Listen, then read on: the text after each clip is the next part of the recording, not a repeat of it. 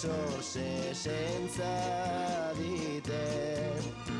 E allora io quasi quasi prendo il treno e vengo da te.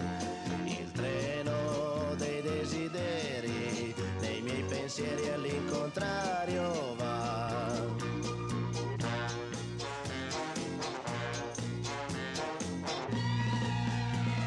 Sembra quando ero all'oratorio con tanto sole tanti anni fa, quelle domeniche da solo in un cortile a passeggiare.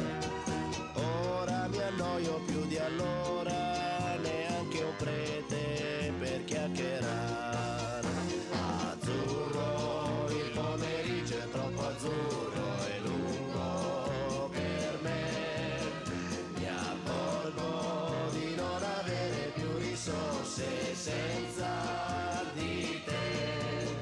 E allora io quasi quasi prendo il treno e vengo da te. Il treno dei desideri, nei miei pensieri all'incontrario va.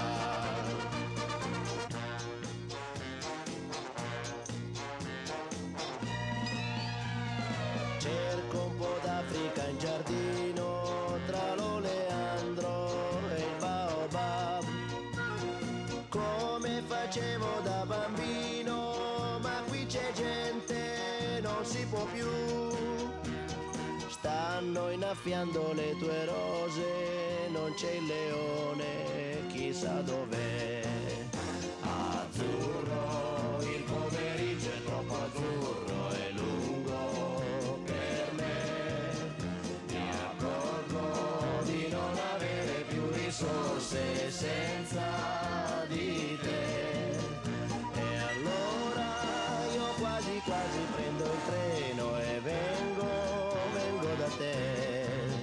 Ma il treno dei desideri, nei miei pensieri all'incontrario va.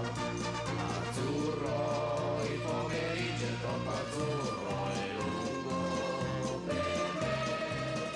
Mi accorgo di non avere risorse.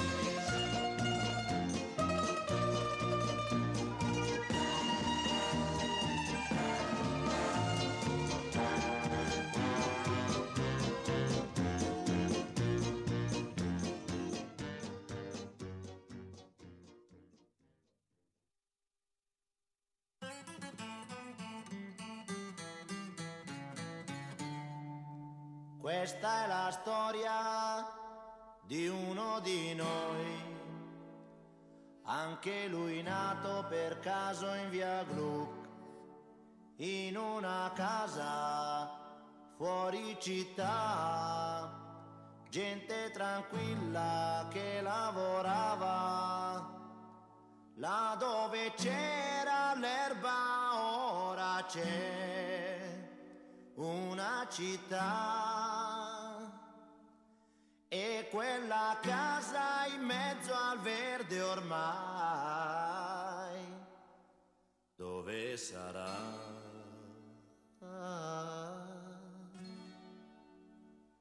Questo ragazzo della via Gru si divertiva a giocare con me, ma un giorno disse: vado in città, e lo diceva mentre piangeva. Io gli domando: amico, non sei contento? Vai finalmente a stare in città, là troverai le cose che non hai avuto qui.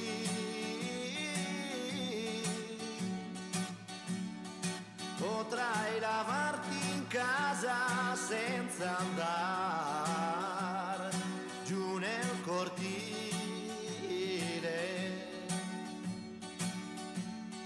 Mio caro amico, disse, qui sono nato e in questa strada ora lascio il mio cuore. Ma come fai a non capire?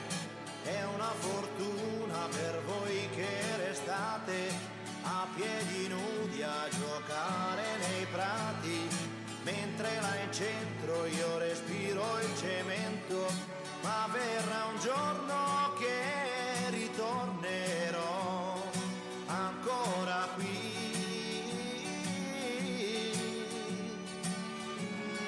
e sentirò l'amico treno che fischia così. Wow, wow. Passano gli anni ma 8 son lunghi, però quel ragazzo ne ha fatta di strada, ma non si scorda la sua prima casa. Ora coi soldi lui può comprarla, torna e non trova gli amici che aveva, solo case su case, catrame e cemento. Là dove c'era l'erba ora c'è una città.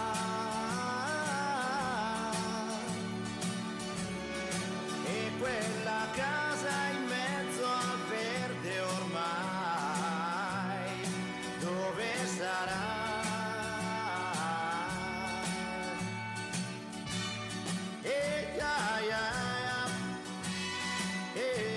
Non so,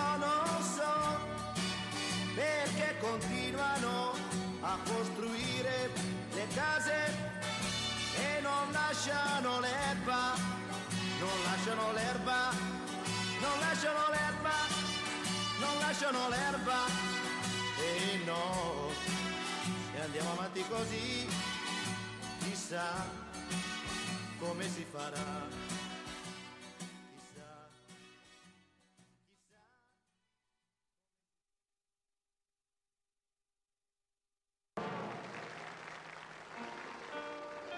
Eine Reise in den Süden ist für andere schick und fein, doch zwei kleine Italiener möchten gern zu Hause sein. Zwei kleine Italiener, die träumen von Napoli, von Tina und Marina, die warten schon lang auf sie. Zwei kleine Italiener, die sind so allein. Eine Reise in den Süden ist für andere schick und fein, doch die beiden Italiener möchten gern zu Hause sein. Oh Tina, oh Marina, wenn wir uns einmal wiedersehen. Oh Tina, oh Marina, dann wird es wieder schön.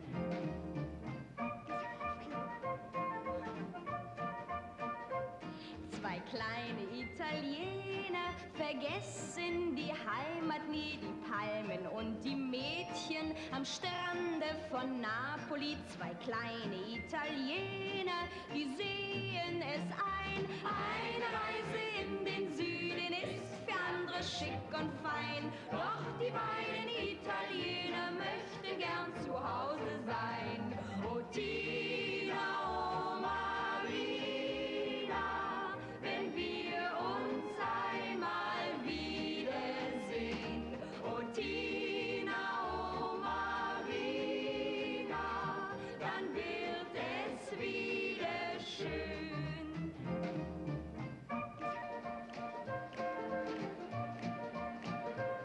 Zwei kleine Italiener am Bahnhof, da kennt man sie, sie kommen jeden Abend zum B-Zug nach Napoli. Zwei kleine Italiener, die schauen hinterdrein. Eine Reise in den Süden ist für andere schick und fein, doch die beiden Italiener möchten gern zu Hause sein.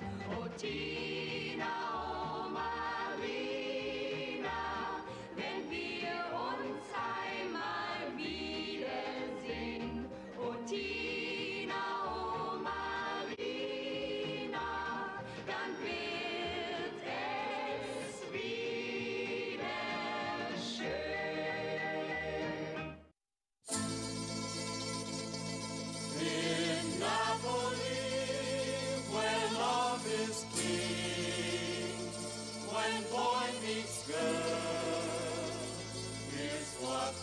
say. When the moon hits your eye like a big pizza pie, that's amore. When the world seems to shine like you've had too much wine, that's amore. Bells will ring, ting-a-ling-a-ling, ting-a-ling-a-ling, and you'll sing Vita Bella. Hearts will play tippy-tippy-tay, tippy-tippy-tay, like a guitarandella. When the stars make you drool, just like a pasta fazool, that's amore. When you dance down the street with a cloud at your feet, you're in love. When you walk in a dream, but you know you're not dreaming, signore. Scusa me, but you see, back in old Napoli, that's amore.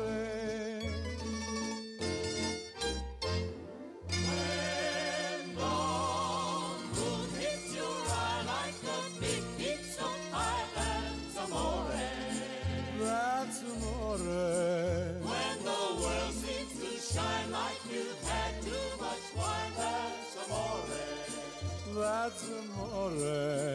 Bells will ring, Ting-a-ling-a-ling, ting-a-ling-a-ling, and you'll sing Vita Bella. Vita Bella, hearts will play. Tippy-tippy-tay, tippy-tippy-tay, like a gay tarantella. Lucky fella. When the stars make you drool, just like pasta fazool, that's amore. When you dance down the street with the cloud at your feet, you're in love. When you walk in a dream, but you know you're not dreaming, signore.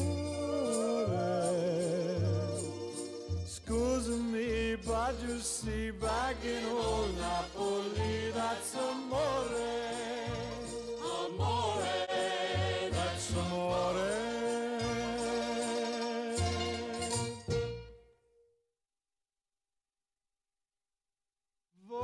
Volare, oh, cantare, oh. Let's fly way up to the clouds, away from the maddening crowds. We can sing in the glow of a star that I know of, where lovers enjoy peace of mind. Let us leave the confusion and all disillusion behind. Just like birds of a feather, a rainbow together we'll find. Volare, oh, e cantare, oh. No wonder my happy heart sings, your love has given me wings. Penso che io sogno così non ritorni mai più. Mi dipinge con le mani e la faccia di blu. Poi d'improvviso tenido dal vento rapito e incominciavo a volare nel cielo infinito. Volare, oh, oh, e cantare, oh, nel blu dipinto di blu. E che dici di stare lassù e volavo, volavo, fenice punalte del sole con coro più su, mentre molto pian piano sparivo lontane laggiù. Una musica dolce suonare soltanto per me, volare,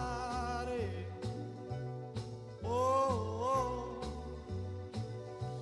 e cantare, oh, oh. No wonder my happy heart sings, your love has given me wings.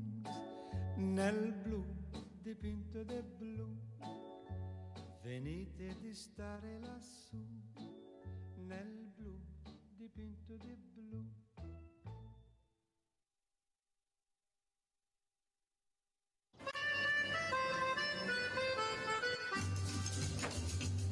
Mi sono innamorato di Marina, una ragazza mora ma carina, ma lei non vuol saperne del mio amore.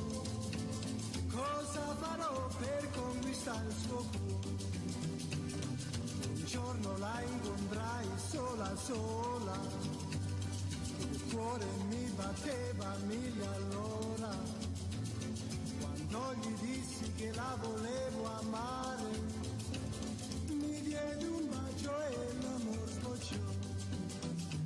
Marina, Marina, oh Marina, ti voglio più presto sposare. Marina, Marina, oh Marina, ti voglio più presto sposare. Oh mia bella mora, no, non mi lasciare, non mi devi rovinare. Oh no, no, no, no, no. Oh mia bella mora, no, non mi lasciare, non mi devi rovinare. Oh no, no, no, no, no.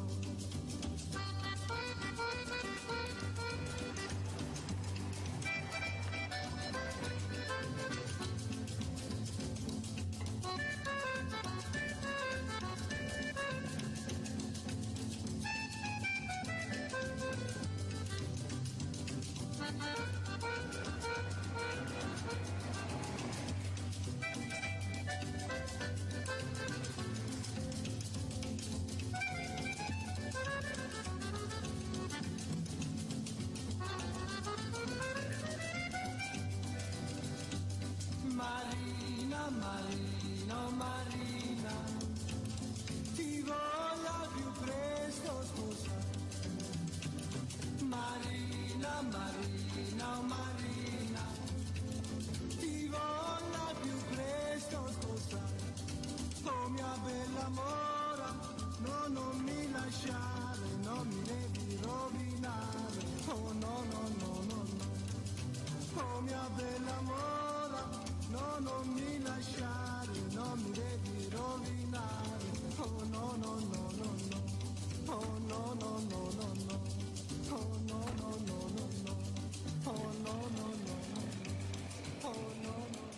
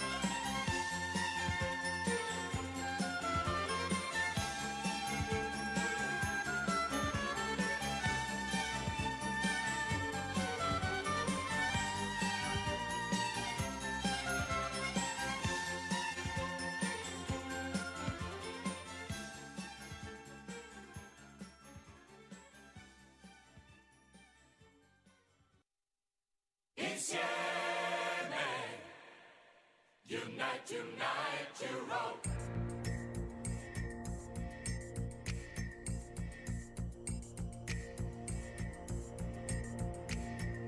Con te, così lontano e diverso. Con te,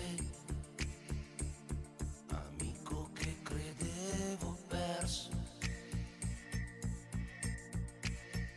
Io e te,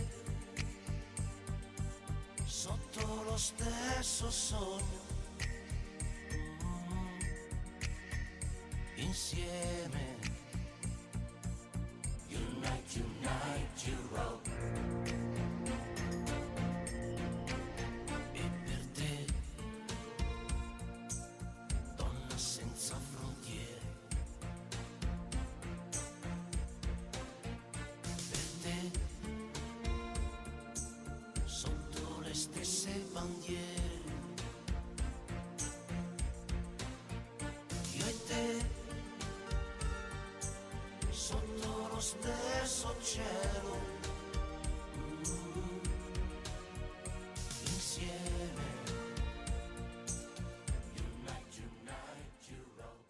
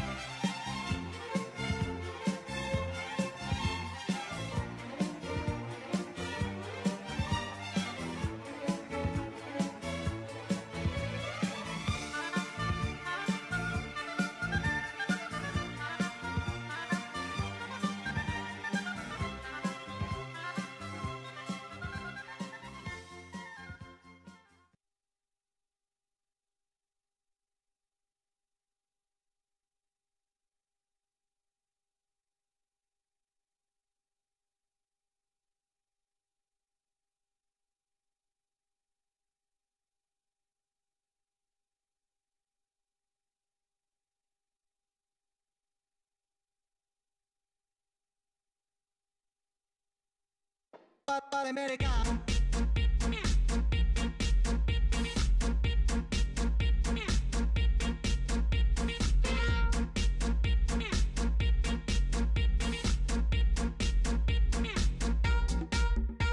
Americano.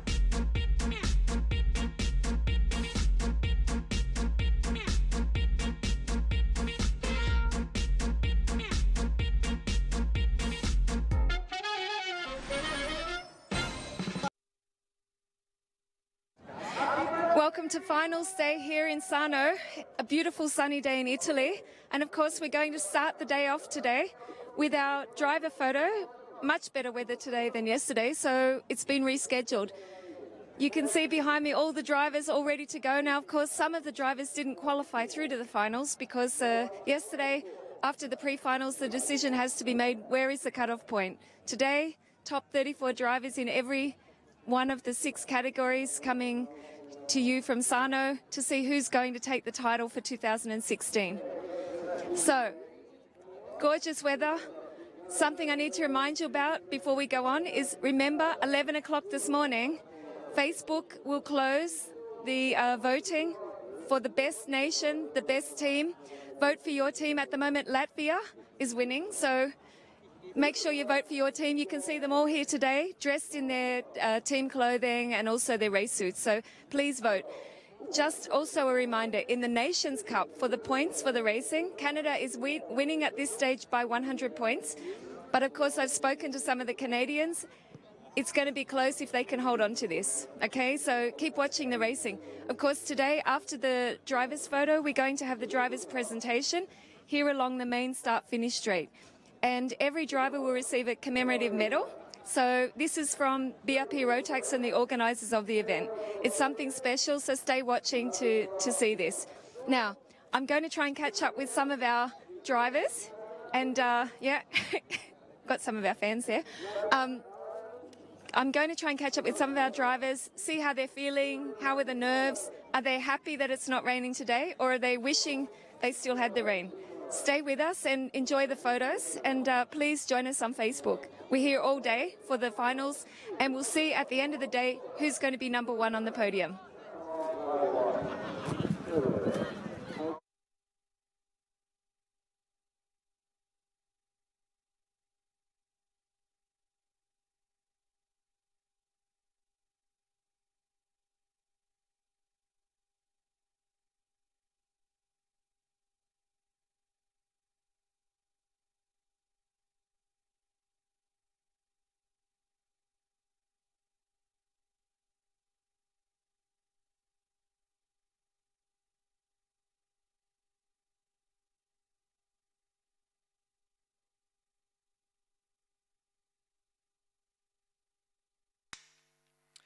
Well, hi from myself, Ken Walker, this morning.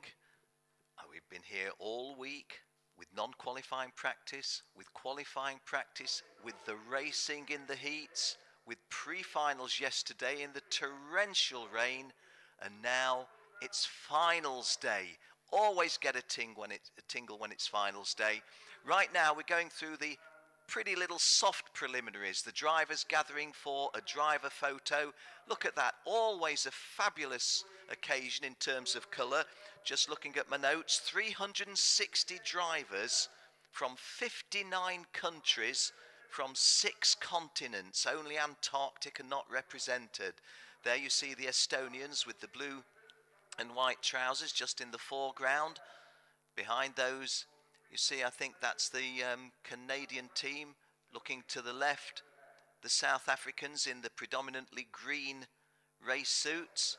So 360 of them. Now, this is a gathering, as Jenny's been telling you, for the photos. After that, we have the drivers' parade. I always love the drivers' parade. We'll try and call a lot of the names out for you when we're doing the drivers' parade. If you're sticking around with us throughout the day, you will see, there's Josh Hart, by the way, looking up to his left, Tiffany Chittenden, the only lady in the DD2 Masters who's had a lifeline thrown to her. She's going to be starting on the back row, having thought that she'd failed to qualify. And why am I quite happy for Tiffany? Well, apart from the fact that she's a friend of mine over a long spell, she's carrying our KART cam. Always looking forward to the pictures. There you see, I think it's one of the other cameras crews up in the grandstand amongst the guys. Now let me tell you that you will not miss a single lap of racing action if you stay with us during the day, because it's only during the morning that we're having these soft preliminaries, as I call them. Immediately after 12 noon, we head towards the grid for the first of our finals at 12:15. That will be the Micromax youngsters. Minimax at 12:50. Juniors at 13:25. Seniors at 14:10. DD2 Masters at 14:55. DD2 at 15:40.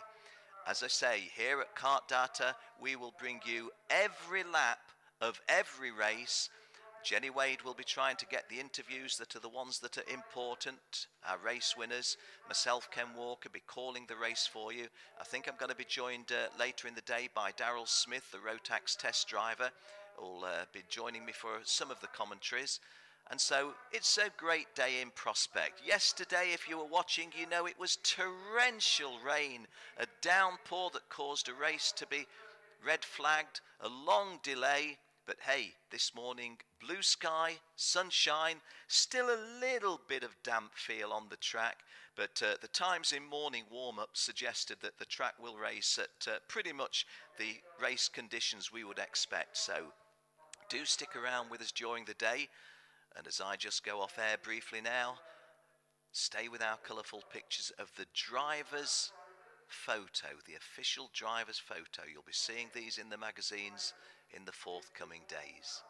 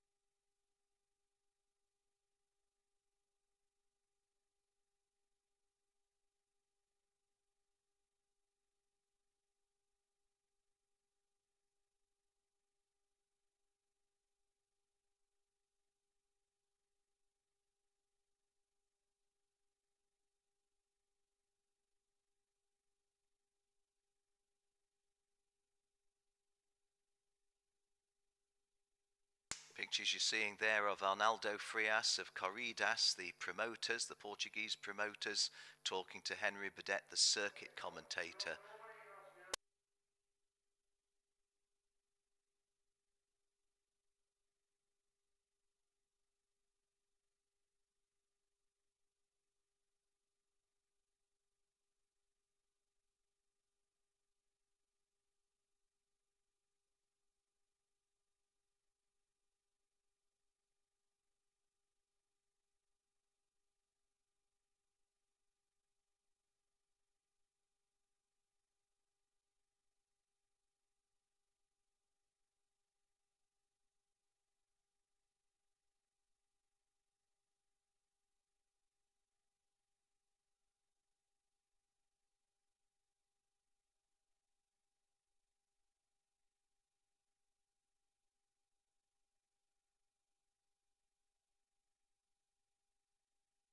Well, once again, that's Henry Burdett, the circuit commentator.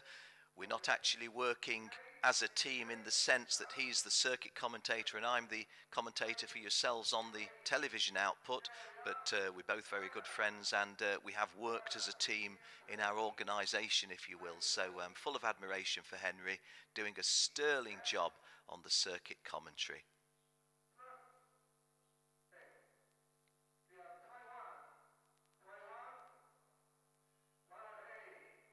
Good to see on the extreme right the Algerian nation represented here. First time that Algeria has been at a Rotax Max Grand Final. South Africa being called by Henry Burdett now, and of course South Africa, the most successful nation in Rotax World Challengers in the whole of the 17 editions that we've raced. They produced, I think, the first 5 world champions in the first 5 editions. There's Slovakia standing up.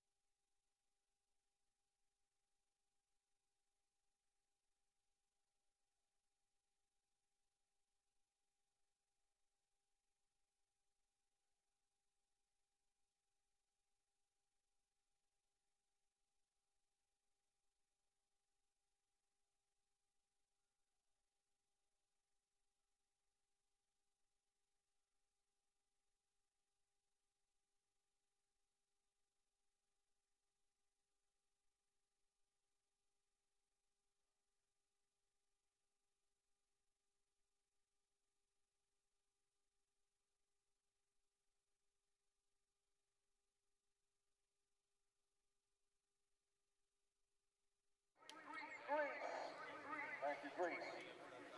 Deutschland. Where's Germany? Thank you. France.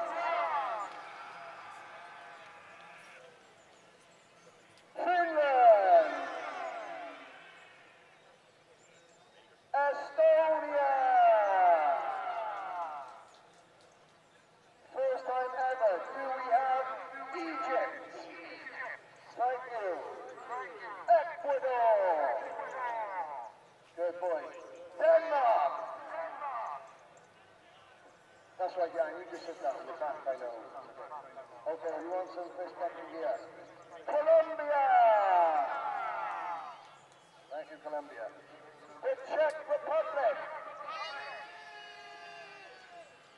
China.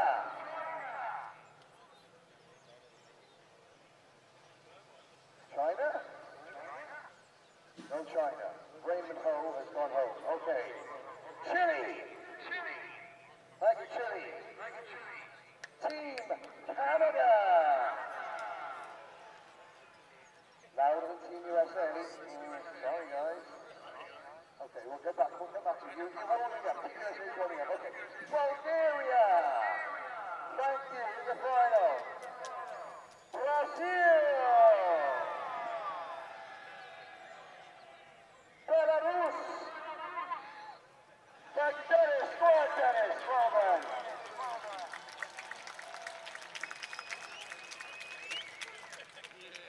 Okay, Bosnia. Thank you, well done, everybody. Belgium. Austria. Team Australia. Now, Argentina. And last but by no means least, for the first time ever at World Finals, Algeria. Now, we have a problem, Ronaldo. Team USA are not happy that Team Canada were much better and louder. So, this is an international bit of diplomacy. So, one more time. Ready, Canada? Ready, USA? You have work to do. Team USA! Right. Okay, Canada, let's do this. Team Canada! Ooh, a tie. But last time, we are in Italy, so the loudest cheer for Team Italia! Grazie. Okay, we now make the photo. We need every driver to look at that big stand there. That is where Well, as you look at that wide picture, do hope you're enjoying these preliminaries. Henry Burdett, the circuit commentator, working the grandstand full of the 360 drivers from 59 countries here at the Rotax Max Challenge World Finals. Just to your left, upper left, Vesuvius looking very benign. The sky pretty much totally blue, just one little white cloud there. Hope you're enjoying it. These preliminaries here at Sarno. Stay with us. We're going racing first thing this afternoon, the first of our finals, the Micromax finals, scheduled away at 12:15. They'll be on grid at 12:05. Before that, we've got the drivers' parade, and Henry, bless him, still working this grandstand of all of these individual drivers and collectively in their nations. Thanks for joining us here on KART-DATA.com.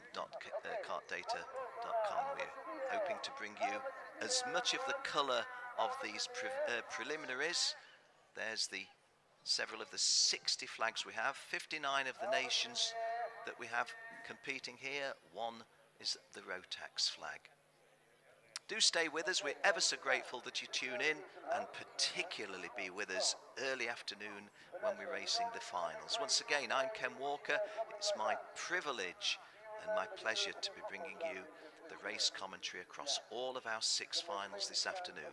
But for the time being, like you, I'm enjoying these colourful, shall we say, hors d'oeuvre or preliminaries before the main event.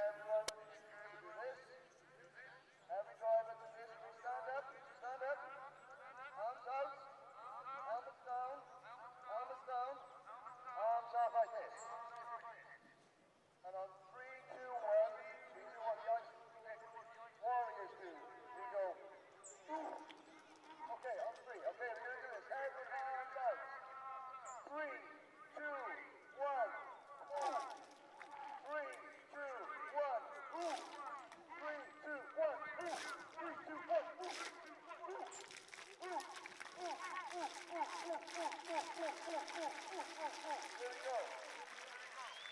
What do we think? We happy with that? We okay with that? Thank you very much. Now we need to get the driver's thing there. Whoa, drivers.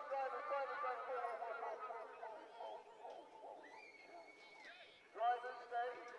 We now need one photo with, no, we need every media, families. Thank you very much. Can we please have a big round of applause from all media, all teams for this year's 2016 Rotax Challenge drivers? One round of applause for them all.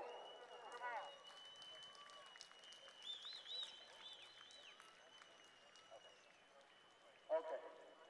So, now, can we ask everybody to please leave the circuit? Everybody to please leave the circuit.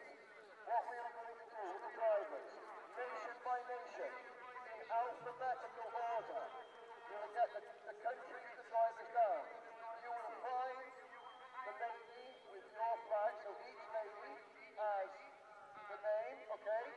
So we find your lady, and nation by nation, in alphabetical order, we will then lead all the drivers out onto the circuit for the drivers' parade. Okay? So you must wait.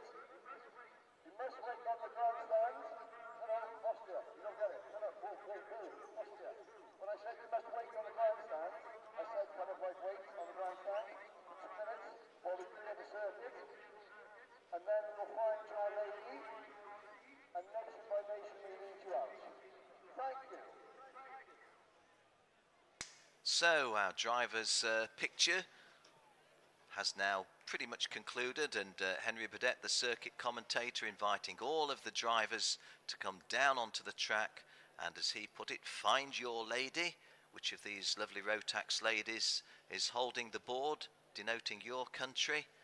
And then we're going to have the driver parade in nation order. Always enjoy this at a Rotax World Challenge Grand Finals. Always a very colourful occasion, providing that we have sunshine and not heavy rain, and for the time being we do look to be blessed with the right weather. So again, we invite you to stick around with us and just take in the morning preliminaries on Finals Day at the 17th edition of the Rotax World Challenge Grand Finals. We shall be racing just after 12 o'clock midday, but do just take in all of this colourful, picturesque setting here at the Circuito Internazionale Napoli at Sarno in Italy.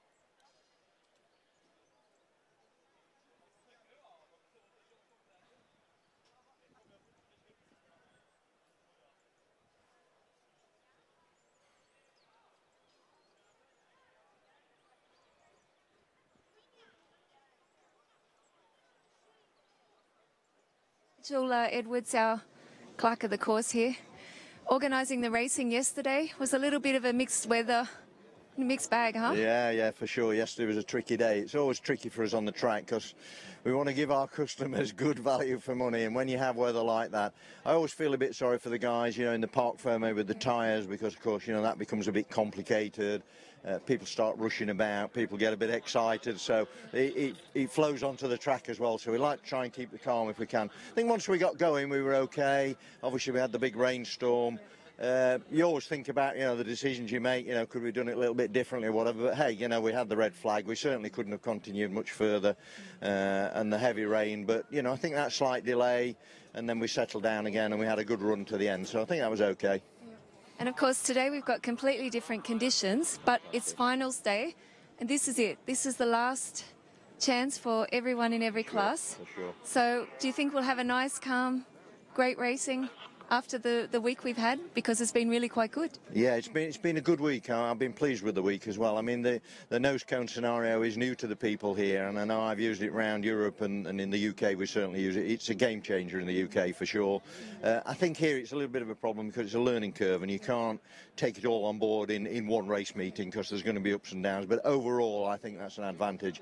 I really believe that when we get to the finals today, with the weather conditions, with the 34 best drivers we've got, I think it's going to be fantastic. It's going to be fantastic. Of course, it's always a little bit sad to say goodbye, but they're all winners. They were here, and of course, we're really looking forward to the racing. We've got, I think we're pushing around 200,000 fans watching us live. Wow, that's good. Yeah, 200,000. Yeah, I hope they're not watching me too much, but no, I mean, that's brilliant, and I think Rotax has always put on a fantastic show.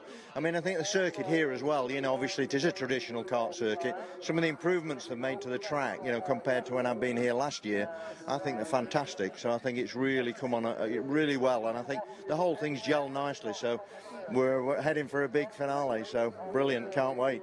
And of course, number 17, it's been a long way, but this is the biggest and really, truly international field, I think, in the finals, and some great racing is what we're looking forward to. Now, we're about to have our driver presentation with all the beautiful girls for each country, and of course they receive their medal. So we'll see you at the start of the first race for the Micromax shortly. Yeah, a lot of races to go, including the Micros and Mini, who've been fantastic. They've driven brilliantly. They've given us some great excitement. I'm sure their final is going to be fantastic, but all I want to do is just blend into the background, have a nice, peaceful afternoon. So good luck to everybody anyway. I hope they have a great day. Okay, and we look forward to having that cup of tea while the racing just goes on. Brilliant, yeah, we will. Thank you. Thank you.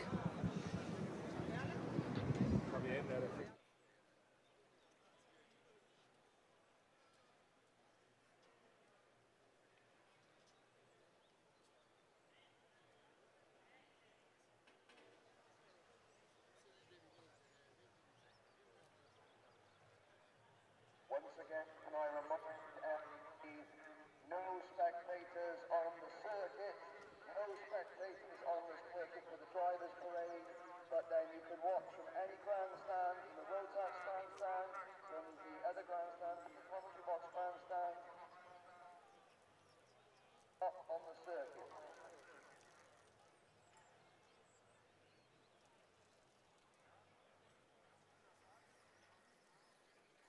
So it does look as if most of the drivers now have gone back to the paddock and are coming out in readiness for our driver parade. The driver parade will be behind the flag of each driver's nation. 59 different countries represented, so 59 different flags. There's the medals that they're going to be presented with. Look rather nice, don't they?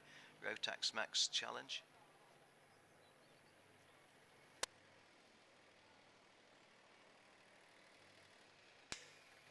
Well, those Rotax Max World Challenge Grand Final medals look nice, don't they?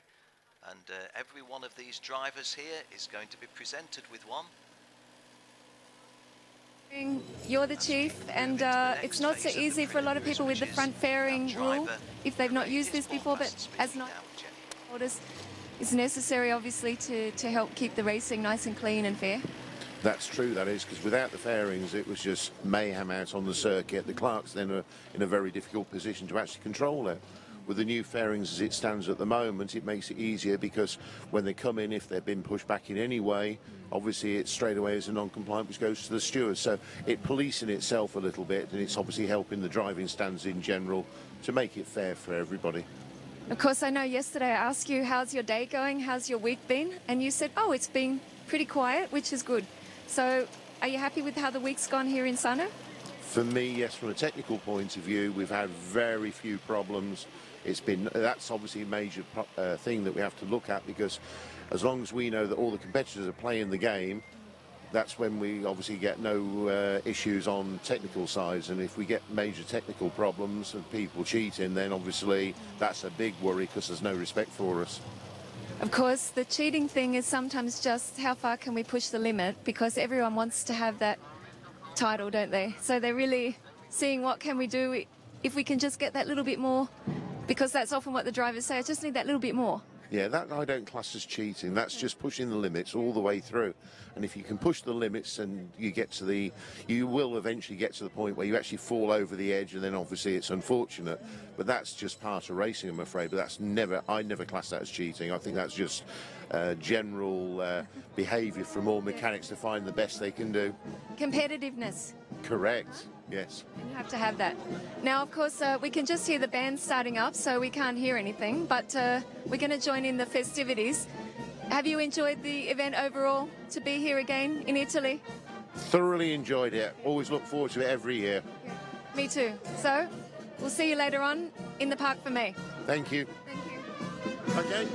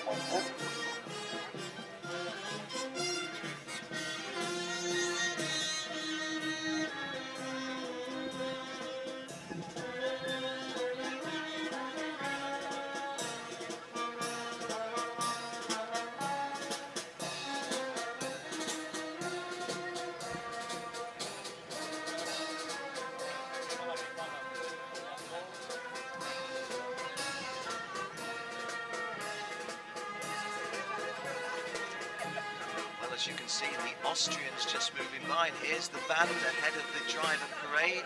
It doesn't look in quite military marching precision, does it? But it's a nice sound they're making, these guys. Well done. And that gets our drivers parade underway. Behind them, red-suited Austrian drivers. Now begin to show your support. One of our drivers, Konstantin Schürl, one of the Austrian drivers, been carrying our kart cam. Expect to see him again. So behind Austria is Belgium. Let's see if we can identify any of the guys. Getting the general caps. The Chinese driver that we saw going through there. These the Russians, and the Estonians behind them. Well, actually in a little bit of a mix. Dennis Mavlanov I saw go through there.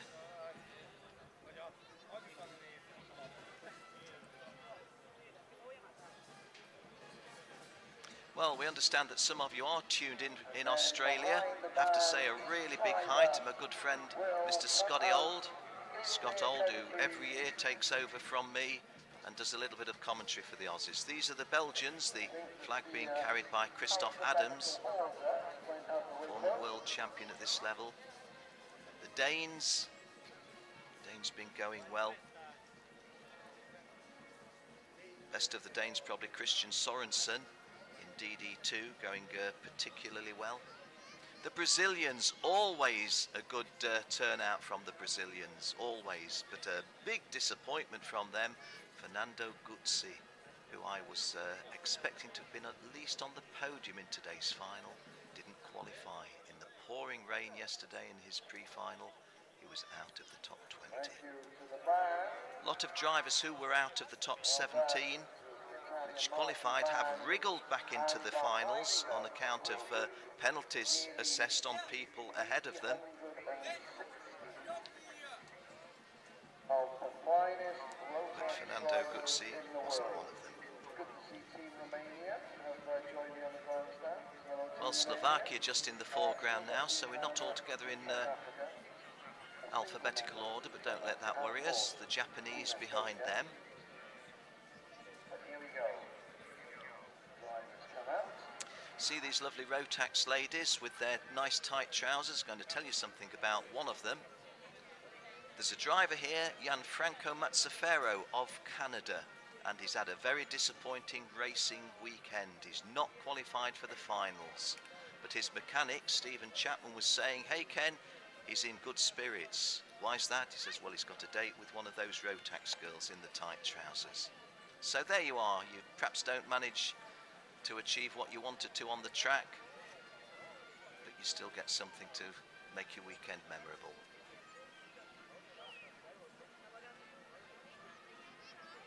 So the Spanish drivers, Oriol Dalmau, a former world champion at this level.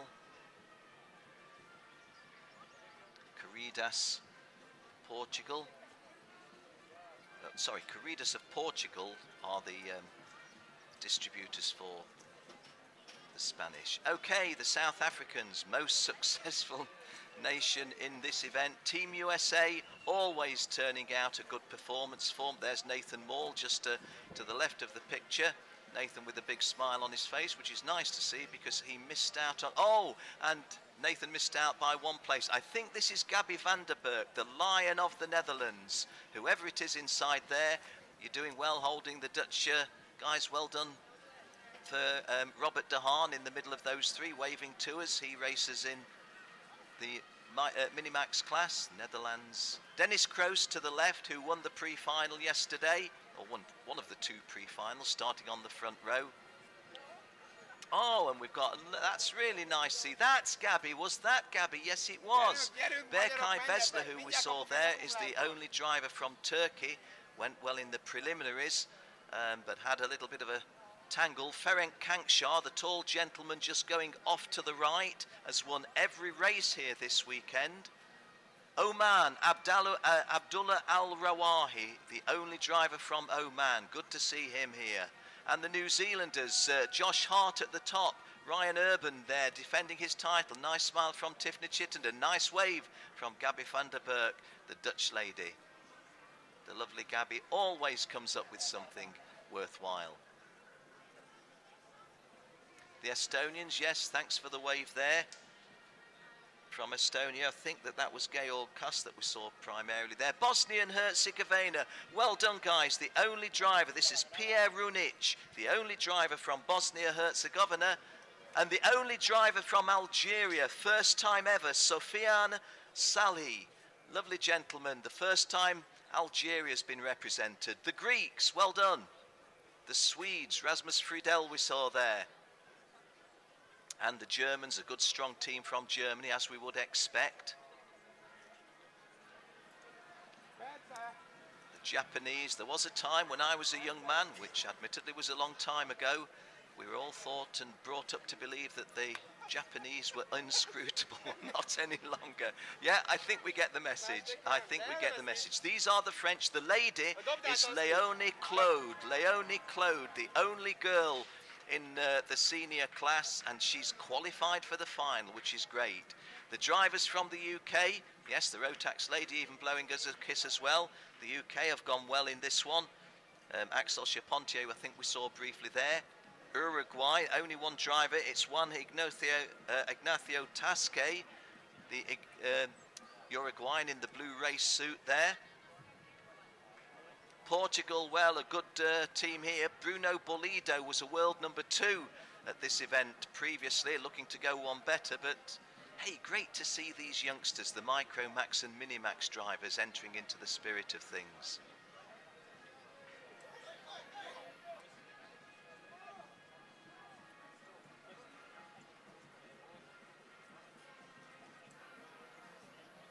Was a time when Latvia, amongst the Baltic nations, didn't feature too strongly, but they're here now. This immediately behind them is Argentina, and the driver waving to us, I think, was Rafael Moro.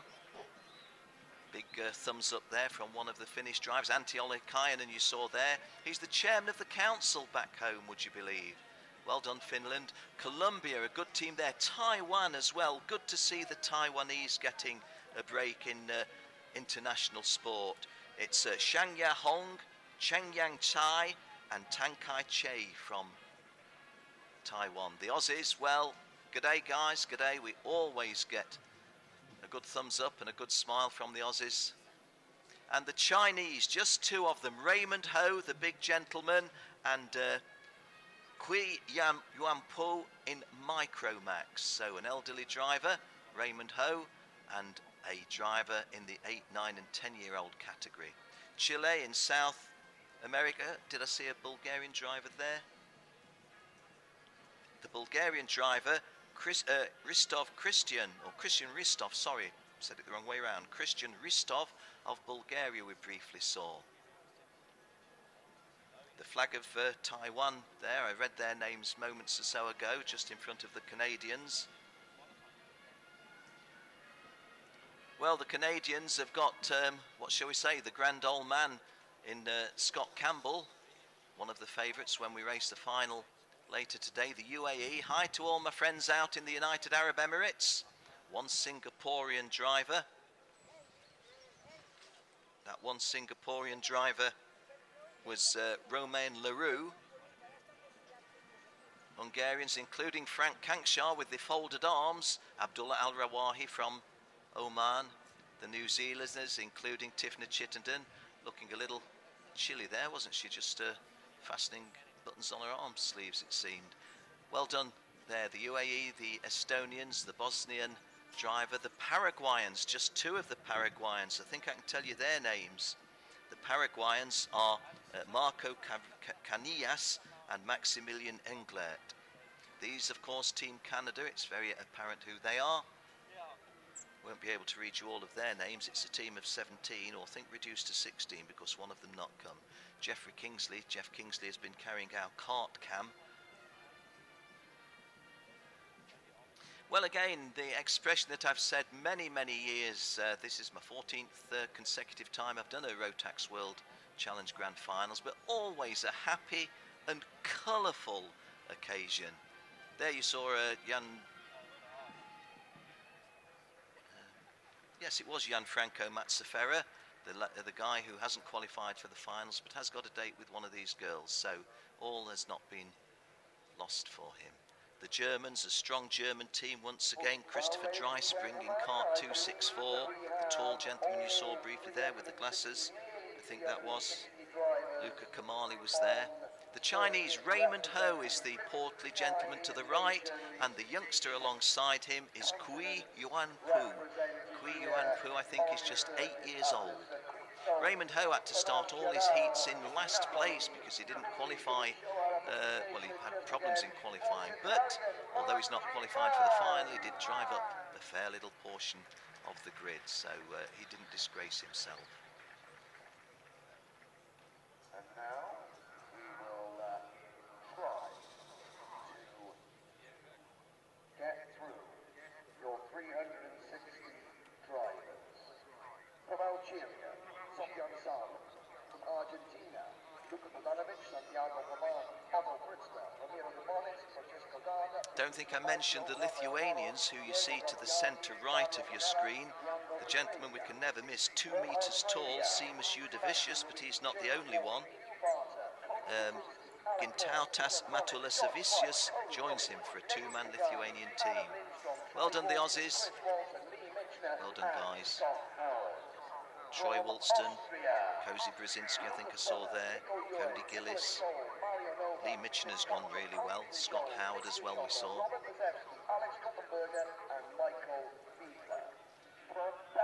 Well, Team Canada looking rather neat there, aren't they? Nice turnout in the black, predominantly black, but red and white as well. Canadians, well, I've already mentioned Scott Campbell in his 12th World Final. Zach Clement de Mello is a name we know from way back when. Ryan McDermott has gone well in this one, but things went wrong for him in the pre-final. The Finns, don't get the Finns to smile a lot, but you do get them to produce good racers. No question of that. Antti Ollikainen, the best of them thus far, and a potential winner.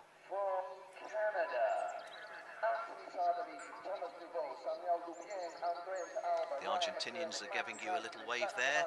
Best of the Argentinians on results so far. Well, Gabriel Zugella is a world number 3, but he's not gone so well in this one.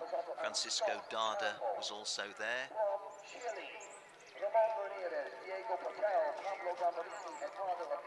The Portuguese drivers, Bruno Borlido, the former world number 2, João Oliveira, Eduardo Laito, Mariano Perez. The Danes just to the lower left. Well, one of the youngsters deciding to try and flip the cap off of. I think that I can identify who that Danish driver was. It may have been Rasmus Vendelbo who was reaching up. If not, it was Marius Christiansen. Christian Sorensen went really well for the Danes and is going to be a prominent front runner, I suspect, in today's final. Well, these are really nice medals these guys are getting. Every single driver, even if they've not qualified for the finals today, they've taken part. It's rather like the Olympic spirit, and I really like the look of these medals. They're not just a little cheap something. I have to say how well they've been produced, and it makes me think that most of these youngsters particularly, and the older drivers, oh, well done sir, taking your cap off before shaking hands. Some good manners there. Who said that motor racing drivers didn't have a little bit of good manners once in a while? The Uruguayan driver that you see there, we mentioned before, is Juan Ignacio Tesca, away from the Germans. Tell you who the younger of the Germans are, that's Moritz Schmeiss and Ben Doer. Ben Doer, a younger brother of Phil, who's racing in one of the other classes. We see Phil there as well.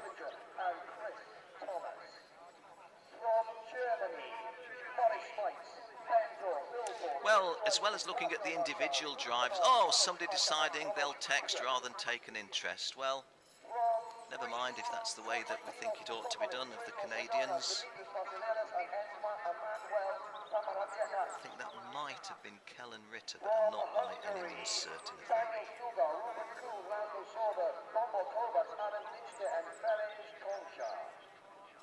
From India, Manan Sharma. From Indonesia. Just hearing the Indian driver's name called, just the one of them, which is Manav Sharma.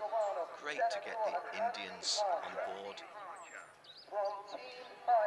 I have no favourites here whatsoever, absolutely no favourites, but there's just a little piece of me that says I do like to see minor nations in terms of motorsport, or in terms of size and geography, represented at the World Final.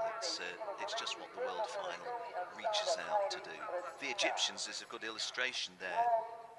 These are, of course, the Greeks, but the two Egyptians, my friend Tarek from Ghibli Raceway, Tarek Hayek, and the other one is Hussein Salman.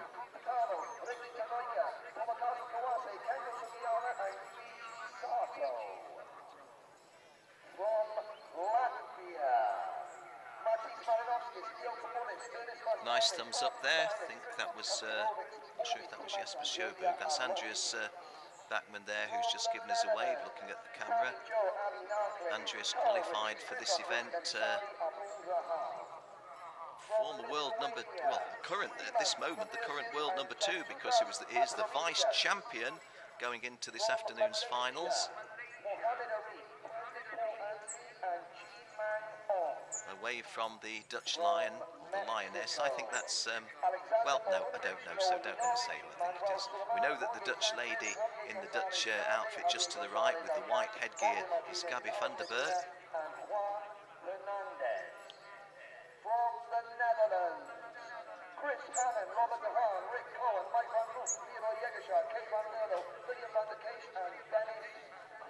Team USA there. We saw the South Africans ever so briefly, the two girls in the South African team, the only nation to have 2 lady drivers. They were Fabienne Lantz, who went really, really well, but at the start of the pre-final crashed out and so isn't going to be with us in the final. She had a 4th place finish in one of the heats today, the best result of any of the girls so far. The other lady was Ivana Setovic from South Africa. Setinic. Ferenc Kankshar now with the folded arms, the defending champion. He's won all of his races, but I'll tell you in a moment. There's Abdullah Al-Rawahi getting a handshake, the Omani driver. Say hi to his brother Sanad, who's now taking a break from karting, and hi to his dad Suleiman. The New Zealanders now being presented. Well, that's a nice helmet picture, isn't it? Looks very colourful. Eugene Britz was the driver to the right, or is the driver to the right. The youngster to Eugene's right and the left as we look is Josh DePiver and Jaden Els. Jaden Els on his driver bio was saying that he enjoys public speaking. Let's tell him that. I'm ready to do my retirement from kart commentaries. He can step in. Handshake for Tiffany Chittenden, born in the United Kingdom, but now representing New Zealand, where she lives with a partner, Matthew Hamilton. Matthew, mechanic for her here, along with her father, Mike Chittenden. Mike, 70 years of age and still racing BMWs. Saw him at a race meeting at Brands Hatch a little while ago. The Malaysians, hi to all the Malaysians. Say hello to my good friend Mr. James Leong. But the Malaysian drivers, Mohammed Arif, Brendan Paul Anthony and Chi Mang Ong.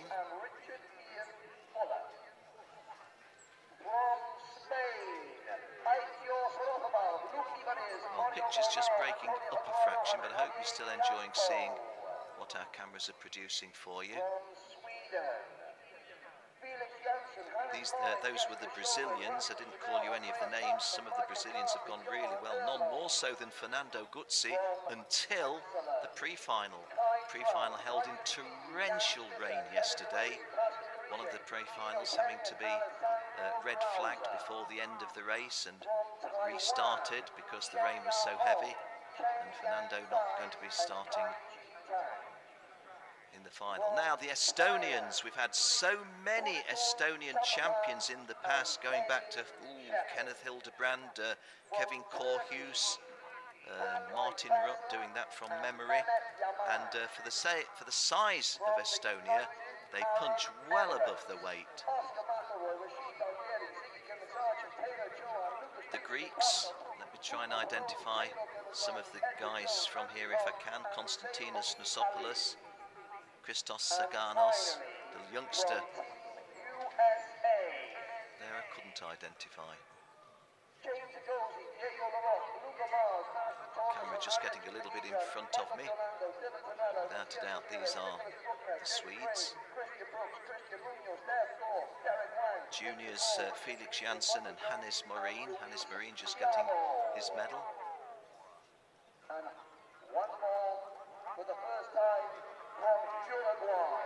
The Danes. We saw Rasmus Vendelbo. We saw I think Mark Duhome there with the glasses. Did we see Jan Andreasen? Andreas Bachmann to the extreme left, now out of picture. Of the Germans, Pascal Marshall, the older gentleman, to Thomas Schumacher. Nicholas Schürl of Austria has been carrying our kart cam, and I have been asked, don't ask me why I should say this, but I've got to mention somebody for Nicholas Schürl. It's Marcel Kienbauer. And Marcel Kienbauer, back home in Austria, done a lot to help Nicholas Schürl, and he wants to say thank you. Presenting here the medals, Mr. Arnaldo Frias of Portugal from Corridas and Company. 306 drivers, they range all the way from turn 1 along the main straight round the final corner. There is no greater sight in the world of kart racing than this. And once again, so a nice shot of the general colour. This is the start-finish line, as you can tell. Looking from turn 1 back to the start line, and the final turn just in front of the Rotax grandstand there. To the left, the building is the large awning that has housed all 360 carts, all 360 drivers and their mechanics, and one or two other team officials as well, when they weren't out on track. If you were a Latvian driver in that awning yesterday in the downpour, you had a little bit of a shock, because I'm afraid at one point we had a little bit of a cloudburst within the awning, and it was the Latvians who got the worst of it. But there were no injuries, there were no damage done, just a little bit of wetness, and the Latvians were able to smile and, well, not exactly laugh it off, but little moment for them to think about it. Ernits Weissmanis of Latvia, Martin Steinitz, Kristaps Gasparovits, Aldis Timax and Ilya Aloskins. Give you a name check there, guys, for simply being the unlucky nation of 59 nations to be the one nation standing underneath where the little ceiling burst of the rain came in. It was quite hard as well. I saw some pictures of it.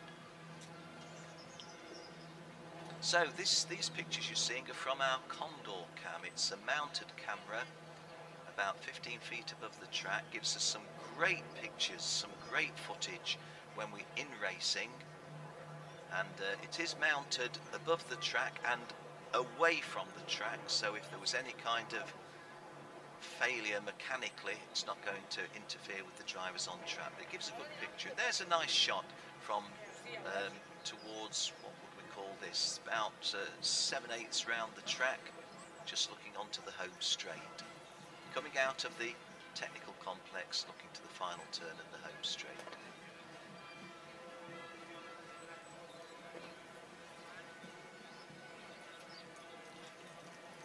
Japanese drivers, just wondering what's next expected of them.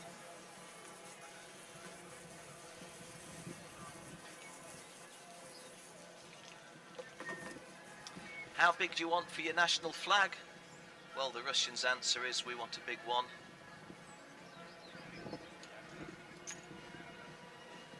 There was the Italian flag that we saw, as Jill just pointing out to me, even bigger. Okay, drivers with the flag, wave your flags in the air, drivers with the flag. Like these pictures, well done out camera, getting the reflection of the drivers above them. They were the Indonesians, Perdana Minang, Ferel Pratama, Christian Silvano, Senna Algerian entering into the scheme of things, Sofian Sani of Algeria, not only the only Algerian here, left-handed isn't he, waving the flag with his left hand. Not only the only Algerian here, but I think I'm right in saying the first attendance by an Algerian driver at a Rotax World Challenge Grand Finals. I'm learning that people are tuning in all of the time, so thank you to those of you that are just joining us. It's finals morning, about an hour to go before the first of our finals. We're here at Sarno. The Rotax officials there, the lovely Alex, Helmut Volsgam, who was very much with, thanks for the wave there, Alex, and Helmut. Helmut, along with Manfred Weisgerber, really the architects, if that's the right word, of the Rotax Max Challenge World Final. When we first started in the year 2000, I think there were just 36 drivers. It was held in Puerto Rico, and there was only one class, which was Max Senior.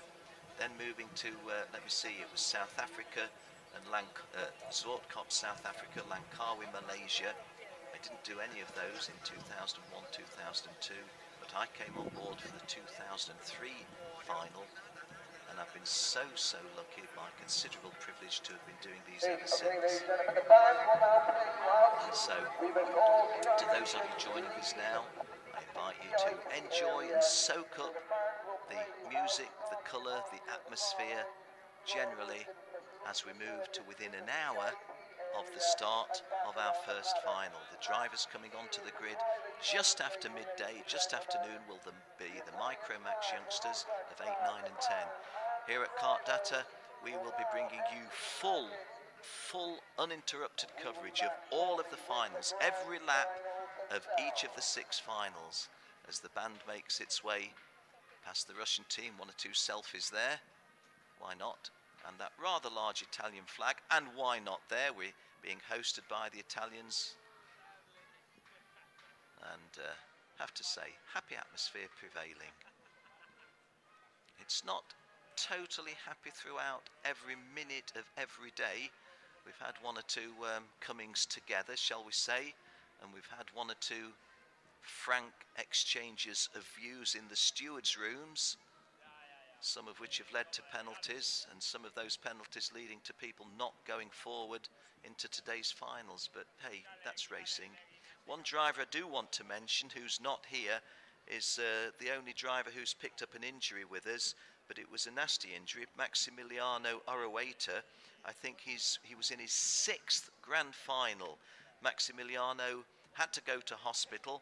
Not sure exactly what the injuries were. I think that he had injuries to his sternum, the front of his chest, as he fell forward, crushed forward onto the steering column, and was not treated locally, or it was treated locally initially, but then was moved to Napoli.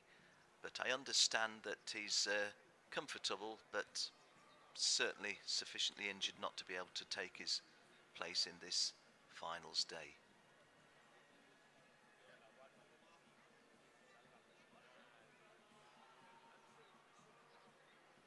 Some of the drivers here, oh, there's Jan Andreasen, I think I saw ever so briefly.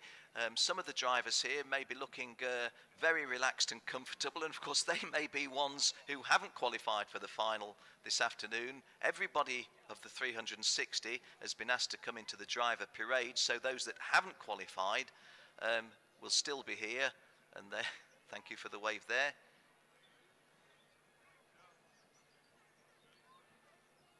Well, we don't usually get the flag carried by a Minimax driver, but we are doing in the case of Brazil.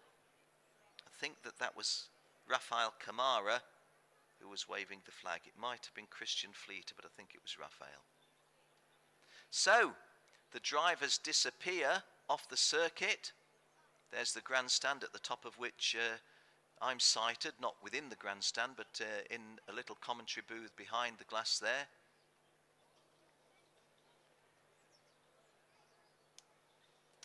The VIP lounge adjacent. Berkay Besler of Turkey. I mention him simply because he's a one-man team. Here's a two-man team. There's Tarek from Egypt. The Egyptians are Tarek Hayek and Hussein Salman. I have mentioned their names before, but glad to give them a mention. We do have here Hanis Soufrakis, the owner of the Ghibli Raceway, where we've had 2 Rotax World Challenge Grand Finals.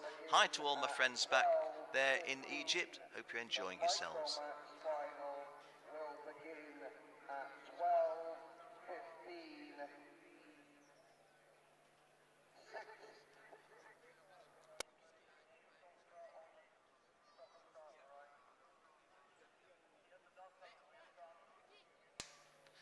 So, ladies and gentlemen, thank you for you early tuners in for enjoying with us. First of all, the driver's picture in the grandstand and the driver's parade. Thanks to the Slovakians, we get a little wave from them. And as they make their way, as the drivers make their way off the circuit, we can all now prepare for the action in just about an hour. Let me remind you again of those timings. At 5 minutes past 12, the micro carts will come onto the grid. They won't line up in the assembly area this time on finals day. They will start on the start line, line up on the start grid and move forward. They'll come to grid at 12:05. The final is scheduled away at 12:15. The Minimax final 12:50. The junior final 13:25. The senior final 14:10. The DD2 Masters final at 14:55 and the DD2 final at 15:40. And here at KART-DATA, we shall bring you every lap of every race of those finals. The lady in the middle left of your picture waving the New Zealand flag is Tifna Chittenden. Why do I mention Tiff? Because she's one of 4 drivers who have got a kart cam on their cars, so we will give you not only our pictures from our camera positions, but the heart of the race. Tiffany got a smile on her face, hasn't she? She usually does have. She didn't qualify for the final. It appeared yesterday. I think she was 2 places off a qualifying position, but more than 2 people in front of her picked up penalties for technical infringements or other judicial decisions. So quite a few people having themselves thought that they'd qualified for the final, but sadly didn't. But hey, it's all part of racing. And now we go into the lunch break, and as you see from our caption, 12:15 will be the resumption of racing, and when you come back with us at 12:15, we will be into the finals.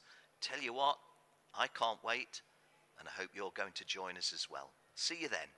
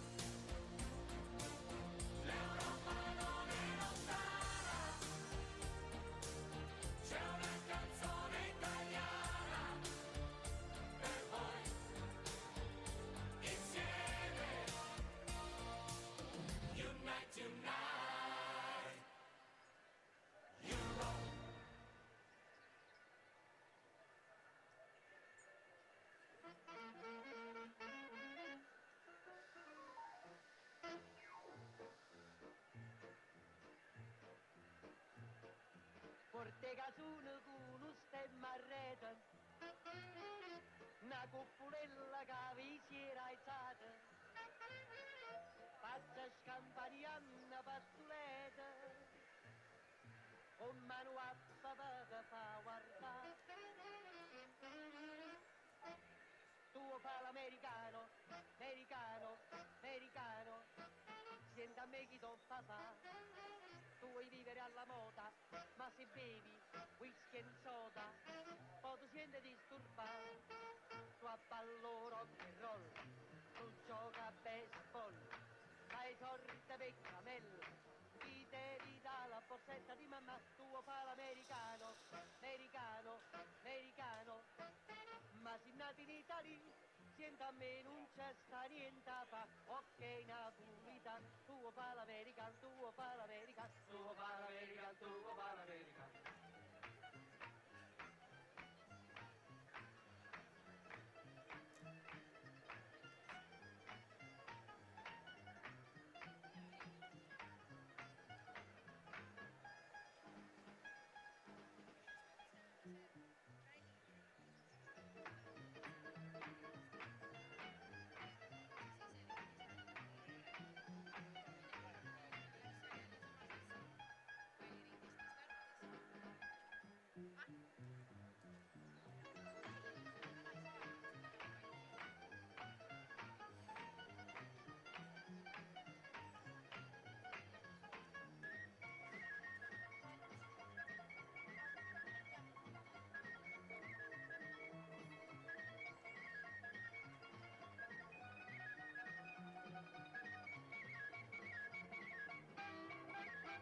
Well, ladies and gentlemen, we hope you've enjoyed your lunch break, but now is the time that we have all Americano, americano, ma se nati in Italia, senta a me non c'è sta niente fa. Ok napolitan, tu fa l'American, tu fa l'American, whisky e soda e rock and roll, whisky e soda e rock and roll, whisky e soda e rock and roll, tu fa l'American, tu fa l'American, whisky e soda e rock and roll, whisky e soda e rock and roll, whisky e soda e rock and roll. grand final.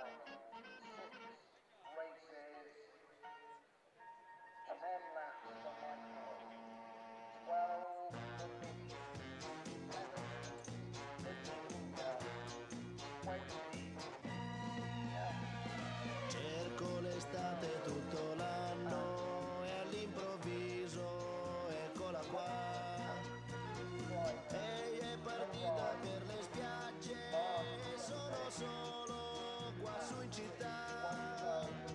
Sento fischiare sopra i tetti un aeroplano che se ne va. Azzurro, il pomeriggio è troppo azzurro e lungo per me. Mi accorgo di non avere più risorse senza di te. E allora io quasi quasi prendo il treno e vengo da te. Il treno dei desideri, dei miei pensieri all'incontrario va.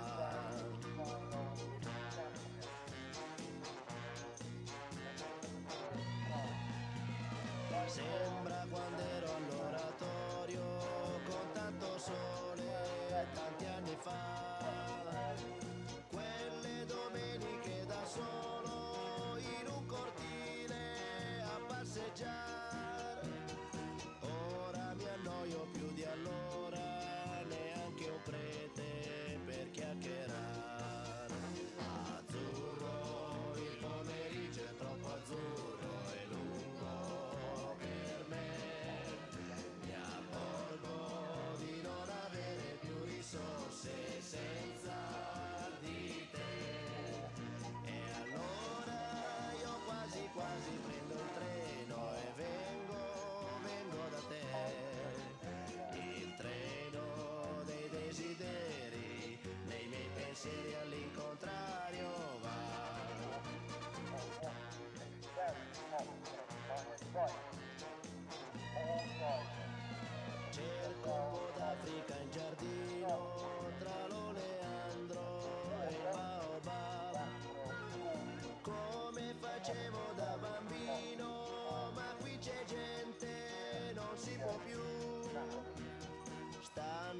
innaffiando le tue rose, non c'è il leone, chissà dov'è. Azzurro, il pomeriggio è troppo azzurro, è lungo per me. Mi accorgo di non avere più risorse senza di te. E allora io quasi quasi prendo il treno e vengo da te. Ma il treno dei desideri, nei miei pensieri all'incontrario va. Azzurro, il pomeriggio è troppo azzurro, è lungo per me. Mi accorgo di non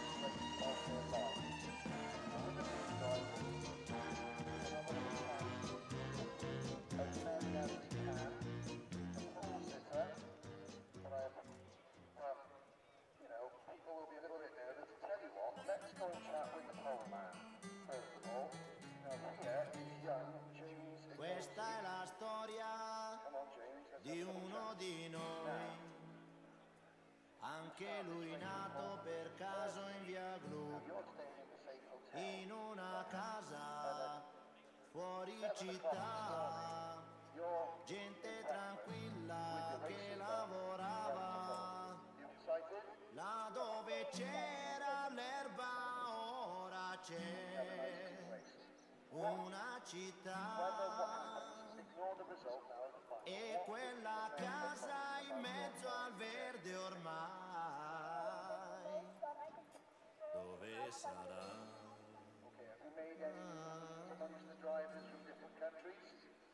Questo ragazzo della via Gru si divertiva a giocare con me, ma un giorno disse vado in città, e lo diceva mentre piangeva. Io gli domando, amico, non sei contento?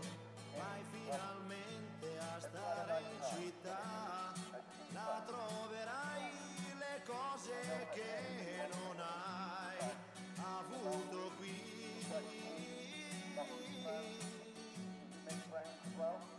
Potrai lavarti in casa senza andare giù nel cortile.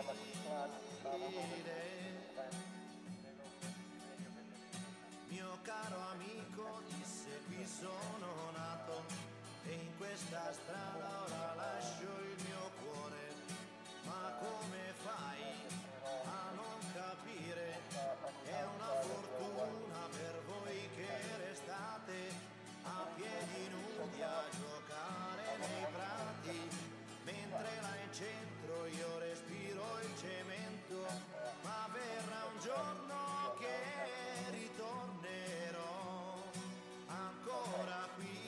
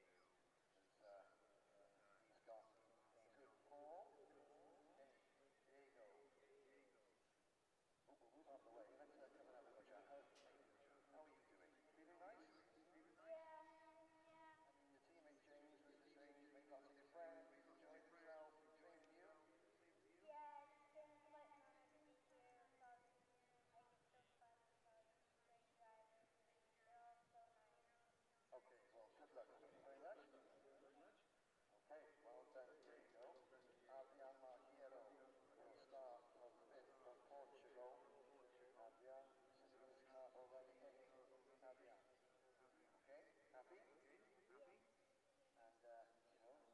looking forward to this race, nice hot day. Okay, good lad. And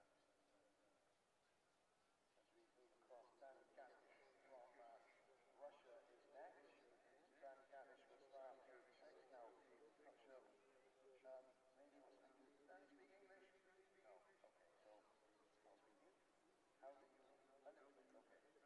How have you found this week? Have you been pleased with how Danny has driven? Pleased?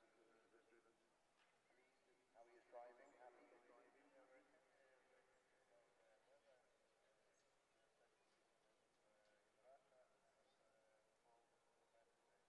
Now I think Joe Blunt had a birthday this week.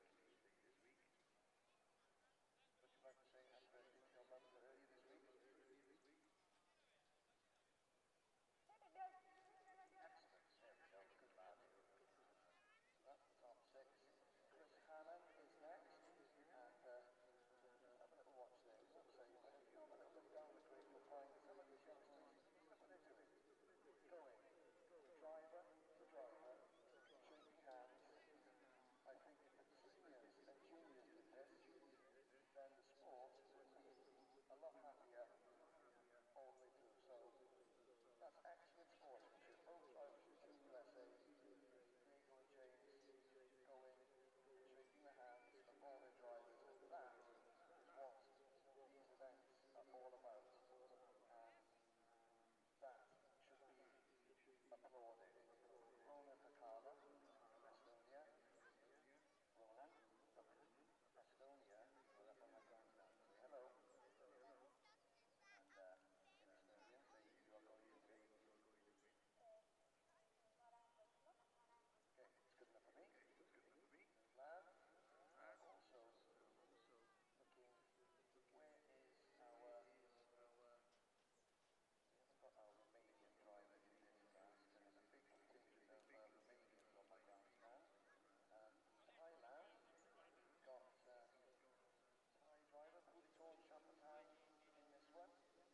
We'll wander back and look at front. I want to get up to go through the grid properly and let you all know who exactly is up there. Anthony Zardi, Canadian driver Anthony Zardi. How you doing? Nice and relaxed, chilled out. Okay, looking forward to this long race for you. You can get up to the front. You're right. Anything can happen. Thank you. Lorenzo Cioni. And we'll move down this side of the grid, starting from 18th place, Sebastian Ruiz. Ruiz Brothers Racing driver. How's it going? You feeling happy about the dry weather? Excellent. And have you enjoyed this week? Team Australia have been very loud in the driving, haven't they? Going to give him something even more to cheer about now? Excellent, good lad, excellent. Here is one of the home favourites, Italy's Mattia Lombardi. We'll have a little word in Italian with Mattia. Okay, in Italiano. Okay, Mattia, speak to Italy how you feel.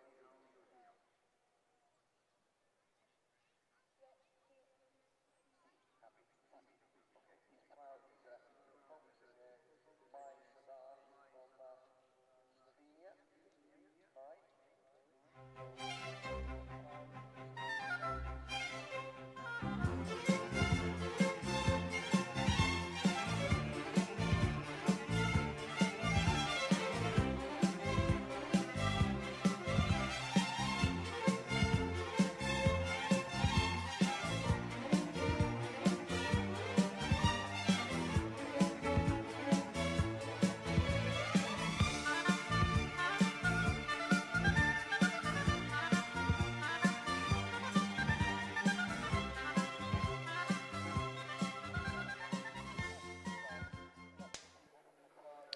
Well, hi everyone, and thanks for being with us throughout or rejoining us here at Sarno. I'm Ken Walker. My privilege to have you, hosting you just from inside this box momentarily, and throughout the afternoon I will be bringing you race commentary over the six finals.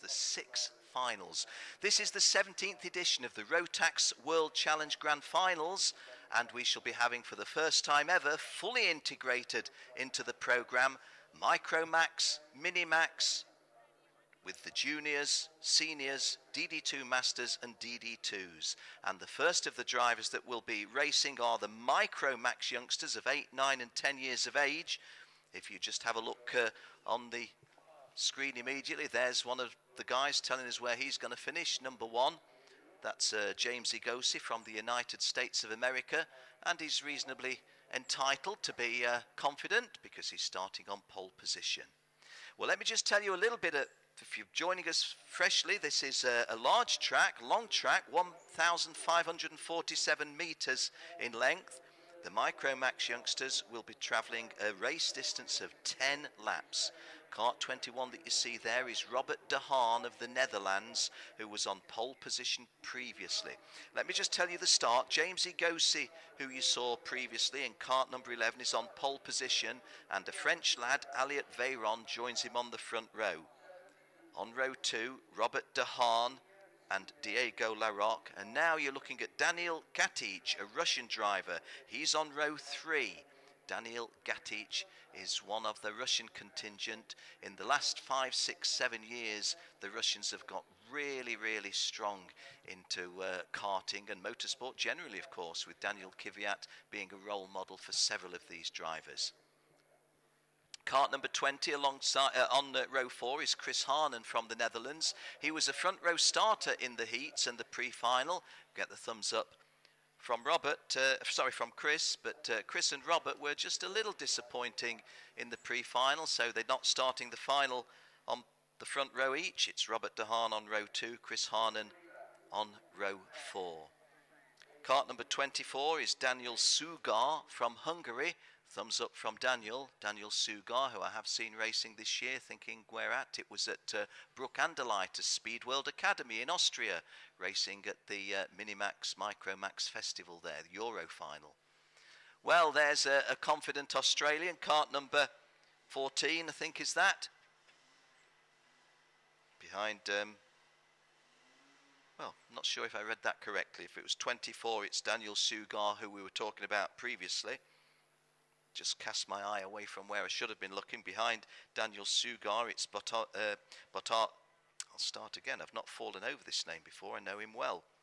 Bartolomew Pikotowski of Poland. Bartolomew Pikotowski is starting on row 6 in kart number 30. Thanks, Bart. Thank you. Everybody, of course, on the Praga chassis in this class. Kart number 26 is Alexei Yalava. Tell you a little bit about Alexei. He's only had 27 races before he came to this event, and he won 11 of them. And as well as kart racing, he does ice hockey and slalom racing. Interesting. Kart number 42, Mattia Lombardi. Mattia Lombardi, kart number 42, will start on row 10.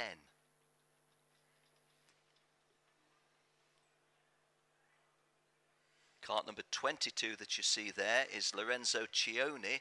Now, doesn't that sound like an Italian name here in Italy? Well, he's a French lad. So, bonne chance to you, Lorenzo. Kart number 32 is Ryota Horachi of Japan. Kart number 40 here is Mai Sada. Now, I've got to make a huge apology. Mai Sada is from Slovenia, and earlier this weekend I was saying he was from Slovakia. He's not, he's from Slovenia. And there was apparently another little mistake I was making. I'd been told he was a she and saying it's a girl. But Mai Sada from Slovenia is very much a boy. Kart 43 you see there is Oscar McElroy from the United Arab Emirates. Another of our UAE drivers. Looking a little bit, what shall we say, pensive, anxious. Give us a smile if you like. No, not going to get a smile, Oscar. Well, that is the view as we look down, as you can see from the head of the grid. Let me try and identify any people of note that I can tell you. This is Mr. Arnaldo Frias of Corridas and Company. and Arnaldo and Caridas are the promoters here. Okay, let's have a visual of the full grid. James Igosi is from the United States of America and starts on pole position. Veron Elliott is a French lad, joining him on the front row. Robert De Haan of Holland and Diego Larocque of USA are row 2. Adrian Malheiro is from Portugal. Daniel Gatic is from Russia. They are row 3. Chris Harnan from the Netherlands and Santiago Valve from Hungary are row 4.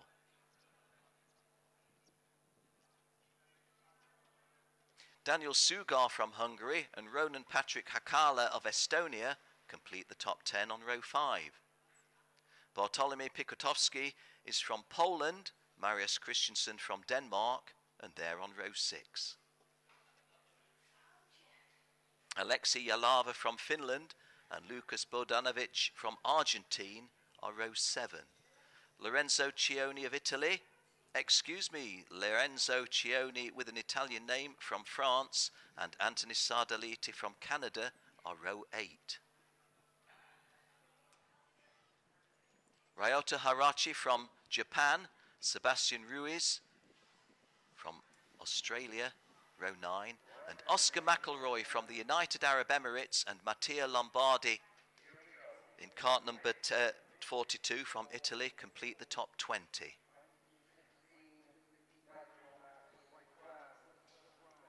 Rashid Al-Daheri is from the UAE and Mai Sada is from Slovenia and not Slovakia, as I have been saying. Row 12, Puditorn Champatin from Thailand, a nation in mourning at the moment for the loss of their leader, but we wish Puditorn well. Daniel Diaz from Colombia joining him on row 12. Moritz Schmeiss of Germany and Konstantinos Nosopoulos of Greece are row 13. Yerai Vallejo and Philippe Matejic are row 14. Row 15 sees Alexander Boganovic. He's from Mexico, alongside Shota Fuji. Shota is not from Japan, but from Slovakia. Or is it Slovenia? Let me double check in the light of the mistake I made previously. Cart number 30 is indeed from Slovenia. Row 16 was Josh De Paiva and Enrico Martins. Row 17, Matis Malinovskis and Ramon Ramirez. And a word for one of the smallest of these drivers, Kui Yuanpu from the People's Republic of China. I think that he's 8 years of age. The only other Chinese driver here is Raymond Ho, but Raymond in the DD2 Masters did not make it to the final. So the entire hopes of the People's Republic of China in these Rotax World Grand Finals. There is the Chinese flag confirmation, Yuan Po, and he has to start last. And he rather likes a Chinese pussycat emblem, doesn't he? Well done, son. Oh, that's a great, great picture of Yuan Po. Thanks for the wave. Yuan Po, oh, it wasn't a wave, he's beckoning his mechanic down. Well, good luck to everybody, but hey, a particular good luck to Kui Yuanpu. He's starting last, is one of a team of only 2 from China here. I think he's only 8 years of age, at the most is 10, because these are all 8, 9 or 10-year-olds. And good luck.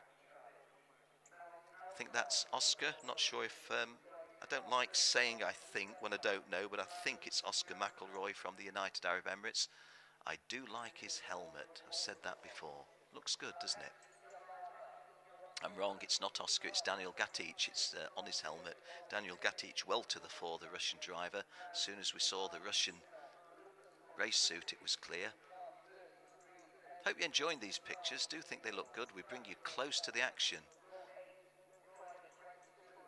Well, we are a little bit ahead of ourselves, not us at KART-DATA, but the organisation as a whole. We were told that these drivers were coming on track at 5 minutes past 12 for a 12:15 start. In fact, they came on before that. At the moment, it's just under 4 minutes to go to the start time, the scheduled start time.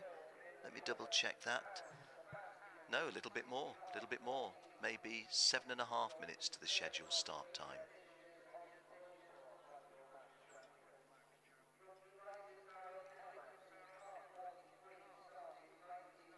Kart 13 there, you saw Josh de Paver, and in front of him, the gentleman, or the lad that we were looking at, was Alexander Bogdanovic of Mexico. This is the grandstand, or it was the grandstand that looks right down the home straight. Get good views of the racing over the final turn. Kart number 27 is Alexander Bogdanovic. Began racing at 4 years of age, and as well as karting, this lad likes hunting and fishing. So how about that? Began racing at 4, but finds time to go hunting and to go fishing.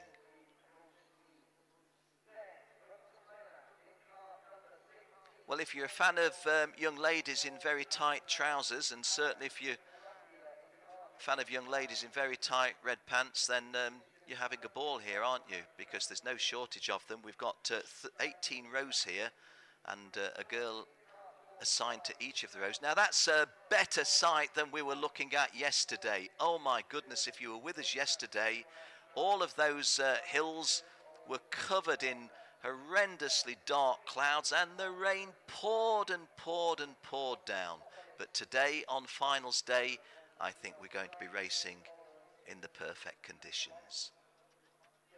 A big thank you to our friends from Team Netherlands who've brought us a bunch of tulips. Gabby van der Berg, the lovely team leader, if you will, giving us some tulips. Let's see if we can show you the tulips. Maybe we can, maybe we can't. Maybe an opportunity to show you. Yeah, the tulips from Amsterdam, if you will. A big thank you to Team Netherlands. I know you've been generous to a lot of teams, a lot of people. We're ever so grateful. Thank you, Gabby. Thank you.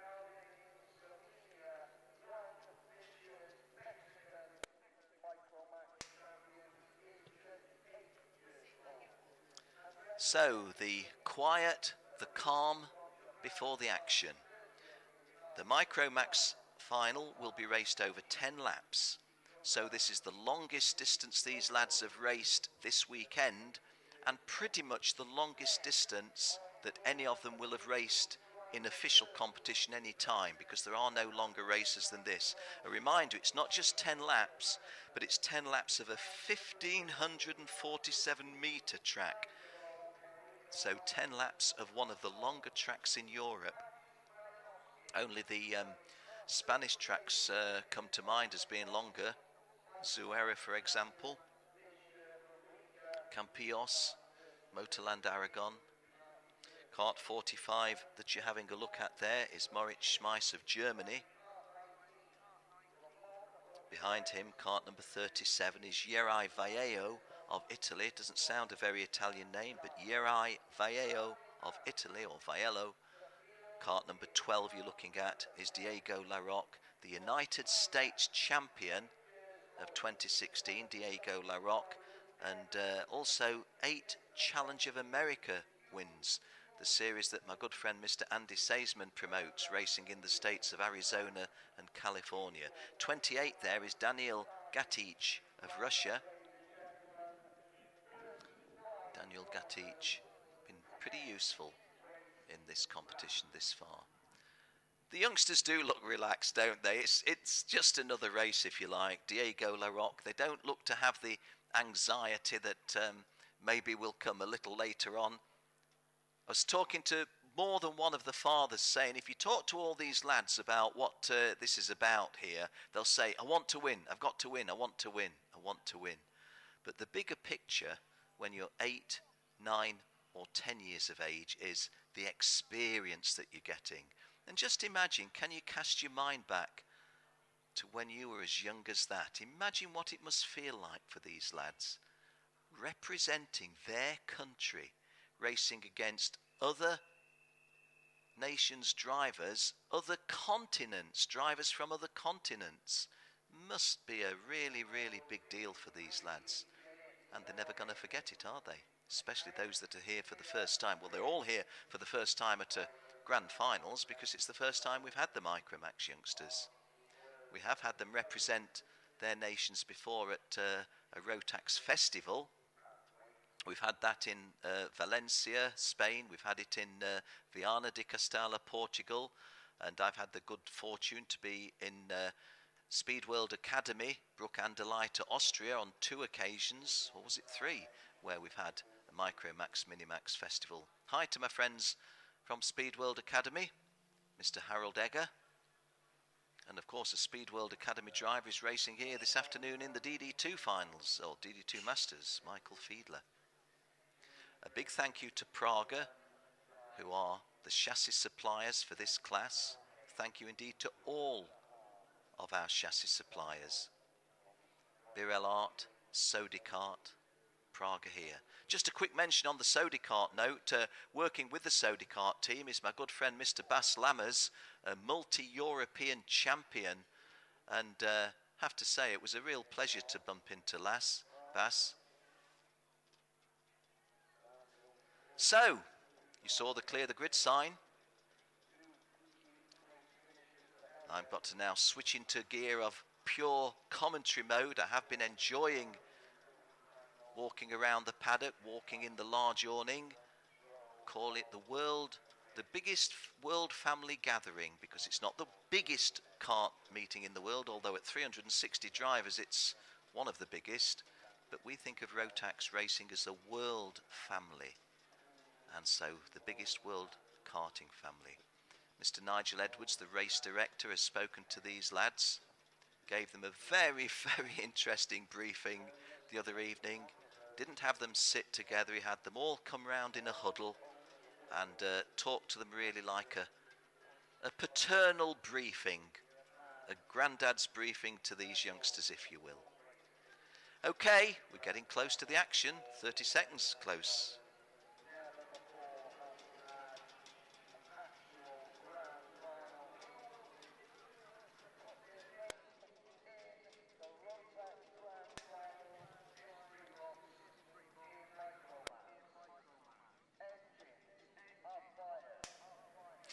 So, it's a long way round, 1547 metres, 1500 metres, 1550 metres here at Sarno. In the earlier races, we've only been having one formation lap, but in these later stages, there have been provision for us to have two, and that's at the discretion of the officials. So, ladies and gentlemen, thank you for tuning in to KART-DATA.com. Thank you for joining us here at Sarno. And what can we offer to you? We can offer to you 6 finals of the Rotax Max Challenge World Finals of 2016. And the first one is coming up, Micromax.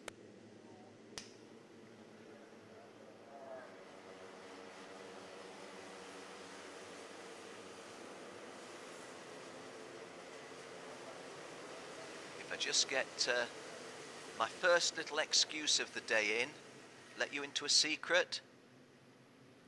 I can't always identify all 35 drivers as they swish past from our television screen pictures. I can't always get every single one of them. There are times, especially in the heavy rain that's been before, when it's been hard to get any one of them. But, as ever, I shall be doing my best for you. You will have the aid of a left-hand side grid of the positions. I shall look away from the screen from time to time to the full timing screen provided by KART-DATA, who are the official timekeepers to the event. So, are these lads as relaxed as they look on the grid? I think so, you know. I think they're too young to be overwhelmed by the importance of this. Yes, it's a bigger race than they're normally going. Yes, there's a lot more people watching. But really and truly, it's just another kart race, isn't it? But it's another kart race that they'll all want to win. Then they all want to win every kart race they go in.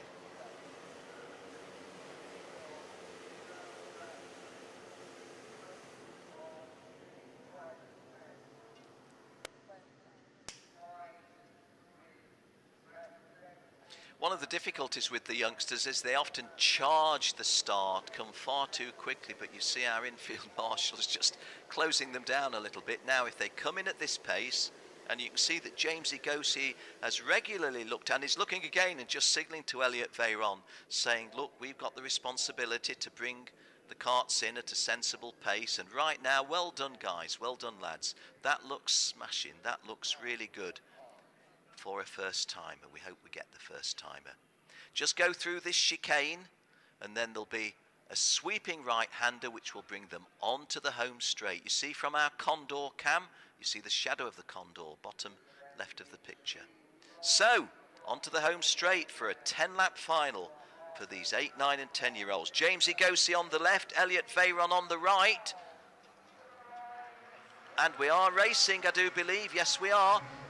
And that was a good start by James Igosi, a little bit slow by Elliot Veyron from the outside of the front row.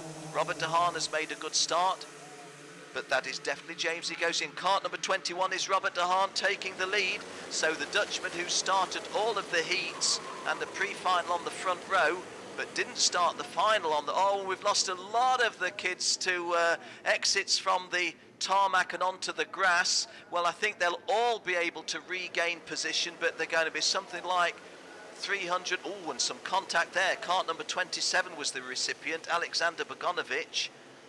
And cart 21, Robert De Haan leading from number 12, which is Diego Larocque. And in third place, we think it's Adrian Maliero. I think fairly confidently of that. As ever, my thanks to Jill, who's started her karting career as a manual lap scorer in the days before transponders. And Adrian Maliero trying to move from third to second, but Robert De Haan closing the door on him.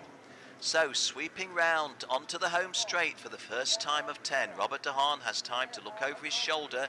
He leads them over in first place. Diego Larocque in second place. Adrian Maliero third. James Igosi fourth. Chris Harnan completing the top 5. The big disappointment at the start, Elliot Veyron, he was slowly away from the outside of the front row. He's only gone through in 7th place. Diego Larocque, who was behind him on the second row on the outer, in fact, is getting himself, well, he's just been passed because Adrian Maliero has gone past both Diego Larocque and Robert De Haan into the lead. So our race leader now is cart number 41, Adrian Maliero. Adrian Maliero in the blue, predominantly blue racing suit. Diego Larocque in second place. Robert De Haan in second place. Diego Larocque in third. I don't think they traded places. A little bit of the juggling I have to do is looking away from the pictures to the timing screen, and that's not difficult to do, but the challenge then is finding the geography accurately when I go back to the pictures. Definitely at the moment, as we said, cart 41, Adrian Maliero in the lead, and he will lead them over the start-finish line at the end of the second lap, starting lap 3. Adrian Maliero 1, James Igosi 2. Diego Larocque in third place, Chris Harnan fourth. Third place drive, just trying to see Diego Larocque. Without a shadow of doubt, 1, 2, 3 still remains as we called it. Adrian Maliero, it isn't as it was called previously, because James Igosi bidding to take the lead, the little lad. And I don't think he's got through. No, Adrian Maliero holding on to the lead, and that effort by James Igosi that might have taken him to first has actually failed, and as happens in Micromax racing, has relegated him a fair little bit further down to third or fourth. Third is cart number 12, which is Diego Larocque.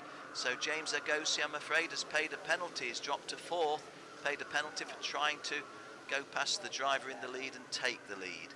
Cart 41, Adrian Maliero leads. In second place now is Marius Christensen. I never mentioned him previously, but I feel sure that's Marius Christensen. Diego Larocque still third, James Igosi fourth, and Elliot Veyron, the slow starting front row starter, is getting into the groove now. He's moved up from 8th to 7th and now 5th. Chris Harnan 6, Robert De Haan 7. So the two Dutchmen who went so well in the heats on Friday, no, started on Wednesday evening, didn't we? Wednesday afternoon and Thursday. Went so well then, and in the qualifying competition. They're out of the top 5, both of them at the moment. 12 going second is Diego Larocque. Diego Larocque in second place there quite clearly. This front-running 3 is Adrian Maliero, Diego Larocque second, and Marius Christensen third. And as you can see, these these 3 front drivers just pulled away a little bit. Fastest lap by the Dane, Marius Christensen, 1 minute 13.2 on lap 3. This is lap 4, so the previous lap, Marius Christensen, he took himself up to second place on that previous lap, has actually dropped back to third now. So, having completed lap 4, let's set off on lap 5. Adrian Maliero leading and immediately getting a little bit of a threat from Diego Larocque. Ooh, tight. Adrian Maliero still leading and getting a bit out of shape. Diego Larocque still second. Elliot Veyron making real significant moves forward now after that slow start from the outside of the front row. Conditions here absolutely ideal for Micromax racing. It's a little bit easier. And there goes a move to the lead by 39. Marius Christensen back into the lead. Marius Christensen back into the lead, but losing it immediately to kart number 12, which is Diego Larocque. Welcome to the world of Micromax racing, where a front-running 3 is now a front-running 10. 1, 2, 3, 4, 5, 6, 7, 8, 9, 10. 3, 6, if not 10, it's 9, but I think there's 10 of them there. So, 23 gaining a place, coming forward was Santiago Valva. And the lead race order now, Marius Christensen 1, Diego Larocque 2, Adrian Maliero 3, as we set off on lap 6. So that's the half race distance. 5 laps gone, 5 to go. And at the half race distance from Denmark, Marius Christensen was your race leader. It was a very narrow lead from Diego Larocque of United States. Adrian Maliero of Portugal was third. Elliot Veyron making forward progress into 4th place, the French lad. Halfway round lap 6, your leader now, as I glance again, that's Adrian Maliero back in front. Adrian Maliero leading and about to lose the lead. No, I think Adrian will hold on to it just from kart number 39, Marius Christensen. So, well, Marius Christensen trying to go on the inside. It's Marius Christensen and Diego Larocque in kart number 12 that we were looking at, battling for the lead side by side. 41 and 30, sorry, Marius Christensen and Adrian Maliero side by side. It's Adrian Maliero leading, Marius Christensen in 2nd place, and the 3rd place driver I think is still Diego Larocque, trying to peep at those numbers. I think it's Larocque 3rd. Setting off now on lap 7, and there's a move by kart number 11 into 2nd place, which is James, 3rd place, no, 2nd place, James Igosi. James Igosi did cross the line 3rd, but I think he's moved up to 2nd now. Our distant cameras, Adrian Maliero still got the advantage, but he's left a gap there, but he's also got the wide outside speed. So it is Adrian Maliero of Portugal holding on to this advantage from kart number 12, I think, Diego Larocque, 11, James Igosi. In 4th place, it's kart number 20, which is Chris Harnan, so he's gone up a place from 5th. 2nd place, definitely Diego Larocque, behind Adrian Maliero. Doing our best to keep pace with these youngsters. Adrian Maliero holding a narrow advantage over Diego Larocque. In 3rd place, James Igosi. So, Europe, North America, and North America. From the United States, drivers 2 in the top 3, but it's a European driver, Adrian Maliero. The top 3 pulled away a little bit. The 4th place driver is the Dutchman Chris Hahn. But I think now we're into the final quarter of the race, and for a moment it looked as if 3 were side by side.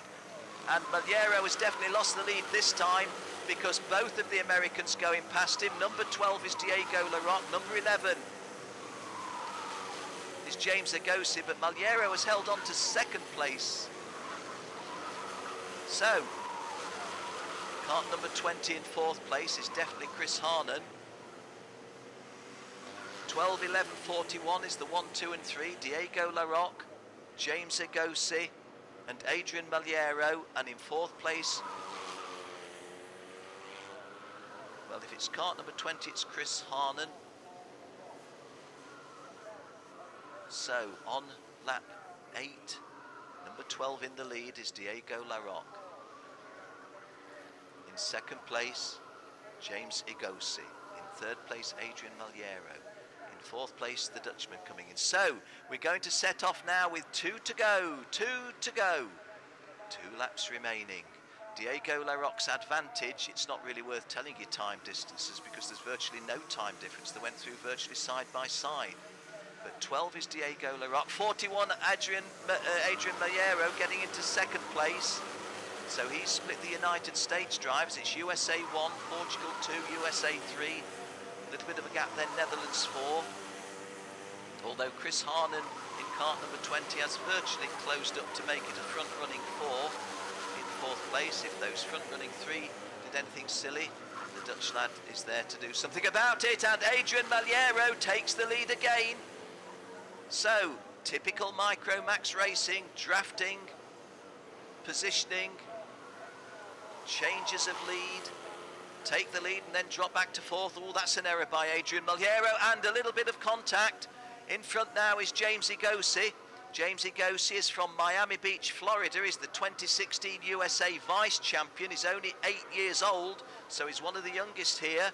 James Igosi leads, Diego Larocque in second place, Chris Harnan, the Dutchman, third, and Adrian Maliero, several times the leader of the race, now running fourth. We're on the last lap. What's going to happen on this? I can't see these lads just looking around and playing the geometry. I think it's going to be kicked for home from here. James Igosi leads, Diego Larocque is in second place, Chris Harnan, the Dutch lad, is third, Adrian Maliero, the Portuguese, is fourth. Fifth is Robert de Haanen, another Dutchman. So, wow, how close is this? And that's a big misfortune for James Igosi. Gets a clattering, and it's going to be hard for James to win it from here. Diego Larocque has got the advantage presently now, and a little bit of a gap behind. So the first time we saw any contact of great significance, the loser was James Igosi, one of our favourites at the start of the race. 12 in the lead as Diego Larocque. Diego Larocque is being pursued by Adrian Maliero. Third place, I think, is Robert de Haan or Chris Harnan. It's one of the Dutch lads. So, onto the home straight, and it looks like Diego Larocque takes the victory. Yes, he does. Diego Larocque of the United States of America, the USA champion for 2016, is now the Rotax world title holder for 2016. Diego Larocque wins it. Adrian Maliero of Portugal second, Robert de Haan of Netherlands third, Chris Harnan of Netherlands fourth, James Igosi of the United States, a little unlucky to finish fifth, Marius Christensen, Denmark sixth, Elliot Veyron never really in the race, seventh, Daniel Sugar eighth, Santiago Valvar 9, and Bartolomew Pikotowski of Poland completing the top 10 at number 10. And the good news, all 35 starters completed the full race distance of 10 laps. We didn't lose anybody over the whole of the distance. That is good. Well done, guys, well done. And particularly so to Diego Larocque, the first of our world title winners.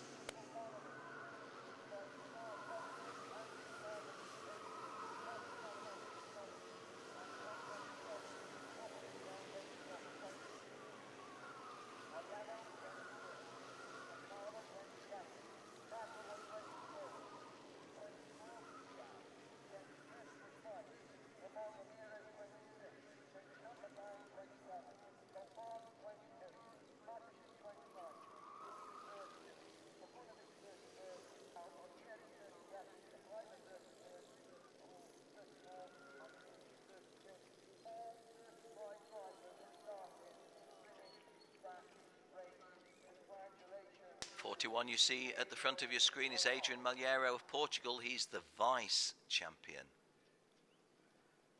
Cart number 21, Robert de Haanen came third.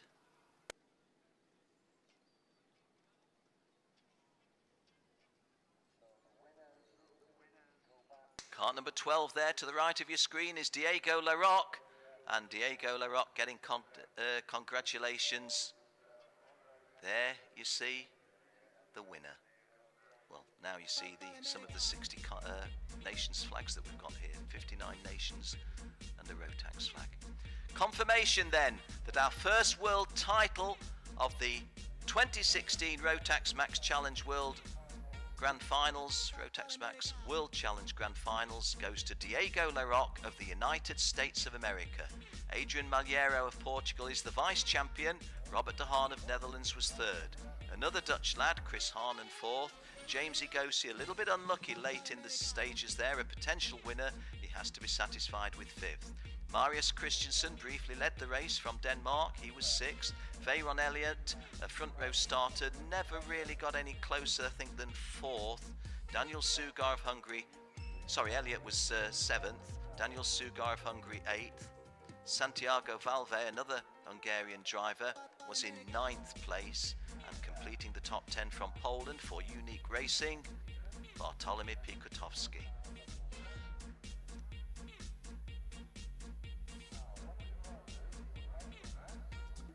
So confirmation also that all 35 starters completed the full race distance of 10 laps. We didn't lose anybody in the whole of the race. That was a good start to finals day.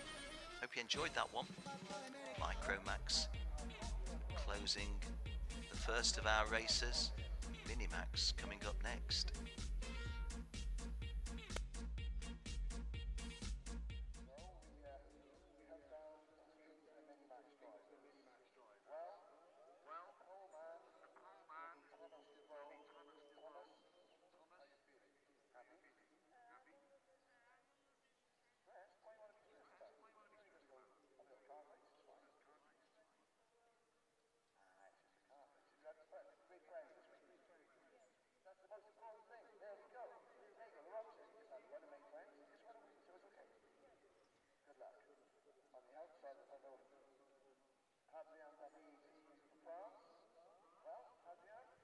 Adrian Malheiro on the scales. He's the vice champion. Robert de Haan onto the scales. He came third.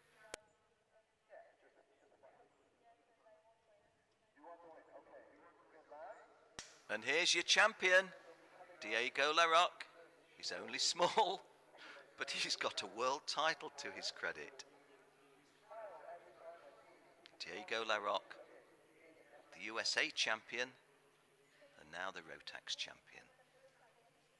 Because everyone wants to see who's the new 2016 Micromax champion. Thank you. It's quite an honor. Oh, it's just so much going through my head right now. It's a great battle with all these great racers, and it's just like so exciting to think I'm a world champion. Yes, you are. And you deserve it. It was really a fantastic race. So now you can say, yeah, we are on the podium, we are number one. Yeah. I'm shaking right now. You're shaking. Okay, you're going to have a big party tonight? Oh, yeah. Yeah, with all the American team, huh? Hopefully. Yeah. Okay, well done. Congratulations. Thank you. Great drive and, yeah, number one. Thank you. Yeah. Well, Diego Larocque, the champion. Andy Seisman is a good friend of mine from the Challenge of the Americas series. Andy's going to be thrilled to bits. That's one of his lads.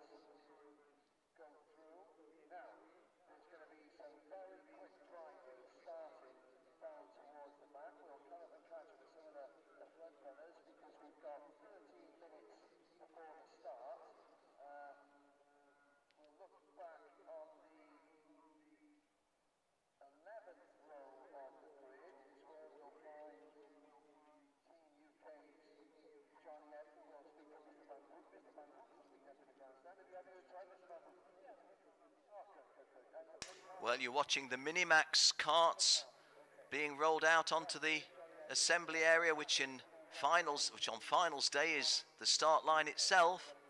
Cart number 51 you see there, Luca Mars from the United States of America. I knew nothing at all about Luca Mars at the start of the week. I do now, because I give his mum a lift from the hotel to the track, and she had plenty to tell me about her boy, and fair enough, why not? Well done, Jennifer.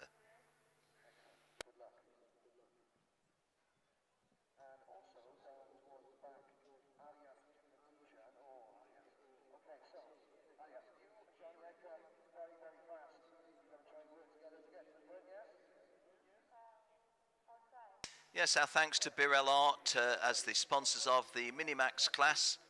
A big, big thank you to all of you. Mr. Ronnie Sala here, who you possibly saw being interviewed by Jenny Wade earlier on.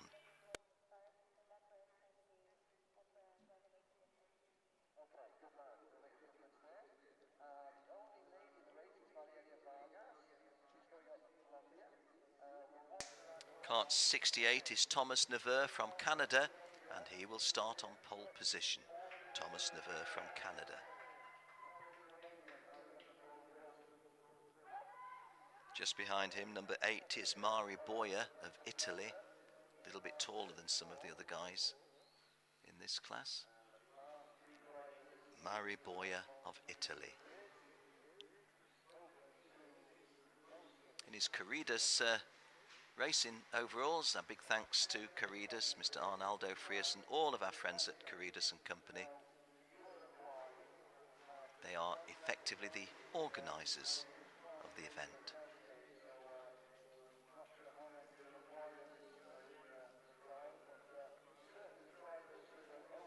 Cart number 66 is Victor Beignet of France.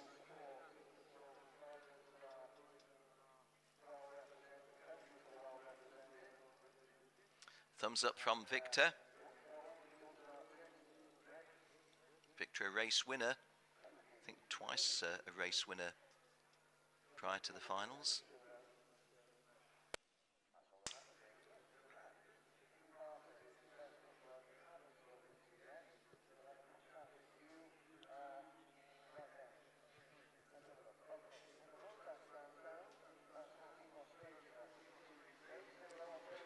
Cart number 58 is Rick Kuhn, or Rick Kuhn I should say.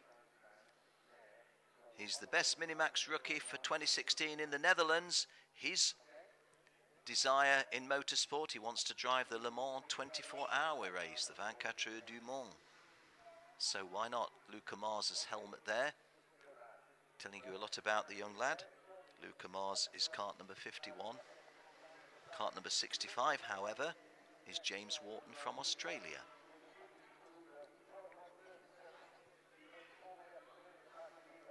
Cart 83 in shot now is Ziggy Kerman-Shashi from the United Arab Emirates. Thanks, Ziggy. Ziggy is the younger brother of Tamor, who races in the DD2 class. Cart number 50 in shot is Jaden Els from South Africa. He's 12 years old. He enjoys public speaking. Well, I've suggested that I'm pretty much towards the end of my commentary career now, and maybe if Jaden likes public speaking, he'd like to take the microphone. South African champion this year. Cart 73 across the way is Yakov Sokolov of Russia. But here, cart 53 is Una Oskari Eureka of Finland.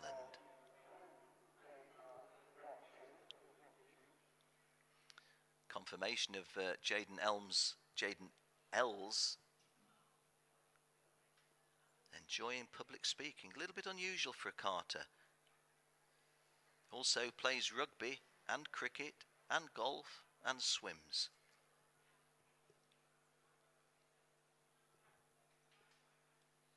USA driver in shot now.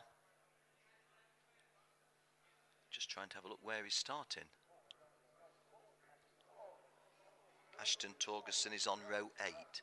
Ashton Torgerson on row 8 in cart 52. Cart 73 here, we saw previously Yakov Sokolov of Russia.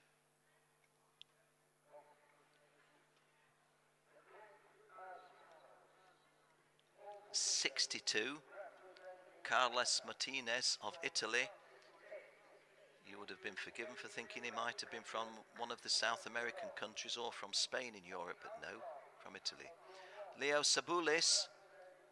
Leo Saboulis, been told how to pronounce the name. It's with an S and not a K at the start of it. Saboulis is from Latvia.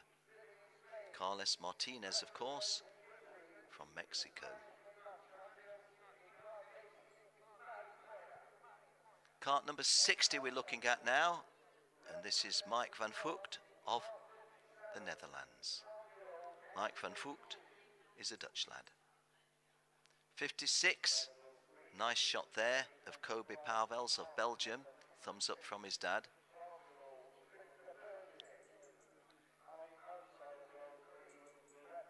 '75 coming into shot is Marcel Kuch of Poland.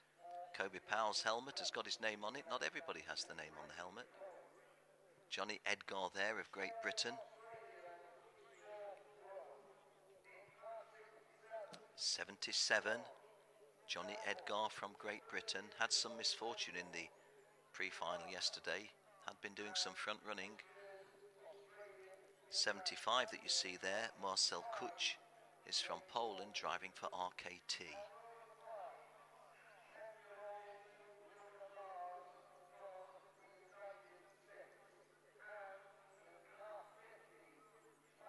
'76 we're looking at here is Carl Markus Say of Estonia. Carl Markus will be starting on row 12. Say.com. Looking a little bit, what shall we say, pensive, thoughtful. 85 is Kai Traub of Switzerland. Kai Traub of Switzerland. Thanks, Kai. Good luck to you, son.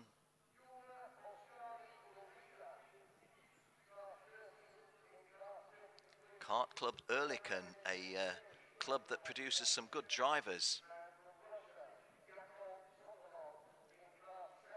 82 here is Andrea Bertuzzi from Jamaica.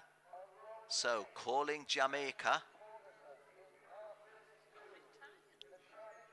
Well, having said that, we've got Andrea Bertuzzi, so obviously we've got Andrea Bertuzzi, sorry, got Italian. Ah, I've got to tell you about the girl. This is the only girl in the class, Valeria Vargas from Colombia. She's the only girl in that country that races. And one of the things that somebody said on her CV, she's always smiling. Well, when I spoke to her, she was smiling. We can't tell if she's smiling in there now. Good luck to everybody, but particularly to the girl, Valeria Vargas. Kart number 69. Sami Joe Arbinakel from Lebanon. Good luck to the Lebanese drivers. A lot of my friends there have met Lebanese drivers before in my years in the Middle East Kart Cup as the Kart Series commentator. Great when nations that have been ripped apart by politics and wars and internal wars emerge and start producing youngsters on the world karting stage. Great. Good for the Lebanese. Well, to the left of your screen, you see our pole sitter, Thomas Neveu of Canada. Thomas Neveu from French-speaking part of Canada. He's 12 years of age. He's from Oka in Quebec, the Canadian champion this year. Second time he's raced Micromax in her finals, because in our exhibition race at New Orleans in 2013, he was there then. He's to the left of your screen. Will start on pole position. And Adrien David, kart 59 to the right, will be in the off-pole position. Confirmation of what I've just told you. Thomas Neveu and Adrien David, the front row. Mari Boya of Italy and Enzo Giuli of France, row 2.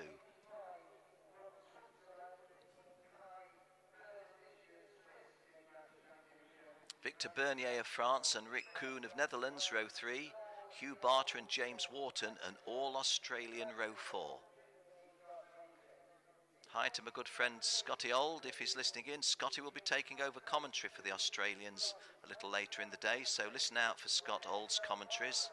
Luca Mars, 10 years of age, from the United States, is on row 5 with South Africa's Jaden Els.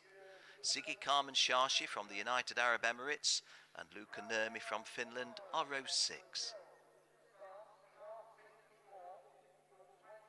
Yuna Askari Eureka of Finland and Yakov Sokolov of Russia, row 7. Ashton Torgerson, USA, Carlos Martinez of Mexico, row 8.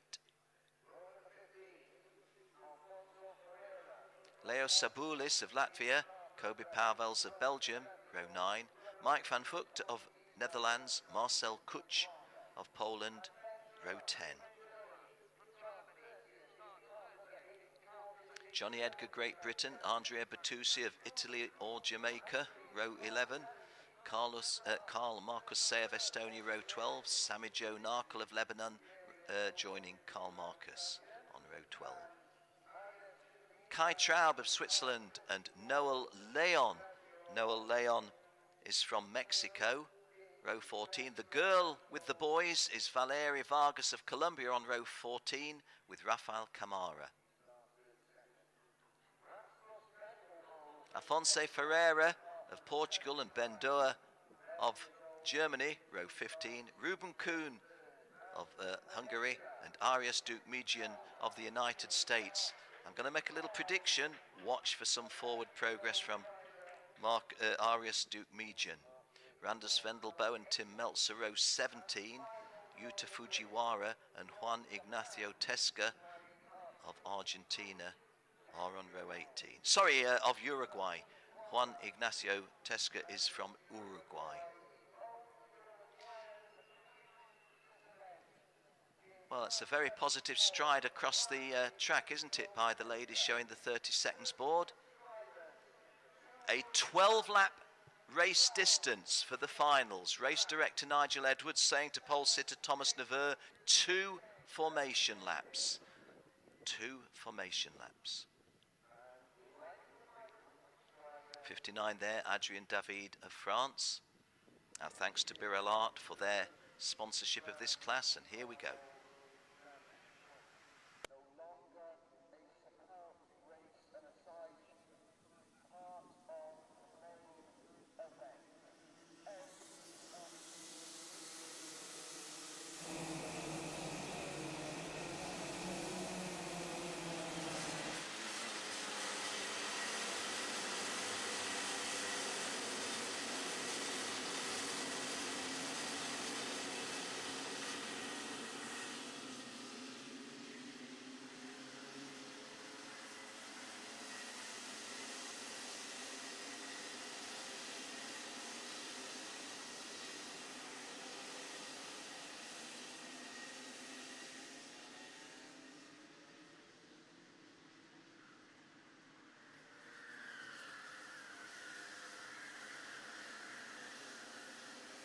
Packed grandstand, as you can see just moments ago. A great view you get, and this is the, well, that was the paddock straight where you can stand and watch at full level, track level. Now the Condor Cam, 15 feet to 20 feet in the air. Great pictures these.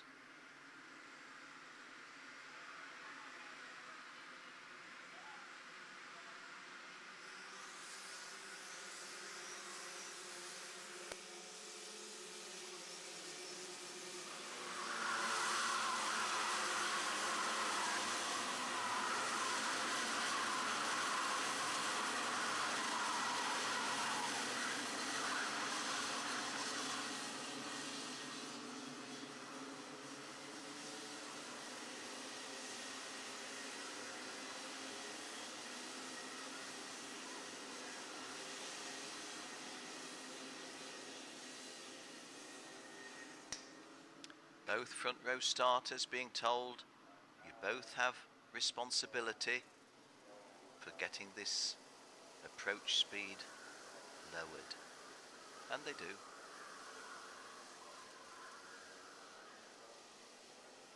A little bit quick. If this was, I don't know, no, maybe that's okay, maybe that's okay. The Minimaxers did get a charge of a start that was aborted yesterday. So, Thomas Neveu of Canada is on pole position. Adrien David of France joins him on the front row.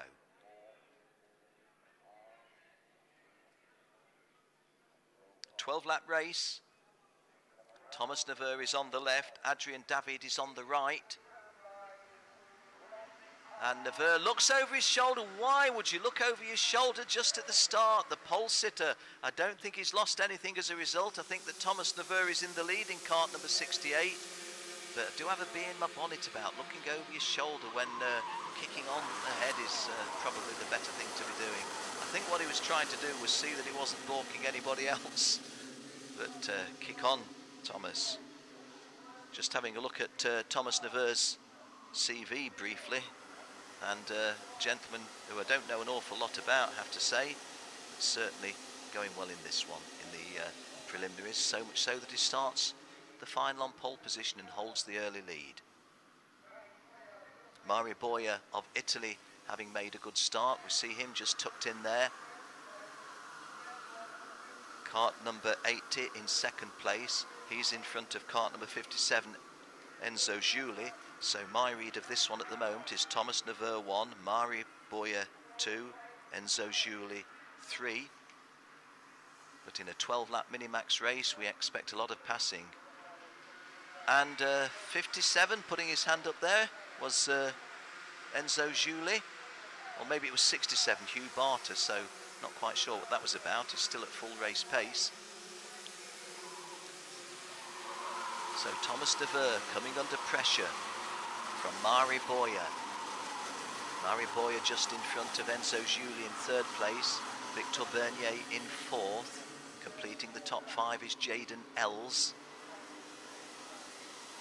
Some good racing downfield. These are the top running 9 or 10. 1, 2, 3, 4, 5, 6, 7, 8, 9, 10. Yes, these are the top running 10.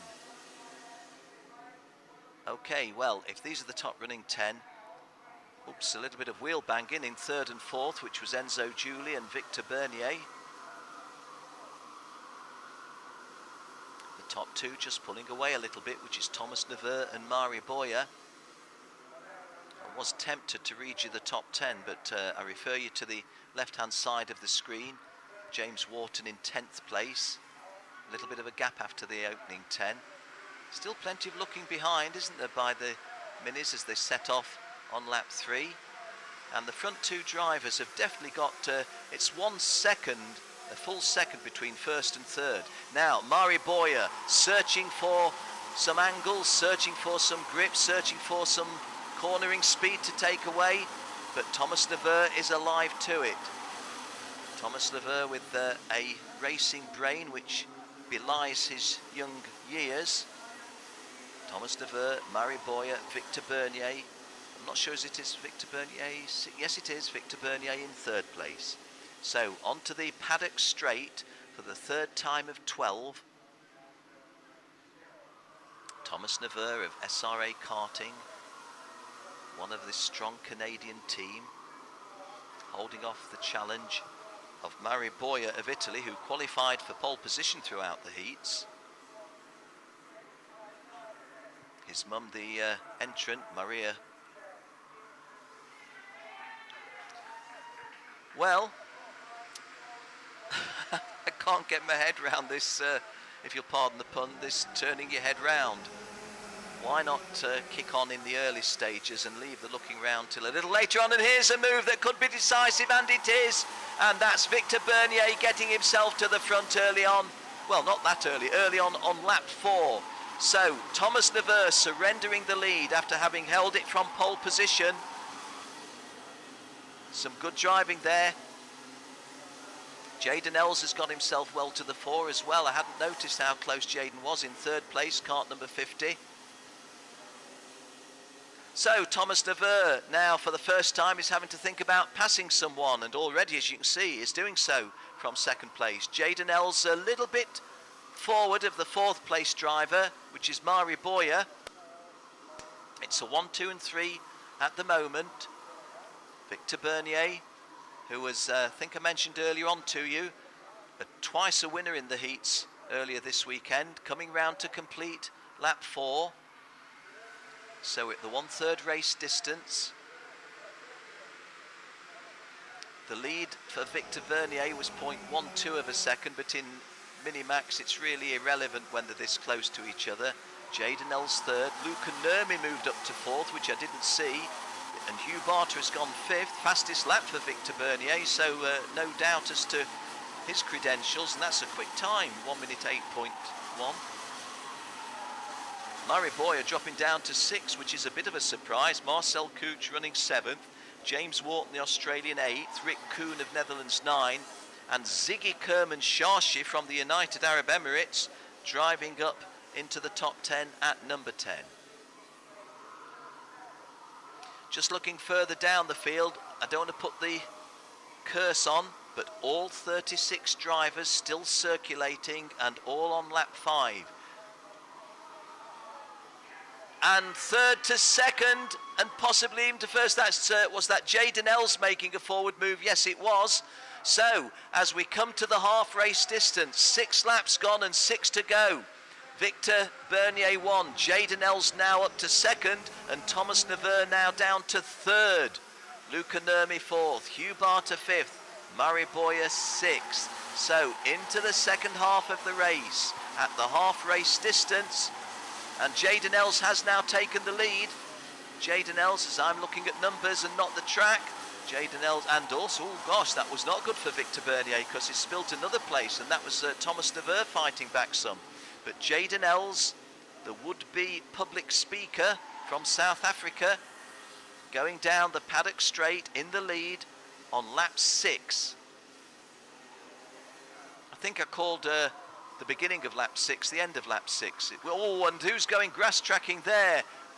That's not to advantage. Yes, oh, and again, we're getting a little bit untidy and a little bit ragged, aren't we? Hesitate to call numbers because it sounds as if I'm being critical. Point I was trying to say was, I was saying previously it was the half distance. This is the half distance, and it comes as no surprise that a warning flag has been issued. I don't know from the info I've got at the moment who the warning flag has been given to. We think it's cart number 55, which is Tim Melzer. Well, Tim Melzer is down the field in 29th place, but we saw a little bit of crunch before then, didn't we? Jaden Ells holding the advantage at the half race distance. Australian driver Hugh Barter in 2nd place, Luca Nurmi 3rd, and then those previous front runners. Thomas Pnerver down to 4th, Victor Bernier to 5th, Mari Boyer to 6th. Rick Kuhn is 7th, Johnny Edgar has come up to 8th from well down the field, Johnny Edgar. Good drive by the Brit. Ziggy Kerman Shashi running 9th, Marcel Cooch completing the top 10. James Wharton has dropped out of the top 10 to 12th. Arias Duke Median from P32 is up to P16. And do have the formal confirmation now, that that warning flag that you saw was against Tim Melzer, and that being the case, looking where Tim was on the track, it couldn't have been a flag as a result of some of the clattering that we saw on the screen, on our KART-DATA screens.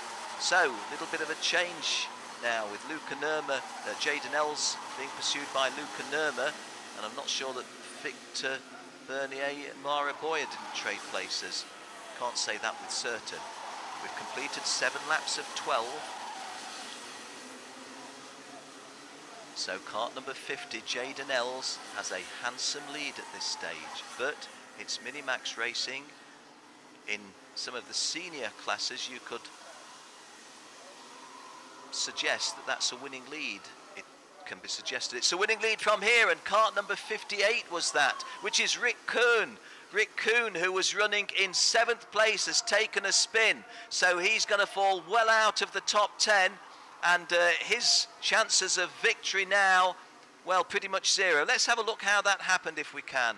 Oh, these are some of the moves earlier on where we got a little bit of wheel tapping and shunting. Oh, that was pretty clear cut, wasn't it? That was very unfortunate indeed for Rick Kuhn. Can't say that he did anything wrong there or could have done much about it when the tag came, but there we are. The good thing to say, wasn't injured. Doesn't look as if the cart has been damaged, but it does look as if he's not going to get a top 10 finish. He's fallen down as a result of that to 21st when he was running in 7th. Thanks to Andreas Holzleiner, our TV director, for showing us that incident, and we now know exactly how it unfolded. I'm not going to say who the person who tagged him was, but the victim certainly was Rick Kuhn in kart 58, and as a result he's paid a price of dropping right down to 21st.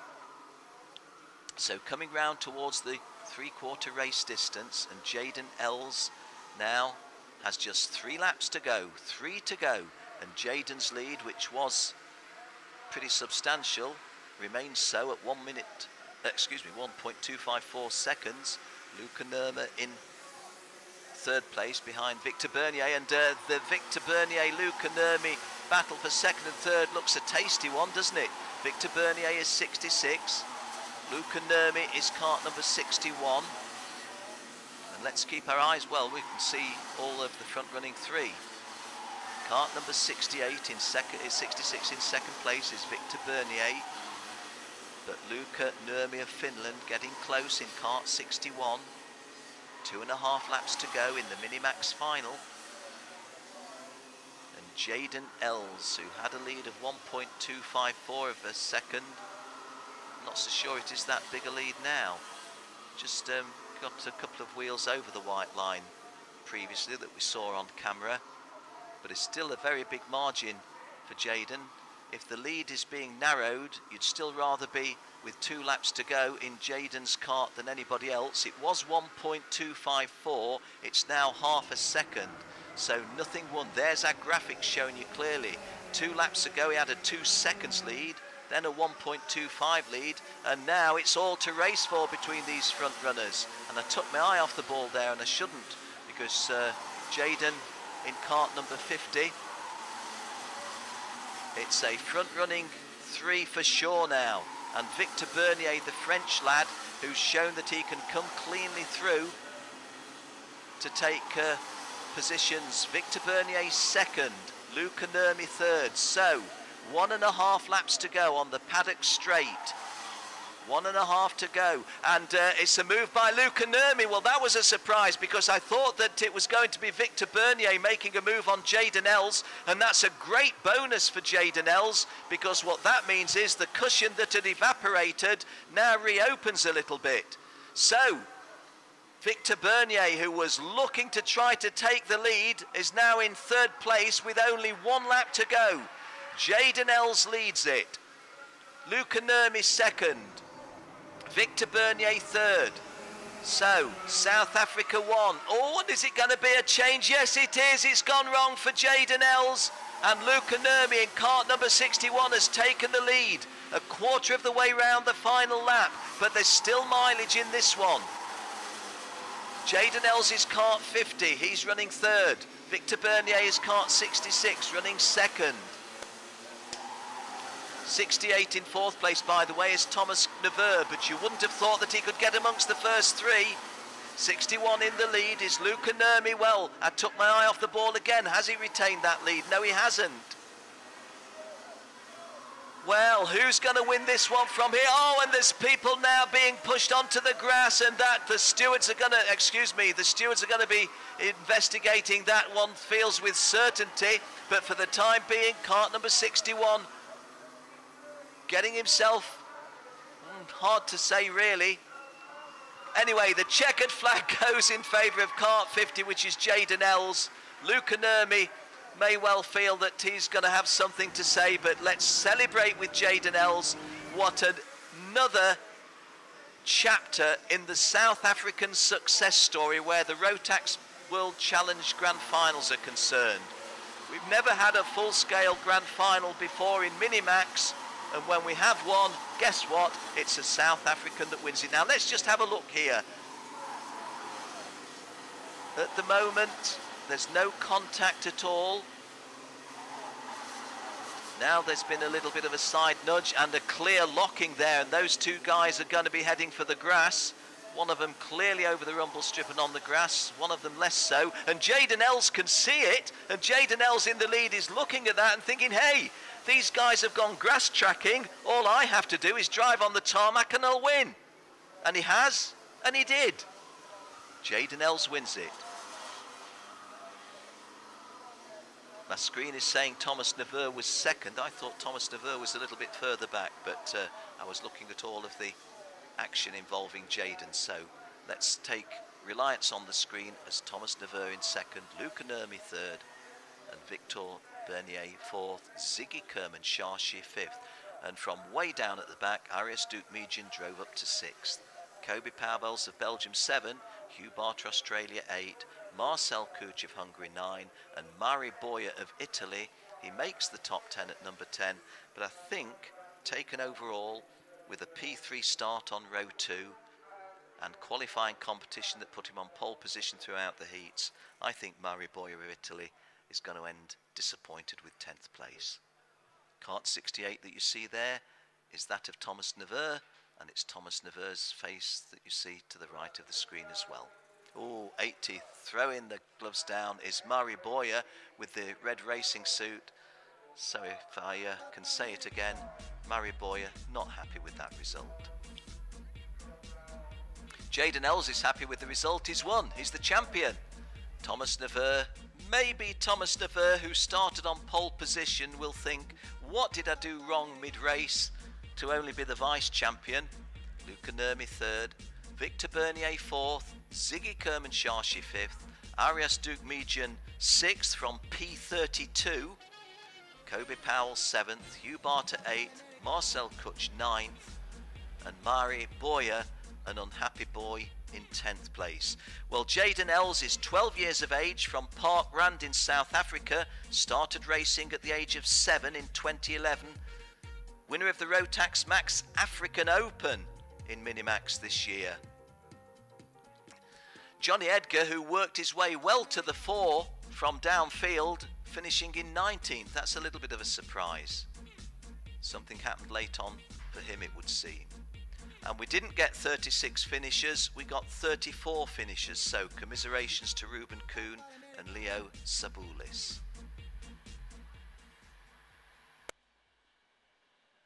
And a train moves northwards towards Napoli in our mid-distance.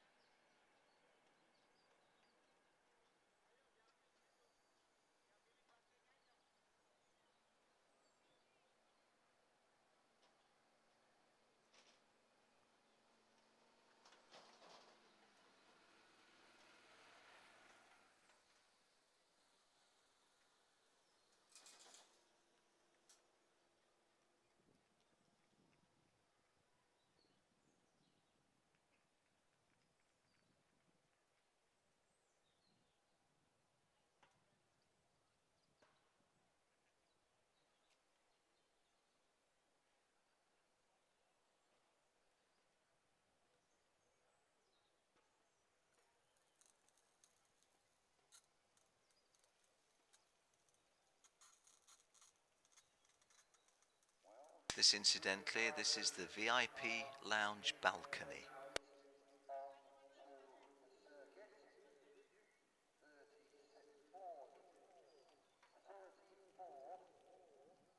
Arias Dukmejian, a great drive from P32 up to 6th.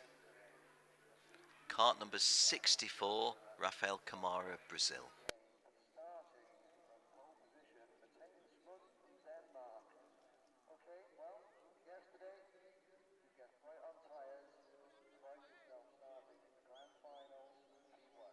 Luca Mars finished in 12th place.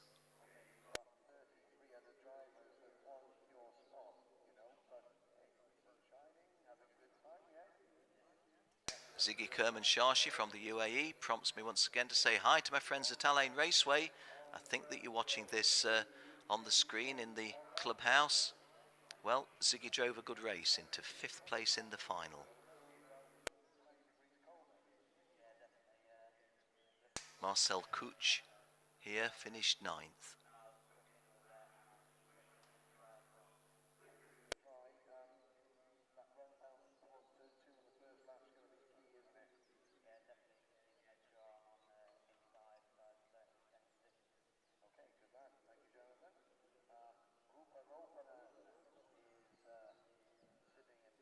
Well, here he is, folks. This is the champion. Oh, somebody walked in front of the camera when we thought we were going to see Jaden Els on the waist scales. Jaden Els, cart number 50, from Midrand in Parkrand in South Africa. He's the champion. And somebody's happy about it. Not just Jaden. Well, Jaden likes public speaking. He can speak to Jenny. What a race. Minimax champion 2016. Jaden, what do you think? Yeah, I'm very happy. I didn't think I can make it, but God was with me. So. Yeah. And I think God was with you for a little while there in the last few laps, wasn't he? Yeah, he was. Just want to say thank you to my dad, all my sponsors, and to all the people that made it possible to be here. Is there anyone you'd like to dedicate your race win to? Anybody? To my granddad. I'm sure he was watching. Yeah, he was watching me. Good drive. We see you on the podium. Okay, I see you back.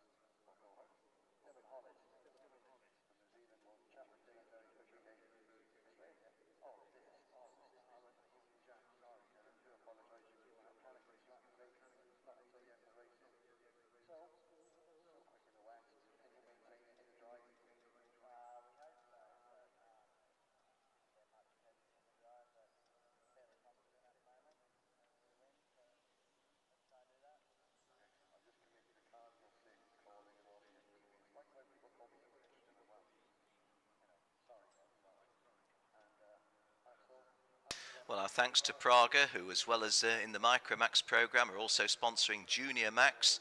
And the Junior Max final is the next of our finals, scheduled away at 13:25. If you're just joining us, welcome to Sarno, Italy, Circuito Internazionale Napoli. It is the 17th edition of the Rotax World Challenge Grand Finals.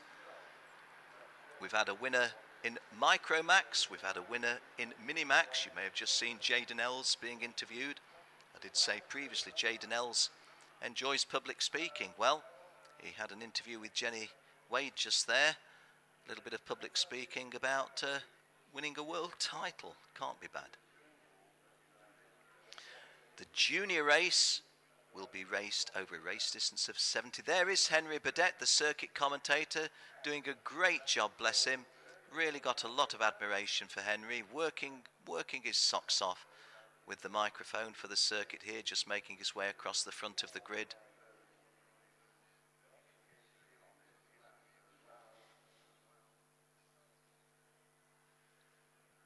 Kart 131 that you see there. Andres de Alba from Quebec City, the 2016 national champion. confirmation that Ollie Caldwell, who will start on P13 on row 7, will be carrying our onboard camera. Should be good with those pictures. We've actually got onboard cameras in all of the remaining finals. We've had one or two drivers who not carrying them. I think Nicholas Shirl won't be carrying them in his final. We've got a change there. Tiffany Chittenden won't be carrying the camera in her final. The reason for that, they've not got angry with us or we with them. It's just that they didn't qualify. Tiffany didn't qualify for the final, but then there were some technical decisions, judicial decisions, penalised drivers, penalties of places and of time, and in the final shakedown, both Nicholas Shirl and Tiffany Chittenden, who were looking after us with the cameras previously, found that they were able to go in the race, and we're glad they did. Not because we're biased in favour of them, simply because we owe them a little bit of gratitude for carrying our cameras. Well, I think that was Matthias Lund you were looking at there, the pole sitter on kart 156.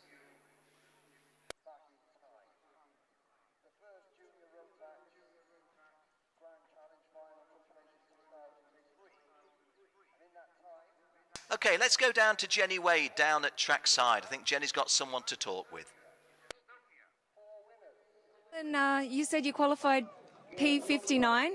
Here we are now on the 5th row. How are you feeling? Quite nervous, a bit excited as well. Yeah, just here for a good time. Yeah. All the way from Australia.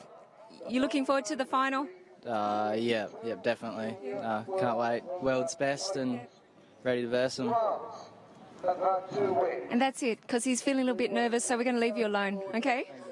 Good luck.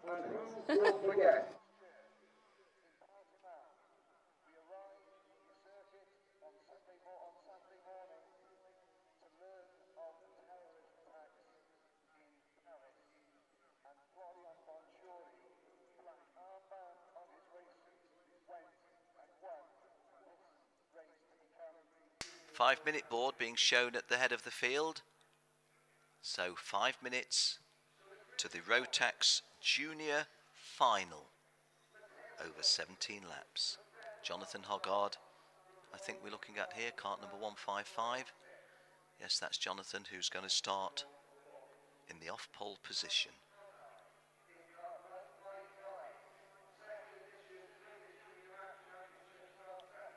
Okay, Jenny's talking now to Axel Charpentier. Let's go and listen to Axel talking to Jenny. Okay, Axel, here we are on P10. Now, how are you feeling just before the final? Yeah, feeling confident. We had the pace in practice. Just need to make those laps great and keep overtaking, keep the head up, and just don't worry about what's happening behind. Of course, you've got a lot of experience, haven't you, in this level of racing, so I don't think it's a problem from this position. The last winner in the last race also just won from this position. Yeah, I mean, like I said, just if you think about it, you just can make it. It's nothing impossible in here. Just need to keep the head up, like I said, driving like we did in practice, because we know we're fast enough, and we'll see what happen. Everything could happen also in a race, so we're hoping for the best, yeah. Okay, you're quite relaxed, so we're going to leave you alone, and good luck. Thank you very much, thank you.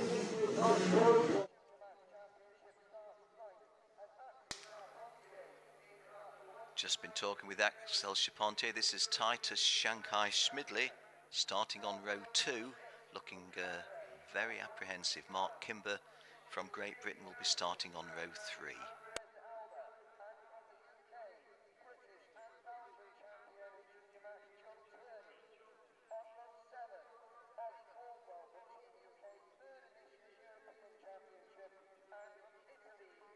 Kart number 169, Marco Settimo. Jenny going to be talking again. Let's go down to Jenny once more. Now, Marco, we spoke to you a little bit earlier during the qualifying. How are you feeling now? We're on the 3rd row of the grid for the final. Yes, I'm very happy, and we have a good qualifying, and we go in the first position. Yeah. I think it's going to be a great race from what we've seen in the last 2 days. Yes. Yeah. Good luck. 17th place. Then, in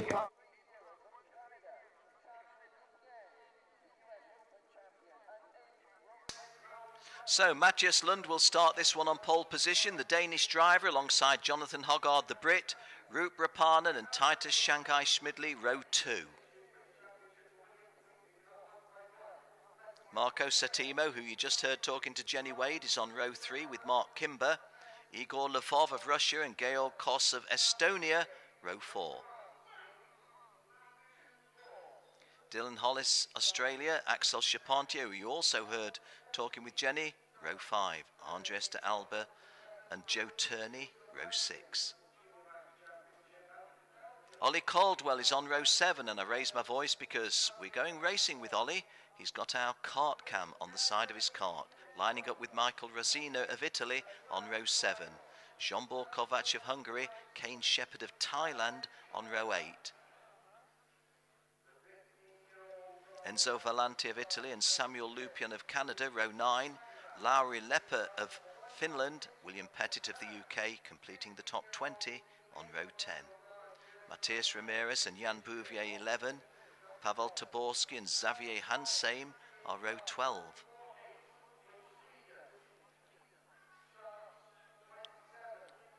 Manav Sharma from India, great to have an Indian driver with us, alongside Hibiki Taira of Japan. Hibiki won 2 of his 3 heats, but things went wrong in the pre-final. Hannes Morin of Sweden and Jakub Novotny of the Czech Republic, row 14. Leonie Claude on row 15 is the only girl racing amongst these boys. Leonie Claude from France will start alongside Felix Janssen of Sweden. Eric Kuhn and Hernan Dillon, row 16. Perdana Minang of Indonesia was not a non-qualifier initially, but then got in after penalties on other drivers. Christian Hristov from Bulgaria is joining him on row 17.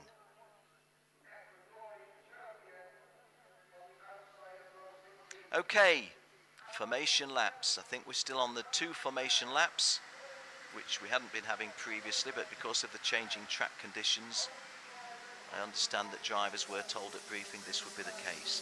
The race distance for the juniors in the Rotax Max Challenge Grand Finals of 2016 is 17 laps of the 1,547-metre race circuit here at Sarno, an hour south of Napoli, or Naples if you will. Matthias Lund of Denmark is on pole position, and Jonathan Hoggard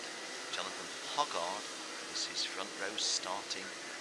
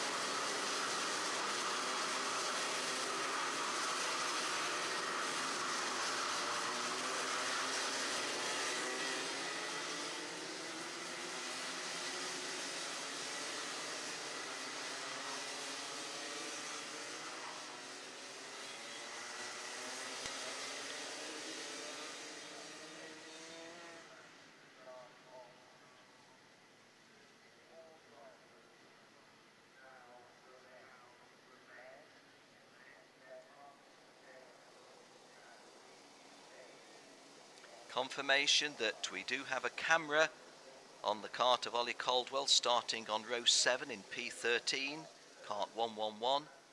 And amongst these boys there's a girl, Leonie Claude. She's kart 153 on row 15.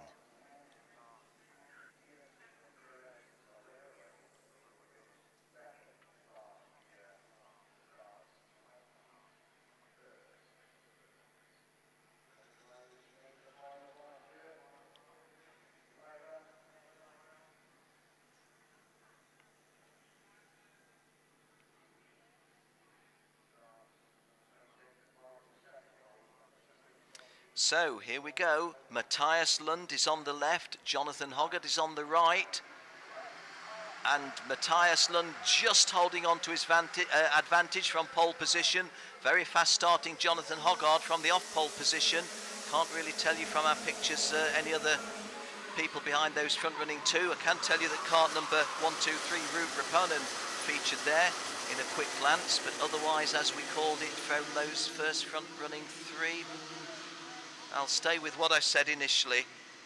Root Rapanen, though, of 123 of Finland, definitely getting a very useful start.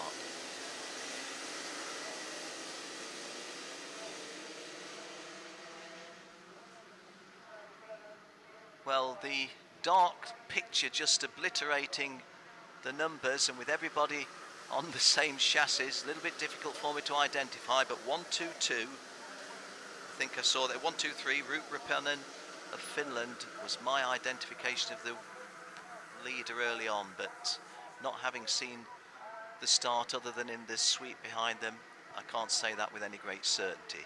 We can say with certainty once they come over the start line, Root Rapanen the leader, Matthias Lund, so we had got the 1 and 2 correct. I didn't know many behind him, but Root Rapanen leading from Matthias Lund second, and the other guys I didn't identify were Marco Settimo third, Mark Kimber fourth, Titus Schmidtly fifth, and outside of the top five, Igor Lvov sixth, Jonathan Hoggart seventh from the front row, Andres de Alba eighth, Enzo Valente 9, and Zsombor Kovács of Hungary completing the top 10.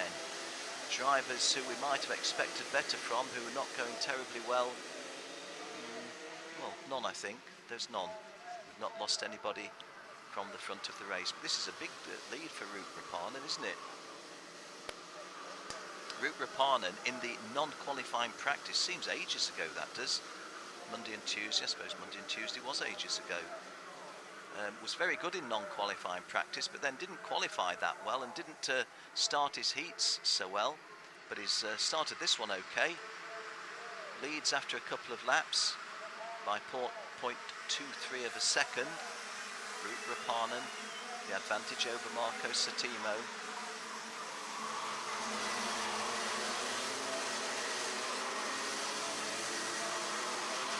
Mark Kimber, I think, in third place. Tell with certainty that that's Mark Kimber, so apologies, but I can't be so certain. 169 in the lead is Marco Settimo now. I can tell you with certainty. Marco Settimo holding the advantage from Root Rapanen, and the front running three have pulled away a fair little bit from the others.